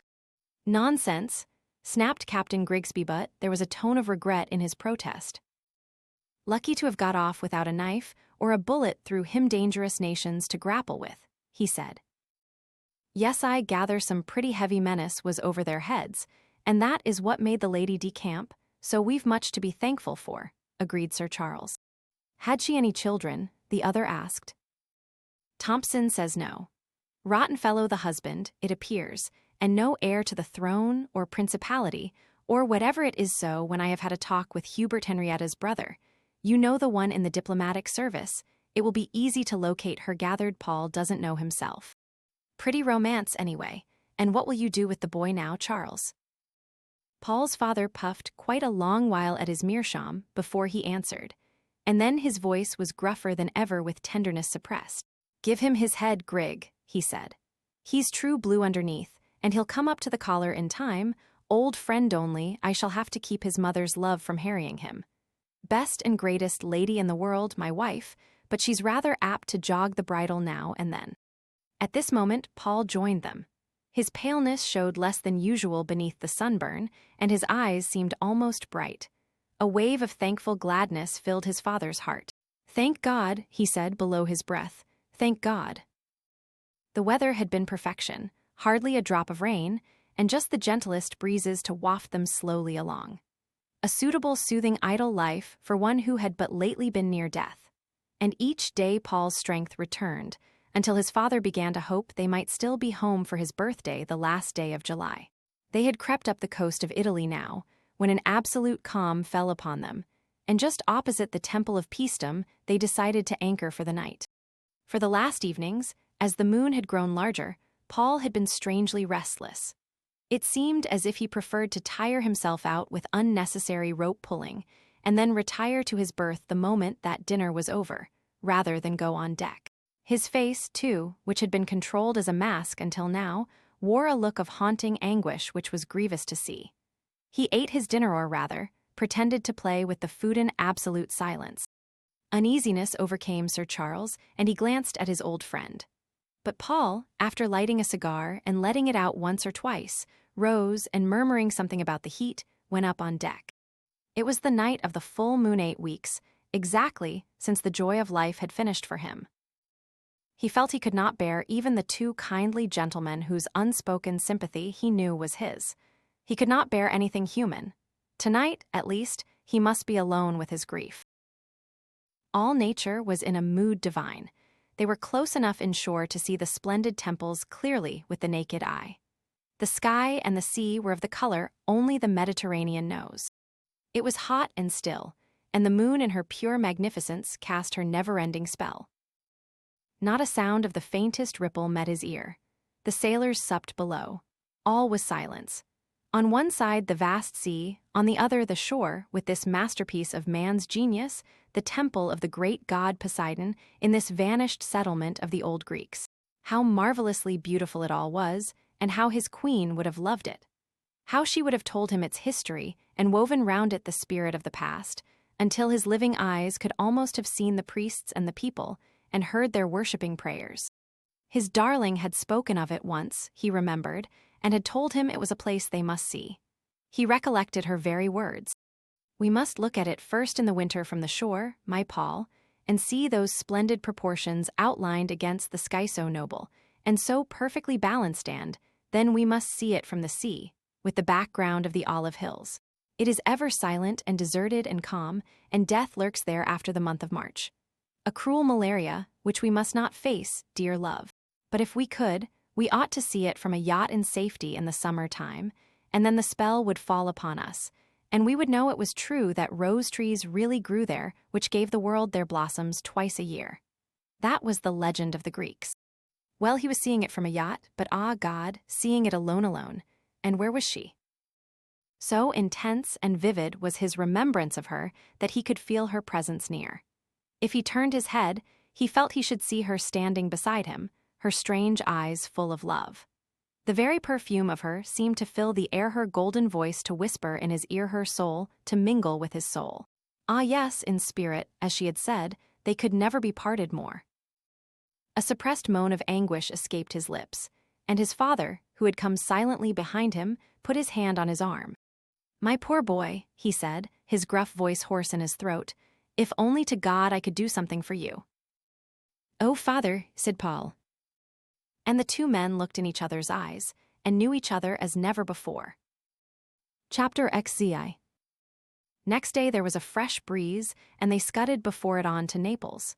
Here Paul seemed well enough to take train, and so arrive in England in time for his birthday. He owed this to his mother, he and his father both felt. She had been looking forward to it for so long. As at the time of his coming of age, the festivities had been interrupted by the sudden death of his maternal grandfather, and the people had all been promised a continuance of them on this, his 23rd birthday. So, taking the journey by sufficiently easy stages, sleeping 3 nights on the way, they calculated to arrive on the eve of the event. The Lady Henrietta would have everything in readiness for them, and her darling Paul was not to be overhurried. Only guests of the most congenial kind had been invited, and such a number of nice girls. The prospect was perfectly delightful, and ought to cause any young man pure joy. It was with a heart as heavy as lead Paul mounted the broad steps of his ancestral home that summer evening, and was folded in his mother's arms. The guests were all fortunately dressing for dinner. Captain Grigsby had been persuaded to abandon his yacht and accompany them too. "Yes, I'll come, Charles," he said. "Getting too confoundedly hot in these seas. Besides, the boy will want more than one to see him through among those cackling women."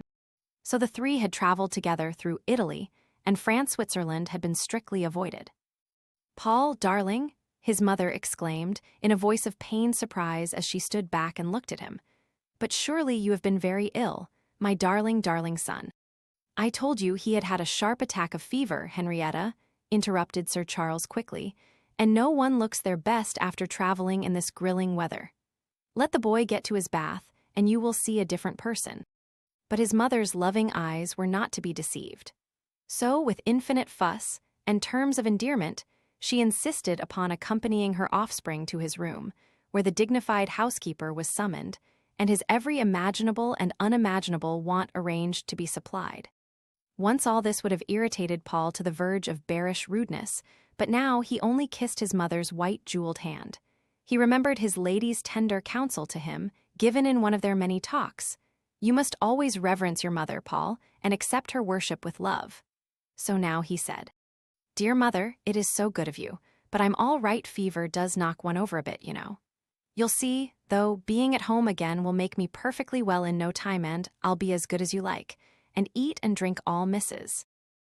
Elwyn's beef teas and jellies, and other beastly stuff, if you will just let me dress now, like a darling."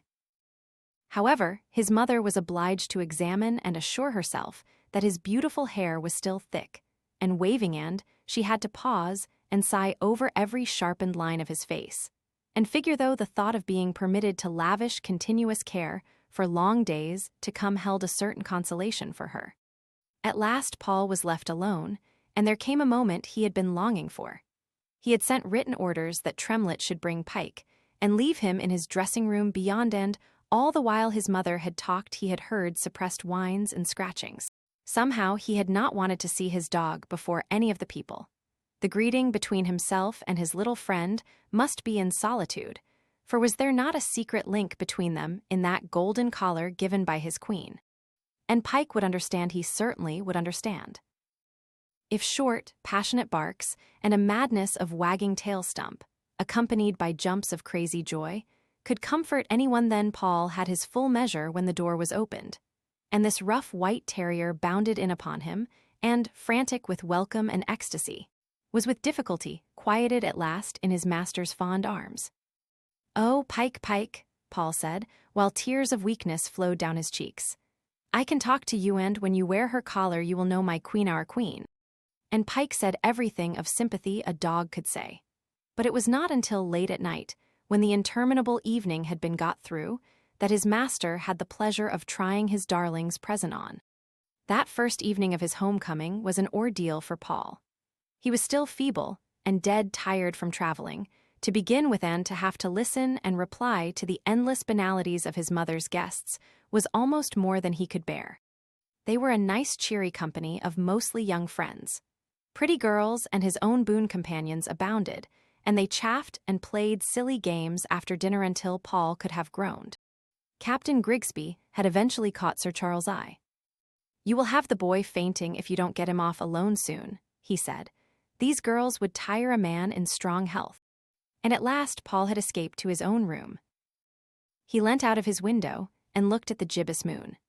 Pike was there on the broad sill beside him, under his arm, and he could feel the golden collar on the soft fur neck. A wave of perhaps the most hopeless anguish he had yet felt was upon his spirit now. The unutterable blankness, the impossible vista of the endless days to come, with no prospect of meeting, no aim, no hope. Yes, she had said there was one hope, which could bring peace to their crud unrest. But how and when should he ever know? And if it were so, then more than ever he should be by her side. The number of beautiful things he would want to say to her about it, all the oceans of love he would desire to pour upon her, the tender care which should be his hourly joy. To honor and worship her, and chase all pain away. And he did not even know her name, or the country where one day this hope should reign. That was incredible, and it would be so easy to find out. But he had promised her never to make inquiries, and he would keep his word. He saw her reason now. It had arisen in an instinct of tender protection for himself. She had known if he knew her place of abode, no fear of death would keep him from trying to see her. Ah, he had had the tear's end, why not the cold steel and blood? It was no price to pay could he but hear once more her golden voice, and feel her loving, twining arms. He was only held back by the fear of the danger for her. And instead of being with her, and waiting on her footsteps, he should have to spend his next hours with those ridiculous Englishwomen. Those foolish, flippant girls. One had quoted poetry to him at dinner, the very scrap his lady had spoken a line of this new poet's, who was taking the world of London by storm that year. Loved with a love beyond all words or sense. And it had sounded like bathos or sacrilege. What did these dolls know of love or life? Chattering parrots to weary a man's brain. Yes, the Greeks were right, it would be better to keep them spinning flax and uneducated. And so, in his young intolerance, maddened by pain, he saw all things gibbous like the mocking moon. Pike stirred under his arm and licked his hand, a faint whine of love making itself heard in the night. "Oh God," said Paul, as he buried his face in his hands, "let me get through this time as she would have me do. Let me not show the anguish in my heart, but be at least a man and gentleman." Chapter X Civ. The neighbors and his parents were astonished at the eloquence of Paul's speech at the great dinner given to the tenants next day. No one had guessed at his powers before, and the county papers, and indeed some London reporters, had predicted a splendid political future for this young orator. It had been quite a long speech, and contained sound arguments and common sense, and was expressed in language so lofty and refined that it sent ecstatic admiration through his mother's fond breast. And all the time Paul spoke, he saw no sea of faces below him, only his soul's eyes were looking into those strange chameleon orbs of his lady. He said every word as if she had been there, and at the end it almost seemed she must have heard him, so soft a peace fell on his spirit. Yes, she would have been pleased with her lover, he knew, and that held large grains of consolation. And so these days passed in well-accomplished duty, and at last all the festivities were over, and he could rest. Captain Grigsby and his father had helped him whenever they could, and an eternal bond of friendship was cemented between the three. "By Jove, Charles, you ought to be thundering proud of that boy," Captain Grigsby said the morning of his departure for Scotland on August 10. "He's come up to the scratch like a hero, and whatever the damage, the lady must have been well worth while to turn him out polished like that. Gad. Charles, I'd take a month's journey to see her myself." And Paul's father grunted with satisfaction as he said, "I told you so." Thus the summer days went by in the strengthening of Paul's, character trying, always to live up to an ideal, trying ever to dominate his grief but never trying to forget. By the autumn shooting time, his health was quite restored, and except that he looked a year or so older, there were no outward traces of the passing through that valley of the shadow, from whence he had escaped with just his life. But the 3 weeks of his lady's influence had changed the inner man beyond all recognition. His spirit was stamped with her nameless distinction, and all the vistas she had opened for him to the tree of knowledge he now followed up. No smallest incident of his day seemed unconnected with some thought or wish of hers, so that in truth she still guided and molded him by the power of her great soul. But in spite of all these things, the weeks and months held hours of aching longing and increasing anxiety to know how she fared.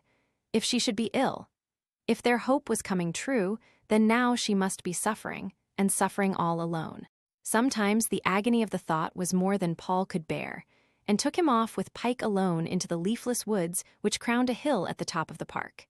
And then he would pause and look out at the view and the dull November sky, a madness of agonizing unrest torturing his heart. The one thing he felt glad of was the absence of his uncle Hubert, who had been made minister in a South American republic, and would not return to England for more than a year. So there would be no temptation to question him, or perchance to hear one of his clever, evil jests which might contain some allusion to his lady. Lord Hubert Aldringham was fond of boasting of his royal acquaintances, and was of a mind that found not even Lancelot brave, nor Galahad clean. Now all Paul could do was to wait and hope. At least his queen had his address. She could write to him, even though he could not write to her, and surely, some news of her must come. Thus the winter arrived, and the hunting that he had been sure was what he liked best in all the world. And now it just served to pass the time and distract some hours from the anguishing ache by its physical pleasure. But in that, as in everything he did at this time, Paul tried to outshine his fellows and gain one more laurel to lay at the feet of his queen. Socially, he was having an immense success. He began to be known as someone worth listening to by men, and women hung on his words. It was peculiarly delightful to find so young and beautiful a creature, with all the knowledge and fascinating cachet of a man of the world. And then his complete indifference to them piqued and allured them still more. Always polite and chivalrous, but as aloof as a mountain top. Paul had no small vanity to be soothed by their worship into forgetting for one moment his queen. So his shooting visits passed, and his experience of life grew. Isabella had returned at Christmas, engaged to a high church curate and beaming with satisfaction and health. And it gave Paul, and indeed them both, pleasure to meet and talk for an hour. She was a good sort always, and if he marveled to himself how he had been mildly attracted by her, he did not let it appear in his manner. But one thing jarred. "My goodness, Paul, how smart Pike's collar is," Isabella had said. "Did you ever, you extravagant boy? It is good enough for a lady's bracelet. You had better give it to me. It will make the finest wedding gift I'll have." But Paul had snatched Pike up, the blood burning in his cheeks, and had laughed awkwardly and turned the conversation. No one's fingers, but his own, were ever allowed to touch the sacred gold. About this time, his mother began to have the idea he ought really to marry. His father had been 30 at the time of his wedding with herself, and she had always thought that was starting too late. 23 was a good age, and a sweet, gentle wife of Paul's would be the joy of her declining years, to say nothing of several grandchildren.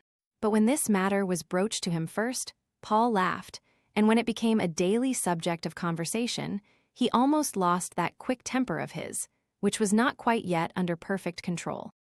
"I tell you what it is, mother," he said, "if you tease me like this, I shall go away on a voyage round the world." So the Lady Henrietta subsided into pained silence, and sulked with her adored son for more than a day. "Paul is so unaccountably changed since his visit abroad," she said to her husband plaintively. "I sometimes wonder, Charles, if we really know all the people he met." And Sir Charles had replied, "Nonsense. Henrietta the lad is a man now, and immensely improved. Do leave him in peace." But when he was alone, the father had smiled to himself rather sadly, for he saw a good deal with his shrewd eyes, though he said no words of sympathy to his son. He knew that Paul was suffering still, perhaps as keenly as ever, and he honored his determination to keep it all from view. So the old year died, and the new one came, and soon February would be here. Ah, with what passionate anxiety the end of that month was awaited by Paul, only his own heart knew. Chapter XXV. The days passed on, March had almost come, and Paul heard nothing. His father noticed the daily look of strain, and his mother anxiously inquired if he were dull, and if he would not like her to have some people to stay and thus divert him in some fashion. And Paul had answered with what grace he could. An intense temptation came over him to read all the court news. He longed to pick up the ladies' papers he saw in his mother's sitting room. Such journals, he knew, delighted to publish the doings of royal lives. But the stern self-control which now he practiced in all the ruling of his life prevented him. No, he had promised never to investigate, and neither in the letter, nor the spirit, would he break his word, whatever the suffering. The news, when it came, must be from his beloved one direct. But oh, the unrest of these hours! Had their hope come true? And how was she? The days passed in annoying anxiety. He was so restless he could hardly fix his attention on anything. It required the whole of his will to keep him taking in the sense of the parliamentary books which were now his study. The constant query would raise its head between each page: "What news of my queen? What news of my queen?" Each mail as it came in made his heart beat, and often his hand trembled as he lifted his pile of letters. But no sight of her writing gladdened his eyes, until he began to be like the sea and its tides, rising twice a day in a rushing hope with the posts, and sinking again in disappointment. He grew to look haggard, and his father's heart ached for him in silence. At length one morning, when he had almost trained himself not to glance at his correspondence, which came as he was dawdling over an early breakfast, his eye caught a foreign-looking letter lying on the top. It was no hand, he knew, but something told him it contained a message from his queen. He dominated himself. He would not even look at the postmark until he was away up in his own room. No eye but Pike's must see his joy or sorrow and disappointment. And so the letter burnt in his pocket until his sanctum was reached, and then with agonized impatience he opened the envelope. Within was another of the familiar paper he knew, and thank God, addressed in pencil in his lady's own hand. Inside it contained an enclosure, but the sheet was blank. With wildly beating heart and trembling fingers, Paul undid the smaller packet's folded ends. And there the morning sunbeams fell on a tiny curl of hair, of that peculiar nondescript shade of infant fairness which later would turn to gold. It was less than an inch long, and of the fineness of down, while in tender care it had been tied with a thread of blue silk. Written on the paper underneath were the words: "Beloved, he is so strong and fair, thy son, born the 19th of February." For a moment Paul closed his eyes, and as once before a choir of seraphims were singing in his ears. Then he looked at this minute lock again, and touched it with his forefinger. The strangest emotion he had ever known quivered through his being, the concentrated sensation of what he used to feel when his lady had spoken of their hope, a weird, tremulous, physical thrill. The dear small curl of hair, the actual, tangible proof of his own living son. He lifted it with the greatest reverence to his lips, and a mist of joy swam in his blue eyes. It was all too wonderful to divine the thought, the essence of their great love, this child of his and hers. His and hers. Yes, their hope had not deceived them. It was true. It was true. Then his mind rose in passionate worship of his lady, his goddess and queen, the mainspring of his watch of life, the supreme and absolute mistress of his heart and soul. Never had he more madly desired and loved her than this day. He kissed and kissed her words in deep devotion. But how and where was she? Was she well? Was she ill? Had she been suffering? Oh, that he could fly to her. More than ever the terrible gall of their separation came to him. It was his right, by every law of nature, to now be by her side. But she was well, she must be well, or she would have said, and surely he soon would see her. It was like a voice from heaven, her little written words, bridging the impossible, drawing him back to the knowledge and certainty that she was there, for him to love, and one day to go to. Fate could never be so unjust as to part him from the mother of his child. And then a state of mad ecstasy came over Paul with that vision. He could not stay in the house. He must go out under God's sky and let his soul thoughts fly into space. Dazzling pictures came to him. Surely the spring was in his heart, breaking through the frozen ground like a single golden crocus he saw at his feet. Surely the sun of life would shine again, and living he should see her. He strode away, Pike gambolling beside him, and racing ahead and back again, seeming to understand and participate in his master's inward joy. Paul hardly noticed where he went. his thoughts exalting him so that he did not even heed to choose his favorite haunt, the wood against the skyline.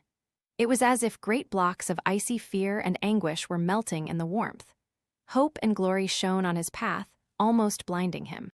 He left the park far behind and struck away across the moor. As he passed some gypsy vans, a swarthy young woman looked out, an infant in her arms, and gave him a smiling greeting. But Paul stopped and said good day, tossing her a sovereign with laughing, cheery words for her little child, and so passed on, his glad face radiant as the morn. But the woman called after him in gratitude. "Blessings on your honor, your own will grace a throne." And the strange coincidence of her prophecy set fresh thrills of delight bounding in Paul's veins.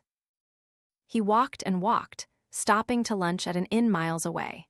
He could not bear even to see his parents or the familiar scenes at home, and as once before he had felt in his grief, he and his joy must be alone today. When he turned to come back in the late afternoon, the torrent of his wild happiness had crystallized itself into coherent thought and question. Surely she would send him some more words and make some plan to see him. But at least he was in touch with her again and knew she was his own. The silence had broken, and human ingenuity would find some way of meeting. The postmark was Vienna, though that meant nothing at all. She could have sent Dmitri there to post the letter. But at best, even if it were Russia, a few days' journey only separated him from his darling and his son. Then the realization of that proud fact of parenthood came over him again. He said the words aloud, "My son." And with a cry of wild exaltation, he vaulted a gate like a schoolboy and ran along the path, pike bounding in the air in frantic sympathy. Thus Paul returned to his home again, hope singing in his heart. But even his father did not guess why that night at dinner, he raised his champagne glass and drank a silent toast, his eyes gazing into distance, as if he there saw heaven. Chapter XXVI.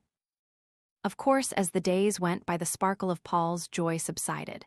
An infinite unrest took its place, a continual mad desire for further news. Supposing she were ill, his darling one? Many times a day he read her words. The pencil writing was certainly feeble and shaky, supposing, but he refused to face any terrible picture. The letter had come on the 2nd of March. His son had been 11 days old, then 2 days and a half to Vienna. That brought it to 8 when the letter was posted, and from whence had it come there? If he allowed 2 days more, say she must have written it only 5 or 6 days after the baby's birth. Paul knew very little about such things, though he understood vaguely that a woman might possibly be very ill even after then. But surely, if so, Anna or Dmitri would have told him on their own initiative. This thought comforted him a little, but still anxiety like a sleuth-hound pursued his every moment. He would not leave home. London saw him, not even for a day. Some word might come in his absence, some message or summons to go to her, and he would not chance being out of its reach. More than ever, all their 3 weeks of happiness was lived over again. Every word she had said had sunk forever in his memory. And away in his solitary walks, or his rides home from hunting in the dusk of the afternoon, he let them echo in his heart. But the desire to be near her was growing an obsession. Some days, when a wild gallop had made his blood run, triumphant thoughts of his son would come to him. How he should love to teach him to sit a horse in days to come, to ride to hounds, and shoot, and be an English gentleman.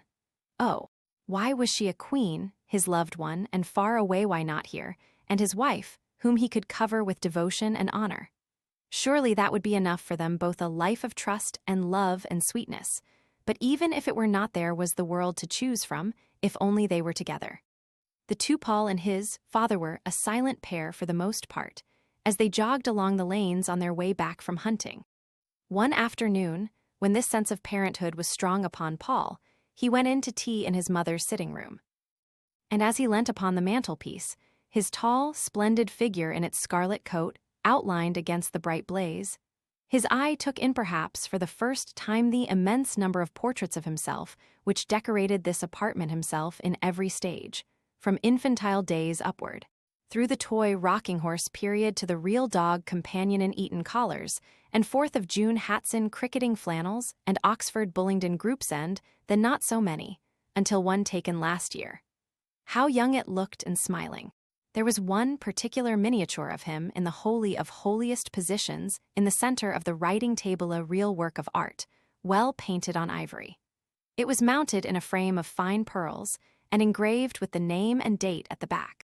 Paul Verden, aged 5 years and 3 months.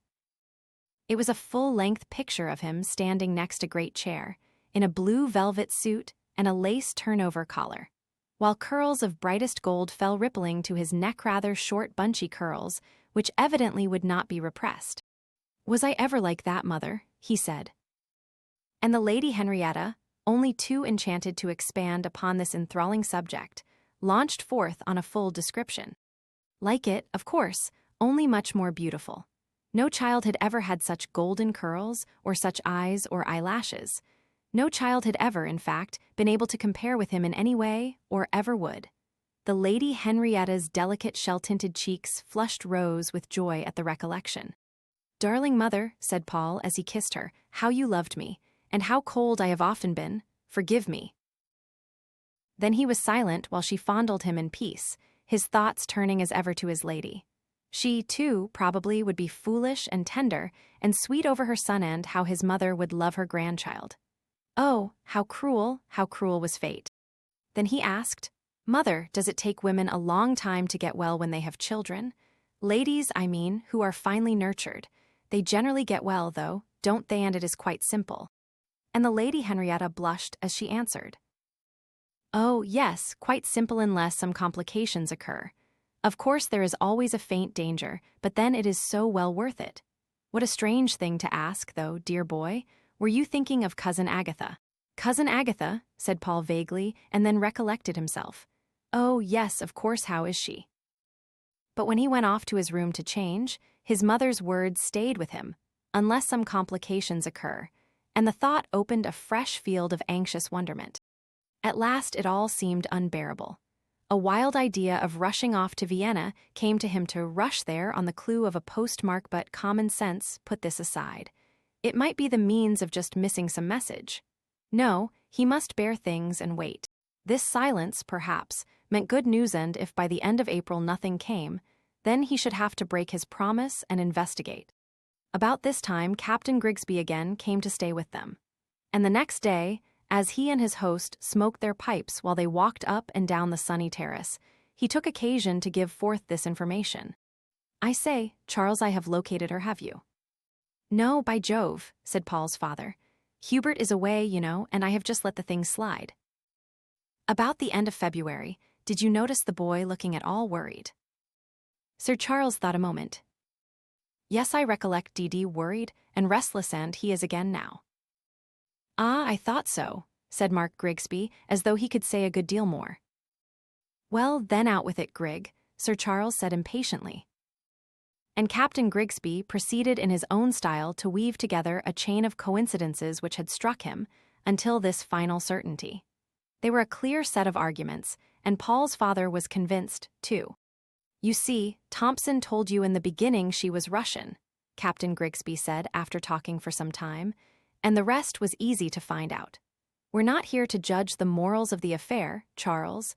You and I can only be thundering glad your grandson will sit on that throne all right."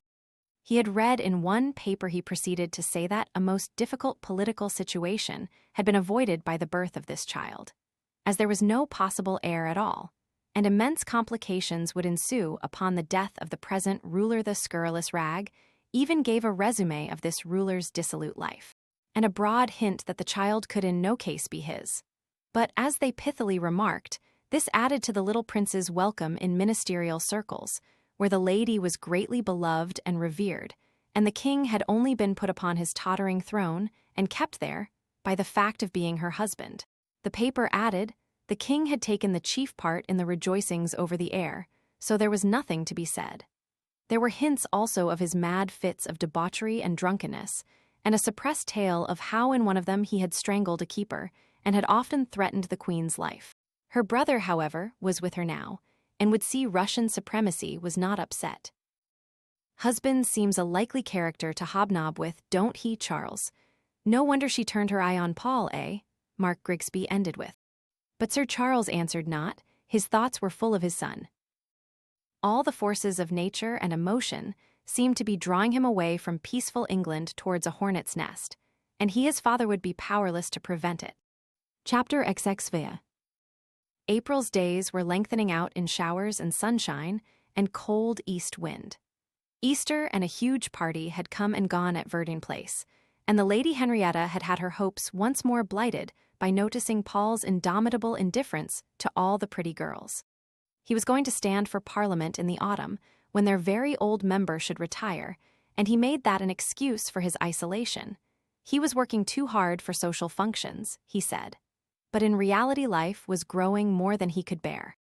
Captain Grigsby had sold the old Blue Heather and bought a new steam yacht of 700 tons large enough to take him round the world. He said and he had had her put in commission for the Mediterranean, and she was waiting for him now at Marseille. Would Paul join him for a trip? He asked, and Paul hesitated for a moment. If no news came by Friday, this was a Monday then, he should go to London and deliberately find out his lady's name and kingdom. In that case, to cruise in those waters might suit his book passing well. So he asked for a few days' grace, and Captain Grigsby gave a friendly growl in reply, and thus it was settled. By Saturday he was to give his answer. Tuesday passed, and Wednesday, and on Thursday a telegram came for Paul which drove him mad with joy. It was short and to the point. Meet Dimitri in Paris, then followed an address. By rushing things he could just catch the night boat. He went to his father's room, where Sir Charles was discussing affairs with his land steward. The man retired. "Father," said Paul, "I am going immediately to Paris. I have not even time to wait and see my mother. She is out driving, I hear. Will you understand, father, and make it all right with her?" And Sir Charles said, as he wrung his son's hand, "Take care of yourself, Paul. I understand, my boy, and remember, Grig and I are with you to the bone. Wire if you want us and let me have your news." So they had parted without fuss, deep feeling in their hearts. Paul had telegraphed to the address given for Dimitri that he would be in Paris, and at what hotel, by the following morning. He chose a large caravanserai as being more suitable to unremarked comings and goings, should Dimitri's visit be anything of a secret one. And with intense impatience, he awaited the faithful servant's visit. He was eating his early breakfast in his sitting room when the old man appeared. In all the journey Paul had not allowed himself any speculation he would see and know soon. That was enough. But he felt inclined to grind this silver-haired retainer's hand with joy as he made his respectful obeisance. The Excellency was well. Yes, and now for his news. Madame had bid him come and see the Excellency here in Paris, as not being so inaccessible as England at first. Yes, Madame was well. There was something in his voice as he said this which made Paul exclaim and question him closely. But he would only repeat that yes. His lady was well, a little delicate still. But well, and the never sufficiently to be beloved son was well, too. His lady had told him to assure the Excellency and was the portrait of his most illustrious father. And the old man lowered his eyes, while Paul looked out of the window and thrilled all over. Circumstances made things very difficult for Madame to leave the southern country where she was at present, but she had a very strong desire to see the Excellency again if such meeting could be managed. He paused, and Paul exclaimed that of course it could be managed, and he could start that night. But Dimitri shook his head. That would be impossible, he said. Much planning would be needed first. A yacht must be taken, and not until the end of May would it be safe for the Excellency to journey south. At that time, Madame would be in a chateau on the seacoast, and if the Excellency and his crews could be within sight, he might possibly land at a suitable moment and see her for a few hours. Paul thought of Captain Grigsby. "I will come in a yacht whenever I may," he said to Dimitri. So they began to settle details. Paul imagined from Dimitri continuing to call his queen plain Madame that she still wished to preserve her incognito, so, madly as he desired to know, he would wait until he saw her face to face, and then ask to be released from his promise. The time had come when he could bear the mystery no longer, but he would not question Dimitri. All his force was turned to extracting every detail of his darling's health and well-being from the old servant, and in his guarded, respectful manner, he answered all he could. His lady had indeed been very ill, Paul gathered at death's door. Ah, this was terrible to hear, but lately she was mending rapidly, only she had been too ill to plan or make any arrangements to see him.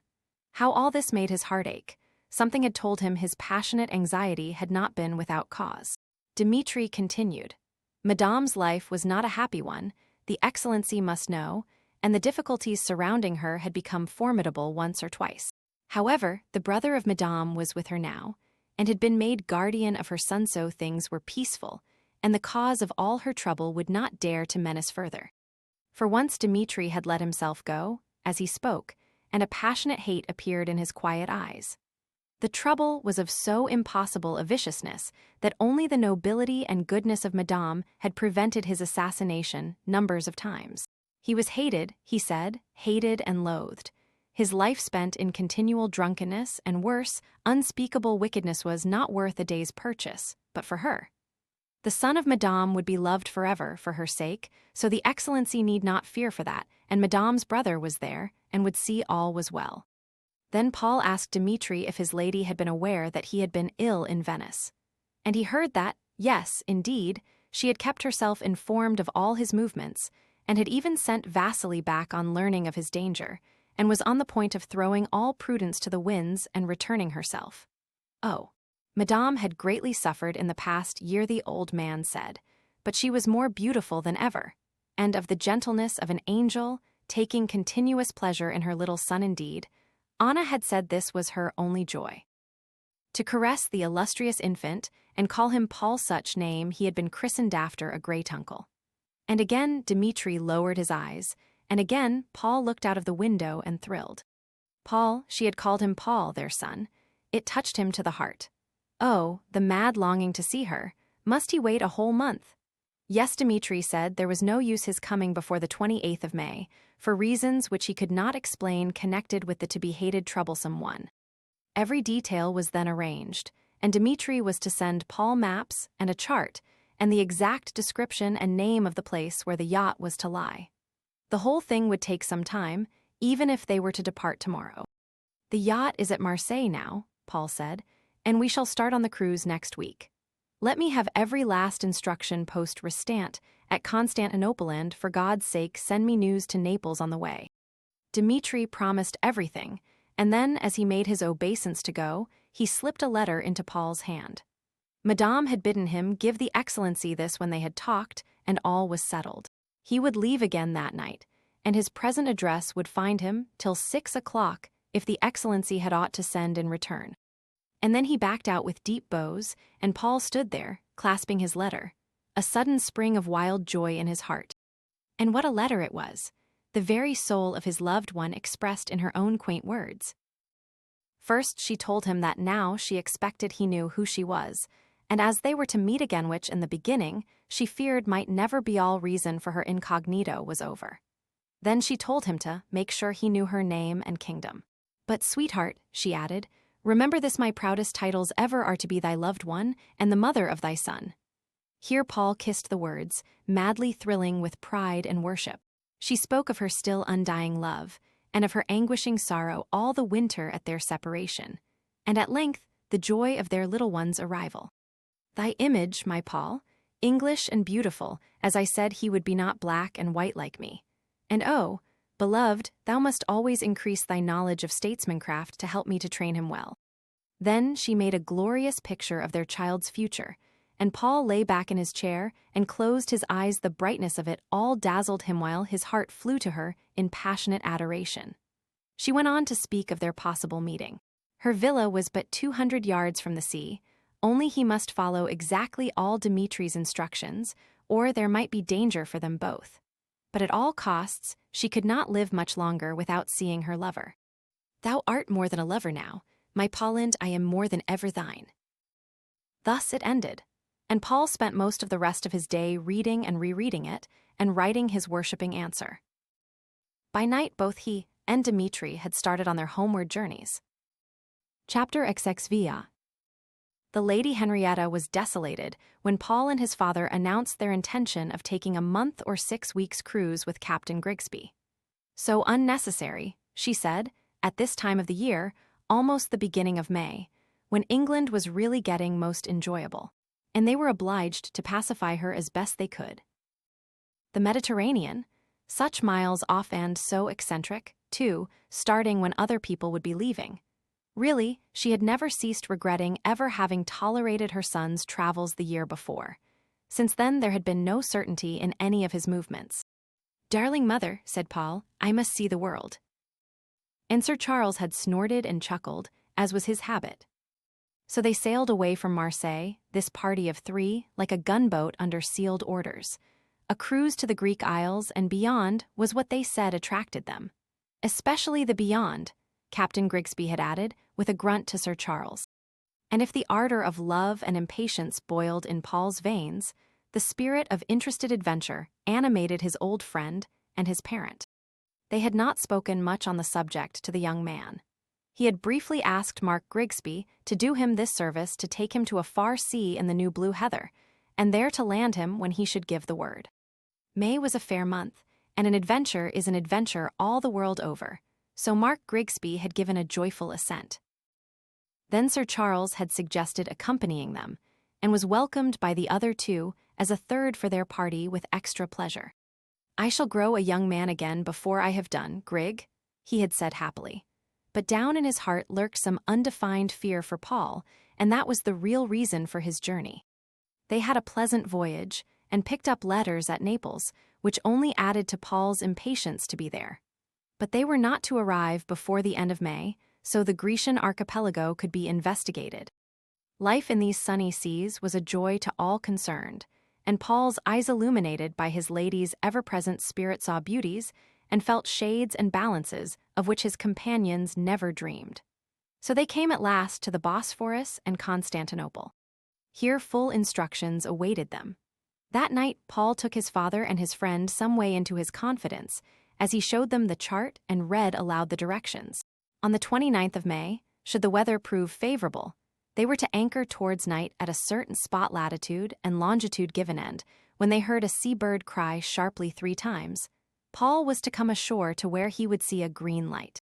Vasily would be waiting for him, and from there it was but a few steps to the garden gate of the villa by the sea, in which his lady was passing the summer. It all seemed perfectly simple only. The directions added, he must leave again before dawn, and the yacht be out of sight before daylight, as complications had occurred since the letter to Naples, and the to-be-hated one had not left the capital, so things were not so easy to manage or safe. Paul's impatience knew no bounds. The concentrated pent-up longing of all these months was animating him. To see his lady again, to clasp her, to kiss her, to kneel to her and give her homage and worship, and to behold his little son. Always he carried the minute flaxen curl in a locket, and often he had looked at it and tried to picture the wee head from which it had been cut. But she his love would bring his son to him and perhaps let him hold him in his arms. Ah, he shut his eyes and imagined the tender scene. Would she be changed? Should he see the traces of suffering? But he would caress all memory of pain away, and surely this meeting would only be the forerunner of others to come. Fate could never intend such deep, true love as theirs to be apart. An exaltation uplifted him. And if his lady were a queen and wore a crown, he felt himself the greatest king on earth, for was not he the absolute ruler of her heart? And who could wish for a more glorious kingdom? The hours from Constantinople seemed longer than the whole voyage. He could hardly keep his attention to talk coherently about ordinary things at meals, and his father and Mark Grigsby left him practically alone. At last, the 29th of May dawned, boiling hot and cloudlessly fair. For obvious reasons, they stayed beyond sight of the coast until darkness fell, and then came close inshore. It was a starlit night, with not a breath of air, and no moon would illuminate their whereabouts. Paul dressed with the greatest care. Never had he been more particular over his toilet. Thompson found him exigeant. He had broadened and filled out in the past year, and his fair face was tanned and blooming with health and excitement. "The best-looking young devil a woman's eye could light on," Mark Grigsby said, as he and Sir Charles watched him descend the gangway to the boat, when the impatiently awaited signal had been given. "God keep him safe, Grig," was all Sir Charles could mutter, with a grunt in his throat. The maddest excitement was racing through Paul, as he held the tiller ropes and made straight for the light. And once he felt in his pocket to assure himself he had not forgotten Dimitri's pistol, which he had cleaned and loaded himself that afternoon. He knew this adventure might be a dangerous one, simple as it looked superficially, and now he was an expert revolver shot, thanks to constant practice.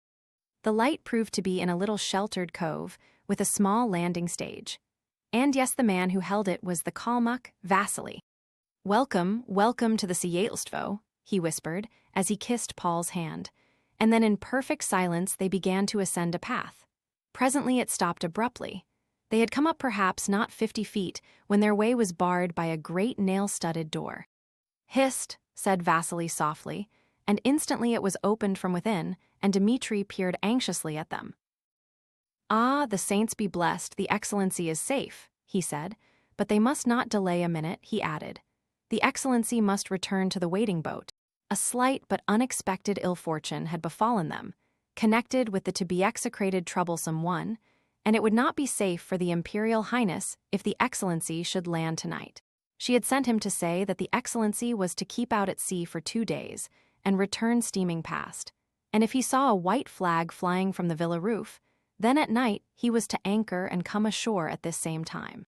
If not, for the moment he must go on back to Constantinople, where news and further instructions would be sent him. As he spoke, Dmitri indicated the return path and bid the Excellency follow him and hasten, hasten. This was a terrible blow to Paul, but the thought that he might bring danger to his beloved one made him not hesitate a moment.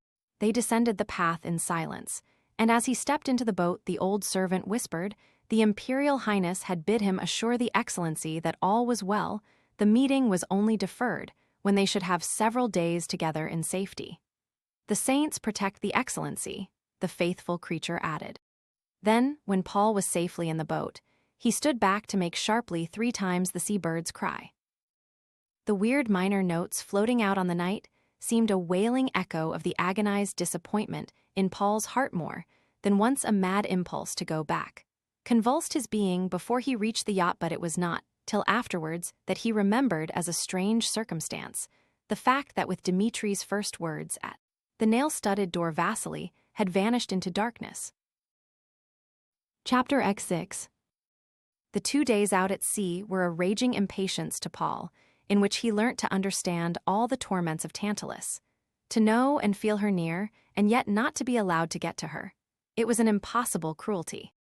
The 2 gray-headed men's hearts ached for him, and Captain Grigsby delivered himself of this aphorism. "Say what you will, Charles, but youth pays the devil of a long price for its pleasures. Here you and I snored like a couple of porpoises all last night, while the boy paced the deck and cursed everything."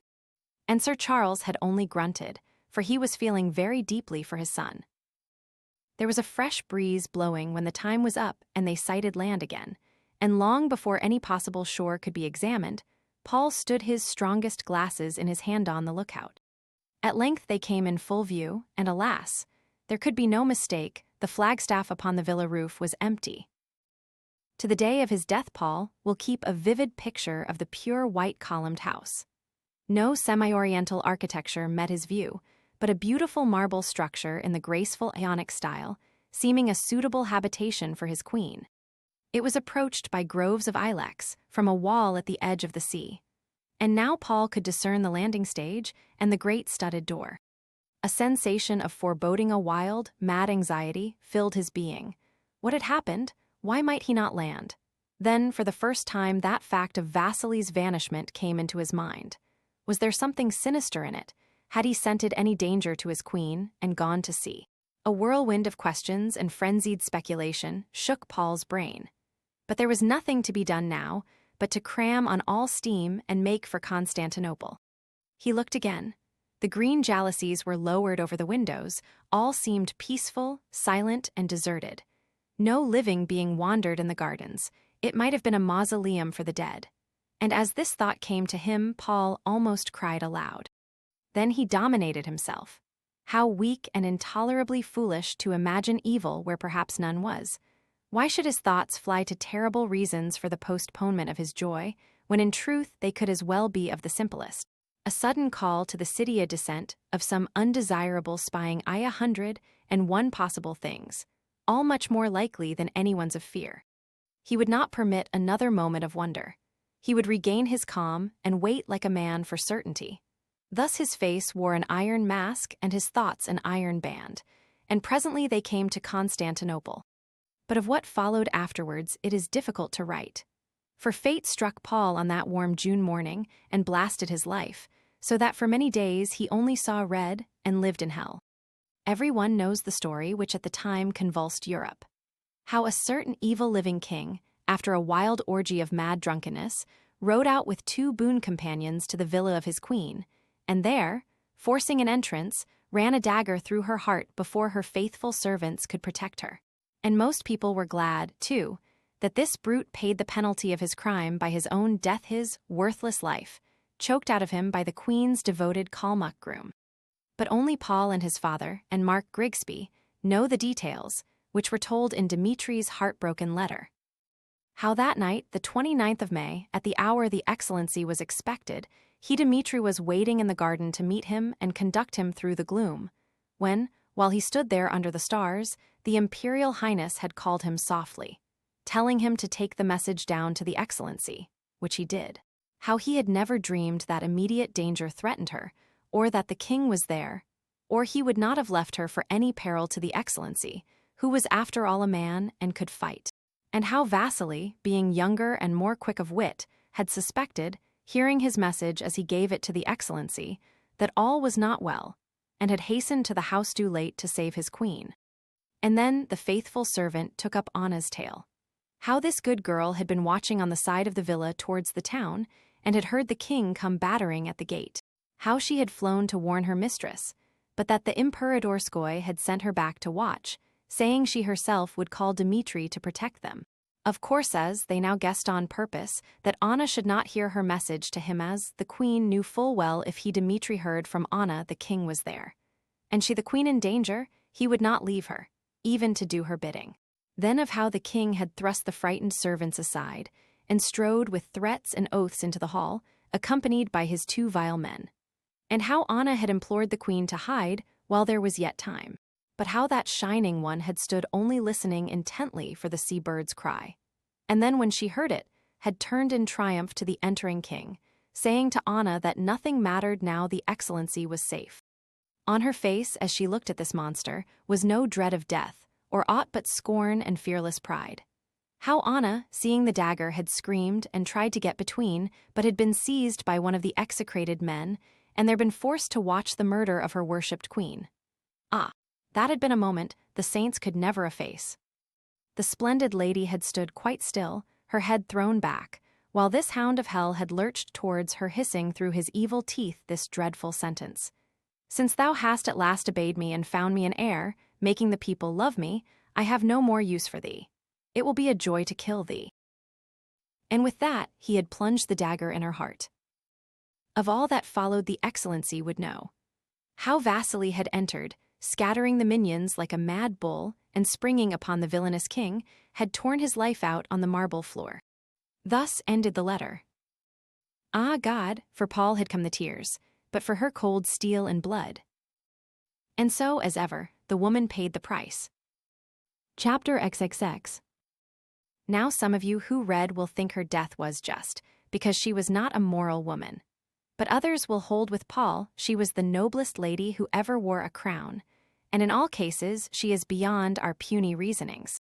But her work in Paul's heart still lives, and will live to the end of his life. Although for long months after the agony of that June day, nothing but hate and passion and misery had the ruling of him. He could not bear his kind. His father and Captain Grigsby had left the yacht to him and let him cruise alone.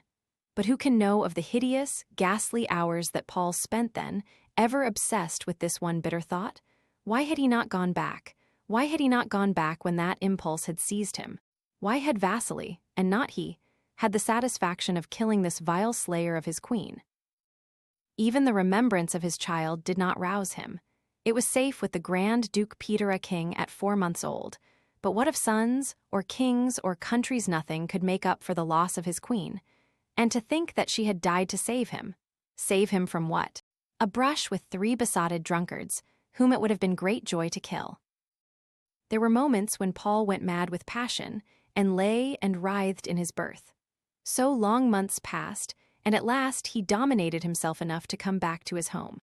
And if the Lady Henrietta had exclaimed that he appeared ill before on his return, she was dumb now with sorrow at the change. For Paul had looked upon Medusa's head of horror, and, as well as his heart, his face seemed turned to stone. He was gentle with his mother, and let her caress him as much as she would, but nothing anyone could say could move Himeven Pike's joyous greeting. The whole of God's world was his enemy, for was he not alone there, robbed of his mate? Presently the reaction from this violence came, and an intense apathy set in. A saltless, tasteless existence. What was Parliament to him? What was his country or his nation, or even his home? Only the hunting when it came gave him some relief. And then if the run were fast enough, or the jumps prodigiously high, or his horses sufficiently fresh to be difficult, his blood ran again for a brief space. But beyond this life was hell, and often he was tempted to use that little pistol of Dimitri's and end it and sleep. Only the inherent manly English spirit in him, deep down somewhere, prevented him.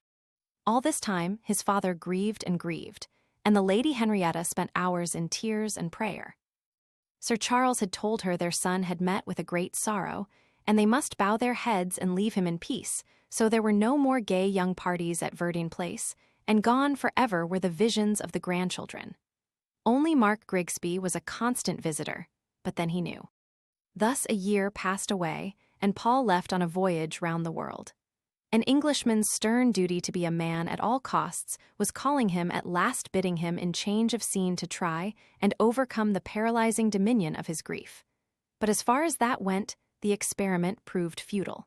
If moments came when circumstances did divert him, such as one or two great storms he happened to come across, and one or two exciting situations still, when things were fair and peaceful, back would rush the ever-living ache. That passionate void and loss for which there seems no remedy.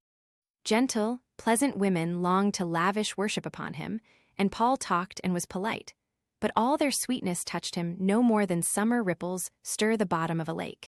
He seemed impervious to any human influence, though when the look of a mountain or the color of beech trees would remind him of the Buogenstock anguish as fresh as ever stabbed his heart. Yet all this while, unknown to himself, his faculties were developing. He read deeply. He had unconsciously grown to apply his darling's lucid reasoning to every detail of his judgment of life. It was as if it had before been written in cipher for him, and she had now given him the key. His mind was untiring in its efforts to master subjects, as his splendid physique seemed tireless in all manner of sport. Thus he saw the world and its peoples, and was an honored guest among the great ones of the earth. But the hardness of adamant was in him. He had no beliefs, no ambitions. He dissected everything with all the pitiless certainty of a surgeon's cold knife. And if his life contained an aim at all, it was to get through with it and find oblivion in eternal sleep. Thoughts of his little son would sometimes come to him, but when they did he thrust them back and shut his heart up in a casing of ice. To feel was to suffer. That perhaps was his only creed, that and a blind, sullen rage against fate. This was the lesson his suffering had taught him, and they were weary years before he knew another side. The first time he saw a tiger in India was one of the landmarks in the history of his inner emotions. He had gone to shoot the beasts with a well-known Raja, and it had chanced he came upon a magnificent creature at very close quarters and had shot it on sight. But when it lay dead, its wonderful body gracefully moving no more, a sickening regret came over Paul. Of all things in creation, none reminded him so forcibly of his lost, worshipped queen.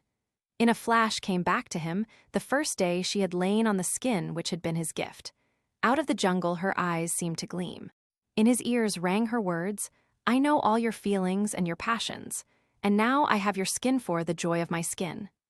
Yes, she had loved tigers and been in sympathy with them always, and here was one whose joy of life he had ended. No, he could never kill one more. After this expedition for weeks he was restless. The incident seemed to have pierced through his carefully cultivated calm. For days and days, fresh as in the first hours of his grief, came an infinite sensation of pain, just hideous personal pain. So time and his journeys went on. But no country and no change of scene could dull Paul's sense of loss, and the great, vast, terrible finality of all hope. The hackneyed phrase would continually ring in his brain of never again, never again. Ah, God, It was true he would hold his beloved one never again, and often unavailing rebellion against destiny would rise up in him, and he would almost go mad and see red once more. Then he would rush away from civilization out into the wild. But these violent emotions were always followed by a heavy, numb lethargy until some echo or resemblance roused him to suffering again. The scent of tuberoses caused him anguish unspeakable. One night in New York, he was obliged to leave the opera because a woman he was with wore some in her dress. Thus, with all his strong will, there were times when he could not control himself or his grief. He had been absent from England for over 2 years when the news came to him far out in America of his uncle Hubert's death. So he had gone to join the world of spirits in the vast beyond. Paul did not care. His only feeling was one of relief. No more fear of hearing, perhaps, some chance idle word. But he remembered his mother had loved her handsome brother, and he wrote a tender letter home. Then something in the Lady Henrietta's answer touched him vaguely and decided him to return. After all, because life was a black, barren waste to him, what right had he to dim all joy in the two who had given him being? Yes, he would go back and try to pick up the threads anew. There were great quiet rejoicings in his parents' hearts at their son's third homecoming, and like a wild beast tamed for a time to perform tricks in a circus, Paul conformed to the ordinary routine. The question of his entering Parliament was mooted again, but this he put aside. As yet he could face no ties. He would do his best by staying at home most of the year, but when that call of anguish was upon him, he must be free once more to roam. Then hope began to bloom in the Lady Henrietta's heart as flowers after rain. Surely this great unknown grief was passing, surely her adored one would settle down again. Chapter XXXI. But the months went by without healing Paul's grief. Time only coated it with a dull, callous crust. He had got into a hard way of taking everything as it came. He did not fly from society or ape the manners of the misanthrope.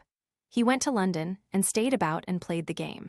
But all with a stony, bald indifference which made people wonder.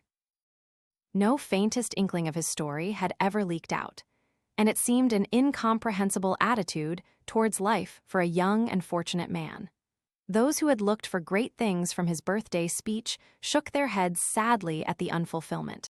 So time passed on, until one day at the beginning of February, nearly 5 years after the light had gone out of his life, a circumstance happened which proved a turning point of great magnitude. It was quite a small thing, just the brutalized hardness in a gypsy woman's face.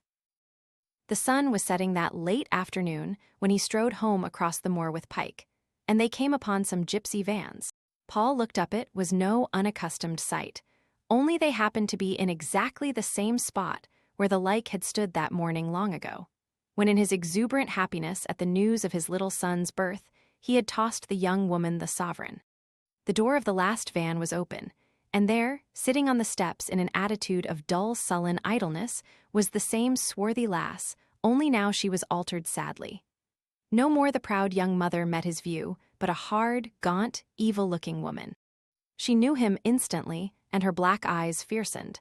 As he came up close to her, she said without any greeting, "I lost him, your honor, him and my bill in the same blasted year, and I ain't never had no other."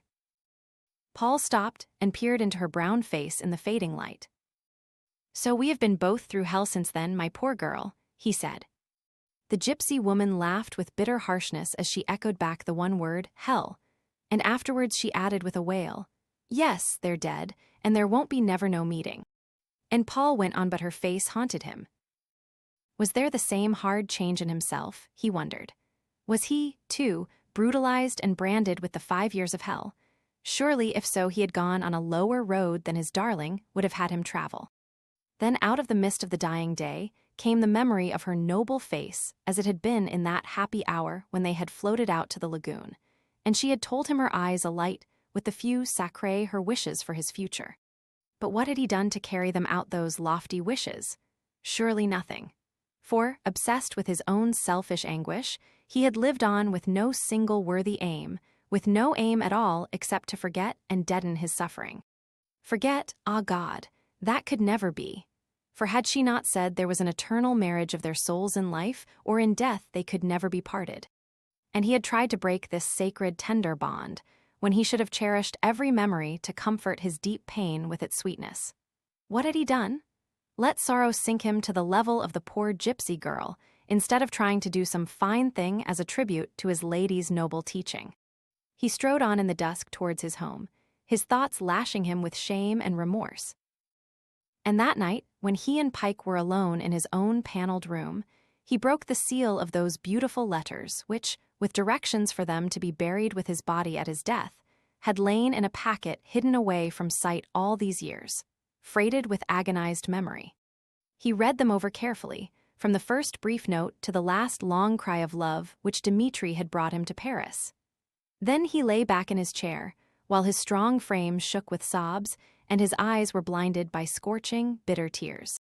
But suddenly it seemed as if his lady's spirit stood beside him in the firelight's flickering gleam, whispering words of hope, pleading to come back from the cold grave to his heart, there to abide and comfort him. He heard her golden voice once more, and it fell like soft, healing rain, so that he stretched out his arms and cried aloud. "My darling, beloved one, forgive me for these 5 wasted years, sweetheart. Come back to me, never to part again. Come back to my heart, and dwell there, angel queen." Then, as the days went on, all the world altered for him. Instead of the terrible bitterness against fate which had ruled his heart, a new tenderness grew there.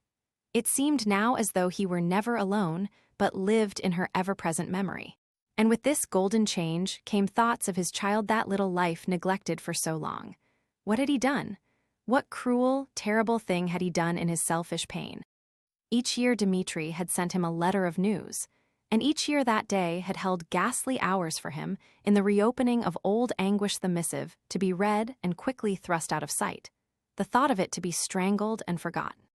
And now the little one would soon be 5 years old, and his father's living eyes had never seen him. But this should no more be so, and he wrote at once to Dmitri. By return of post came the answer. The Excellency indeed would be welcome. The Regent the Grand Duke Peter had bidden him say that if the Excellency should be traveling for pleasure, as the nobility of his country often did, he would gladly be received by the Regent, who was himself a great chasseur and voyageur. The Excellency would then see the never-to-be-sufficiently beloved baby king. Of this glorious child, he Dmitri found it difficult to write. It was as if the Imperatorskoye breathed again in his spirit, while he was the portrait of his illustrious father, proving how deeply and well the Imperatorskoye must have loved that father. If the Excellency could arrive in time for the Majesty's 5th birthday, on the 19th of February, there was to be a special ceremony in the great church, which the Regent thought might be of interest to the Excellency. Paul wired back he would travel night and day to be in time, and he instructed Dmitri to have the necessary arrangements made that he might go straight to the church, in case unforeseen delay should not permit him to arrive until that morning. It was in a shaft of sunlight from the great altar window that Paul first saw his son. The tiny upright figure in its blue velvet suit, heavily trimmed with sable, standing there proudly. A fair, rosy-cheeked, golden-haired English child, the living reality of that miniature, painted on ivory and framed in fine pearls, which made the Holy of Holies on Lady Henrietta's writing table. And as he gazed at his little son, while the organ pealed out a Te Deum and the sweet choir sang, a great rush of tenderness filled Paul's heart and melted forever the icebergs of grief and pain. And as he knelt there, watching their child, it seemed as if his darling stood beside him, telling him that he must look up and thank God, too, for in her spirit's constant love, and this glory of their son, he would one day find rest and consolation. The end. Thanks for listening to 3 Weeks by Elinor Glyn.